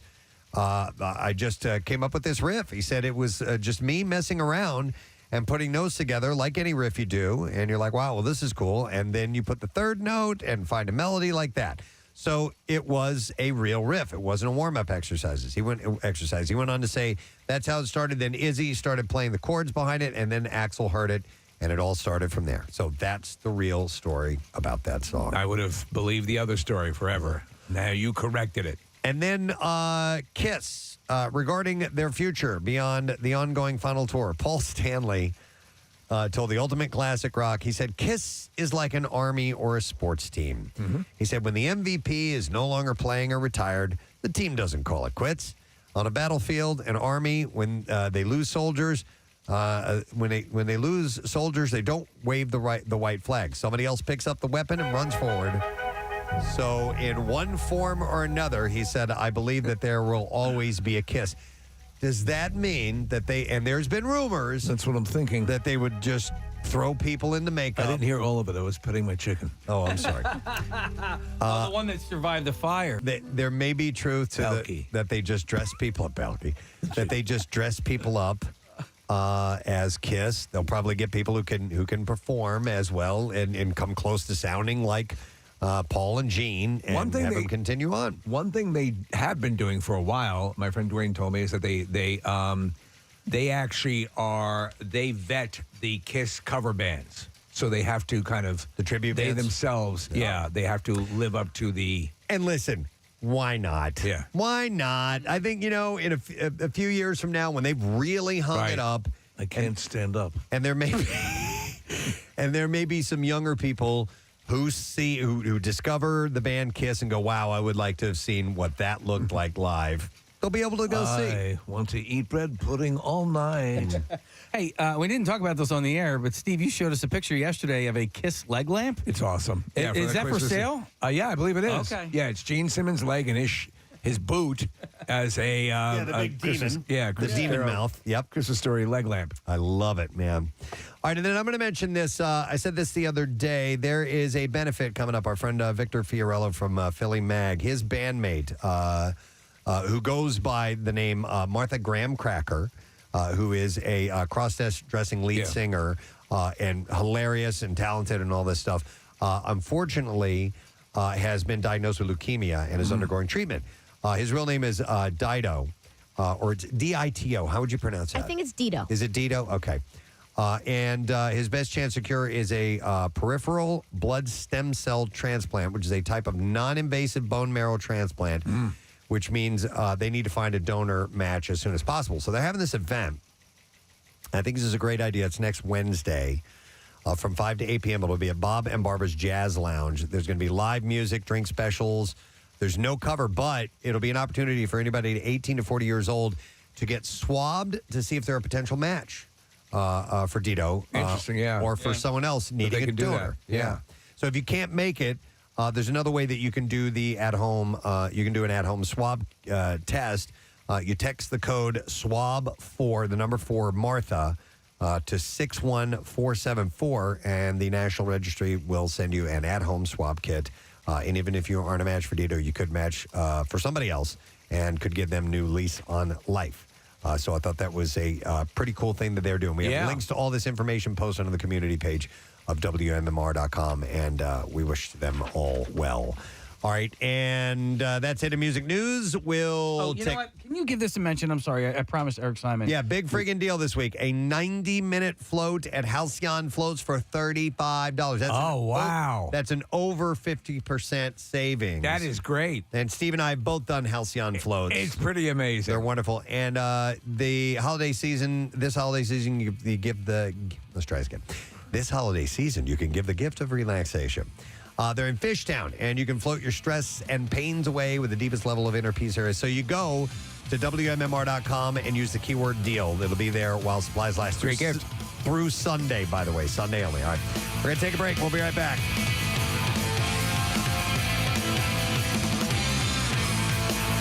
Preston and Steve. On 93.3 WMMR. And they discovered 4 dirty jokes and a candid explanation of sex, contraception, and prostitution. Wasn't it Bert Kreischer who got Anne Frank confused with Helen Keller? Yes. That's And actually, right. there's an on-running joke about that on a website I go to a lot, which is fark.com. And it's not only Anne Frank and Helen Keller, but they've also thrown in... oh my God, the pilot. You're talking about Amelia Earhart as well. Sully Erna. So they always is Sully Erna. No, Sully. I thought you said Sully Erna. I'm like, no, I don't think he's a pilot. I don't know why I immediately thought when you said pilot, we're clearly talking about women. I mean, he did land that. It's a good movie.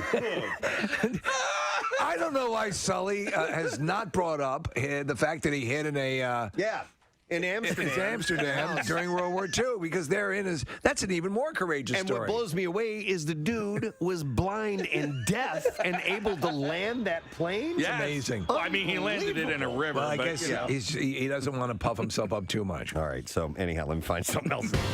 I can't wear the earbuds. I have small ear holes. You can't wear the earbuds? Yeah, they fall out. Ooh, your ear holes are so tight. Tight ear holes. Oh, man. You can get That's awful. Can you fit that in there? I'm going to work with it. Wait. Yeah. Wait, ow. No, you're too big. Stop. You're stretching it out. Your plot is too big. You're going to tear a hole. Oh, my God, I'm going to bleed. Ear lube. I need some ear lube. Well, what you I can just get... gave you an ear pie. I actually bought these things that were like $2 Oh my on God, Amazon. I just got that. I'm sorry. Wait, just got what? Ear pie. You ever heard the term cream pie before? Never mind. Go ahead. I bought these things for like $2 off of Amazon that go around your earbuds, so you can A C-ring. Basically, yeah, no, and then so you can wrap regular earbuds. Yes. You know, over the ear, over your ear. Yeah, You're fine. they're good. You know, honestly, Listen, I want to be able to wear earbuds. Yeah, I know. I know. Well, You know, maybe you should Preston- let so Preston- Steve stretch him out for you. Yeah, I'll stretch them out because I can really, unpack it. If you're just tuning in here at One Bala Plaza, the studios of WMMR, as well as our sister stations, they're doing some remodeling, and they're going to move some of the stations. We're kind of consolidating our areas, moving from downstairs to upstairs. So they're doing complete remodeling, which means demo has been going on, demolition of the various offices. And when we got wind that they were going to be destroying Bill Weston's office, we said, We had to. You got to let us take a swing or two. Well, my helmet's on the ground, but that's okay. Wendy, I'm not gonna hurt you. I'm just gonna bash your brains in. This is great. Here's Johnny! That is awesome. Oh my God, look at this. Oh my God. Bill's mailbox. There we go. Give it to him Look at as a that. keepsake. I have the video. By the way, did we ask Bill if he wanted that? No. Okay, all right. Hey, Bill, do you want this? Clear the wall. Oh, nice! She almost fell on her ass. backwards. There's another swing at it. She's trying to go out of Bill's office into the sales department. Feels good, doesn't it? So good. Go get it. Yeah. Kill it, Marissa. Kill it. A lot of rage here, man. Yeah, but it's funny. It's She like, packs a punch. It's like watching an angry dwarf.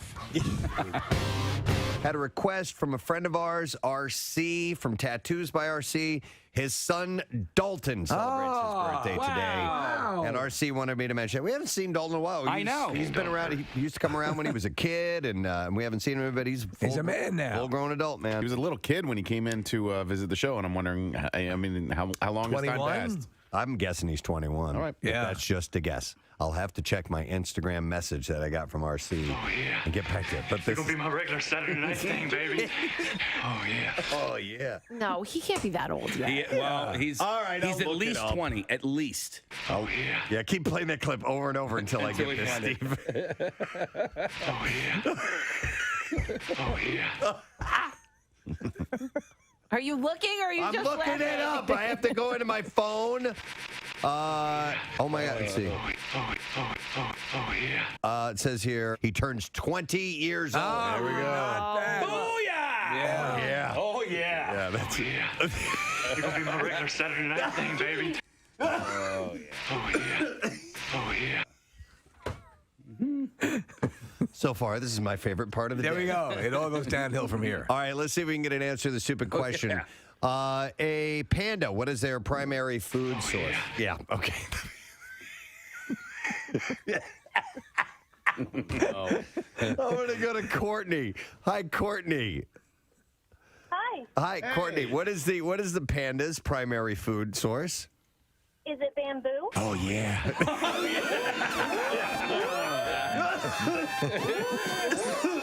Yeah, hang on. Hang on, Courtney. We're gonna. Caitlyn Jenner Yes. has 6 kids, but Oh, yeah. yeah, she's You're going to be my regular Saturday night thing. Oh, yeah. I might not make it through the show today. Caitlyn, huh? Thought you'd be bigger. I mean, no cooler. but she Roadhouse with Caitlyn Jenner. Oh my There you go. God. Pain don't hurt. No. Except when they cut your balls off. That was pretty uncomfortable. I'll have to say that did sting.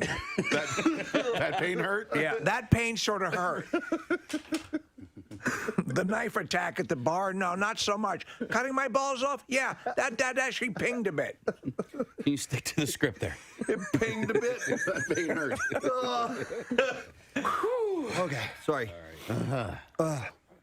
Oh, yeah. Oh, yeah. So the royal wedding was over the weekend. I'm going to touch a little bit on this stuff, and we'll expand a little bit further on it later on. But, of course, it took place on Saturday, and they are officially husband and wife, Prince Harry and Meghan Markle. They became the Duke and Duchess of Sussex at London's Windsor Castle. The ceremony took place at the Gothic St. George's Chapel at noon, but was no ordinary wedding, even by royal standards. So there's an Instagram thing that I follow. It's called Fish Dance Party, and what they do is they'll dub Fish concert music over people dancing. How did I miss this? No, listen. At one point over the weekend, there was a Fish dance party Instagram posting of people coming out, and it looked like they were coming out of the royal wedding. And I was like, this can't be. But I think it was legit. I'm fairly certain what I saw. That Fish music was playing when they were coming out? No, but like ridiculous. A selection from Fish. I just need to know if I did indeed see Prince Charles and Camilla Parker Bowles come out dancing out of the chapel or whatever. No, I don't think they were dancing when they walked out. That is not. Dude, wait till Prince Charles and Camilla. On 93.3 WMMR. For me, that was one of the highlights of 2022. Really? Having those two ladies come by here and perform, and as seeing how talented they are in person blew me away. And cool. Very terrific. Super nice and appreciative, and they just sounded so damn good. And now I'm a fan.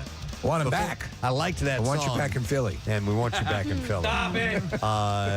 It was one of the really cool moments of this year, I think. So a lot of fun. By the way, a cool moment this year. Yesterday we had Chevy Chase on, and Kyle has already got the Daily Rush video out. Excellent. If you'd like to see the interview, It happened at the end of the show. Yeah, and he told, It was on Zoom. He told a story about. I had asked him about the rant that actually we play around Christmas time, around this time of year, and he's like, he freaks out when his boss sends him the Jelly of the Month Club, and he goes on this long name calling rant, and had asked him if he memorized that, if he wrote it, and he's like, yeah, I wrote it, but I didn't memorize it. It was too much, and he had actually written down all the words and put them on cards on front of the actors that were there. You were gone, Case. You had stepped I was out. listening. Okay. I had no idea. Me neither. That was really cool. Me neither. Is that okay? Here we go. Up to 1 year membership in the Jelly of the Month Club. Oh, God. Clark, that's the gift that keeps on giving the whole year. That it is, Edward. That it is indeed. This isn't the biggest bag over the head punch in the face I ever got. Son. Hey, if any of you are looking for any last-minute gift ideas for me, I have one. I like Frank Shirley, my boss, right here tonight. I want him brought from his happy holiday slumber over there on Melody Lane with all the other rich people. And I want him brought right here with a big ribbon on his head.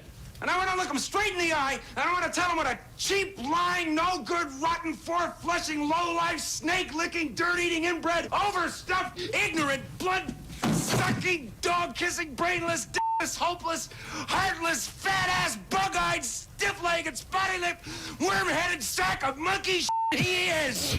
Hallelujah! Holy shit!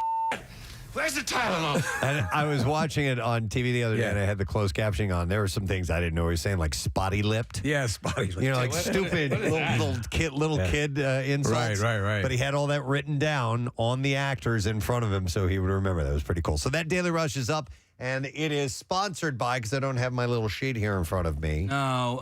Sponsored by Xfinity. Ooh, we love Xfinity. I think it is Comcast. It's a little upstart company. Yep. So make sure you check that out and follow us on YouTube and subscribe to our channel, and we'll let you know when new ones come up. Thank you to Dan Soder. Hey! Or as I call him, Dan Cedar. He was great. We love talking to Dan. He come by and hung out for like 45 minutes or so, and he's playing Helium Comedy Club. All his shows are sold out. He did not have to come here this morning. And Very he got appreciative. up early and came in, so that was really cool. Thank you to Philly Pretzel Factory. Hey! And they brought by these wonderful snacks for us to nosh on, and we gave away a bunch of gift cards, but just remind you can get fresh party trays from Philly Pretzel Factory. Order at phillypretzelfactory.com. How many hot dog pretzels? I only had 2. Oh, very good. Wow. And then I had some regular pretzels. So, Okay. Yeah. Or That's not bad. the rivets, as they call them. I love them. In fact, they're almost dangerous at that size because you're thinking, oh, surely I'm not eating a full pretzel. Of course you are. 200 or 300 of these is probably half a regular pretzel. Yep. Pierre is indeed here. Hey, man. Greetings. Nice to see you. And to see you is nice. For Ride Day. Yes, it is. There's no sad girl. No sad girl. Yeah. Yep. I like that too. Yeah. We need to throw that in. For Or some no flavor. sad sister.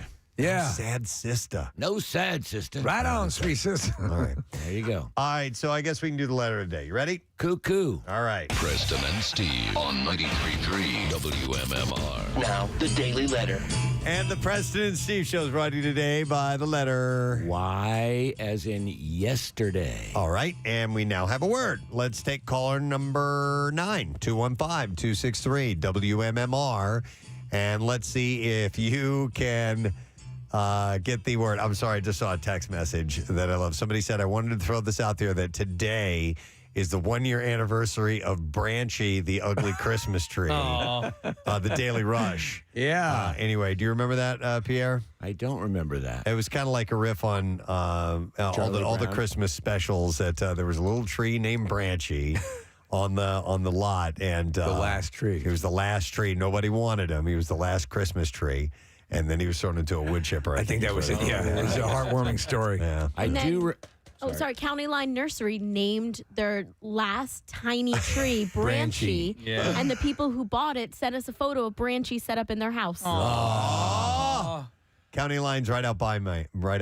So maybe they'll throw another Branchy out there. Yeah, I'll We'll share see. that on all of our socials so you can go see it. I don't know if you plan to do this next week, but I would love to hear again the romantic tale of Gary Lauer. We have to. And Sarah, and Yes. then if at all possible, some of the behind the scenes. I was just listening to them the other day. Of Steve coaching Gary. Yes.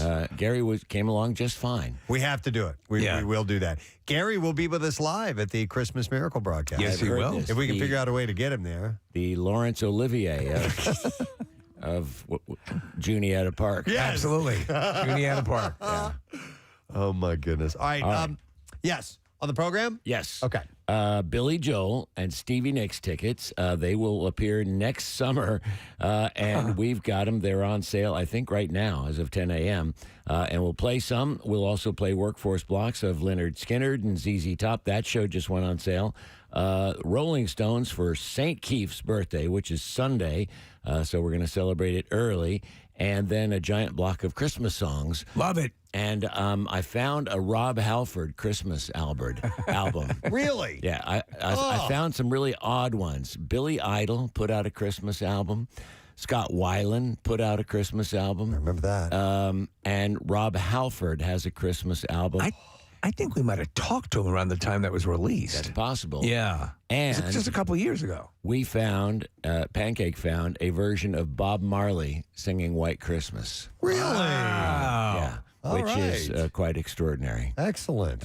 White Christmas in Jamaica. Yeah, Wilmington's own. Yes, right. Yeah, okay. So there you go. All right, let's see if we can get a winner. We're looking for caller number 9, and that's Sam.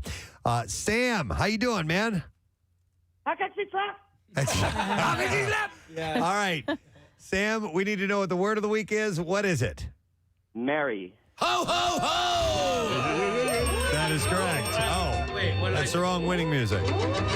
Hang on, Sam. We'll get your information, and we are going to set you up, my friend, with a Pie-Zeke round barbecue and fire pit kit from Landis Block. Landis Block, start imagining. You just let it roll, Case.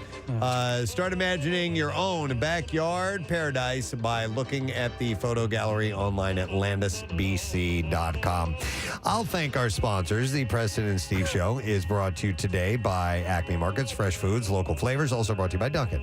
The Preston and Steve Show runs on Duncan. And by Trinity Rehab, with locations all over and now open in King of Prussia, trinity-rehab.com. Next week on our program, we continue with Christmas Vacation film because we're going to have Ellen Latson. She played Ruby Sue. In studio, right? Little girl in the movie. She's stopping by, the studio. We'll also have our buddy Tom Pop on the program. Love Tom Pop. He's got a new special out. We have the Christmas Miracle taking place next week. Unbelievable. And Christmas Vacation after that. Yes, So we have some yay. stuff to look forward to. That's it. We are done. Rage on. Have yourself a wonderful and safe weekend, and we'll see you later, gang. Bye-bye.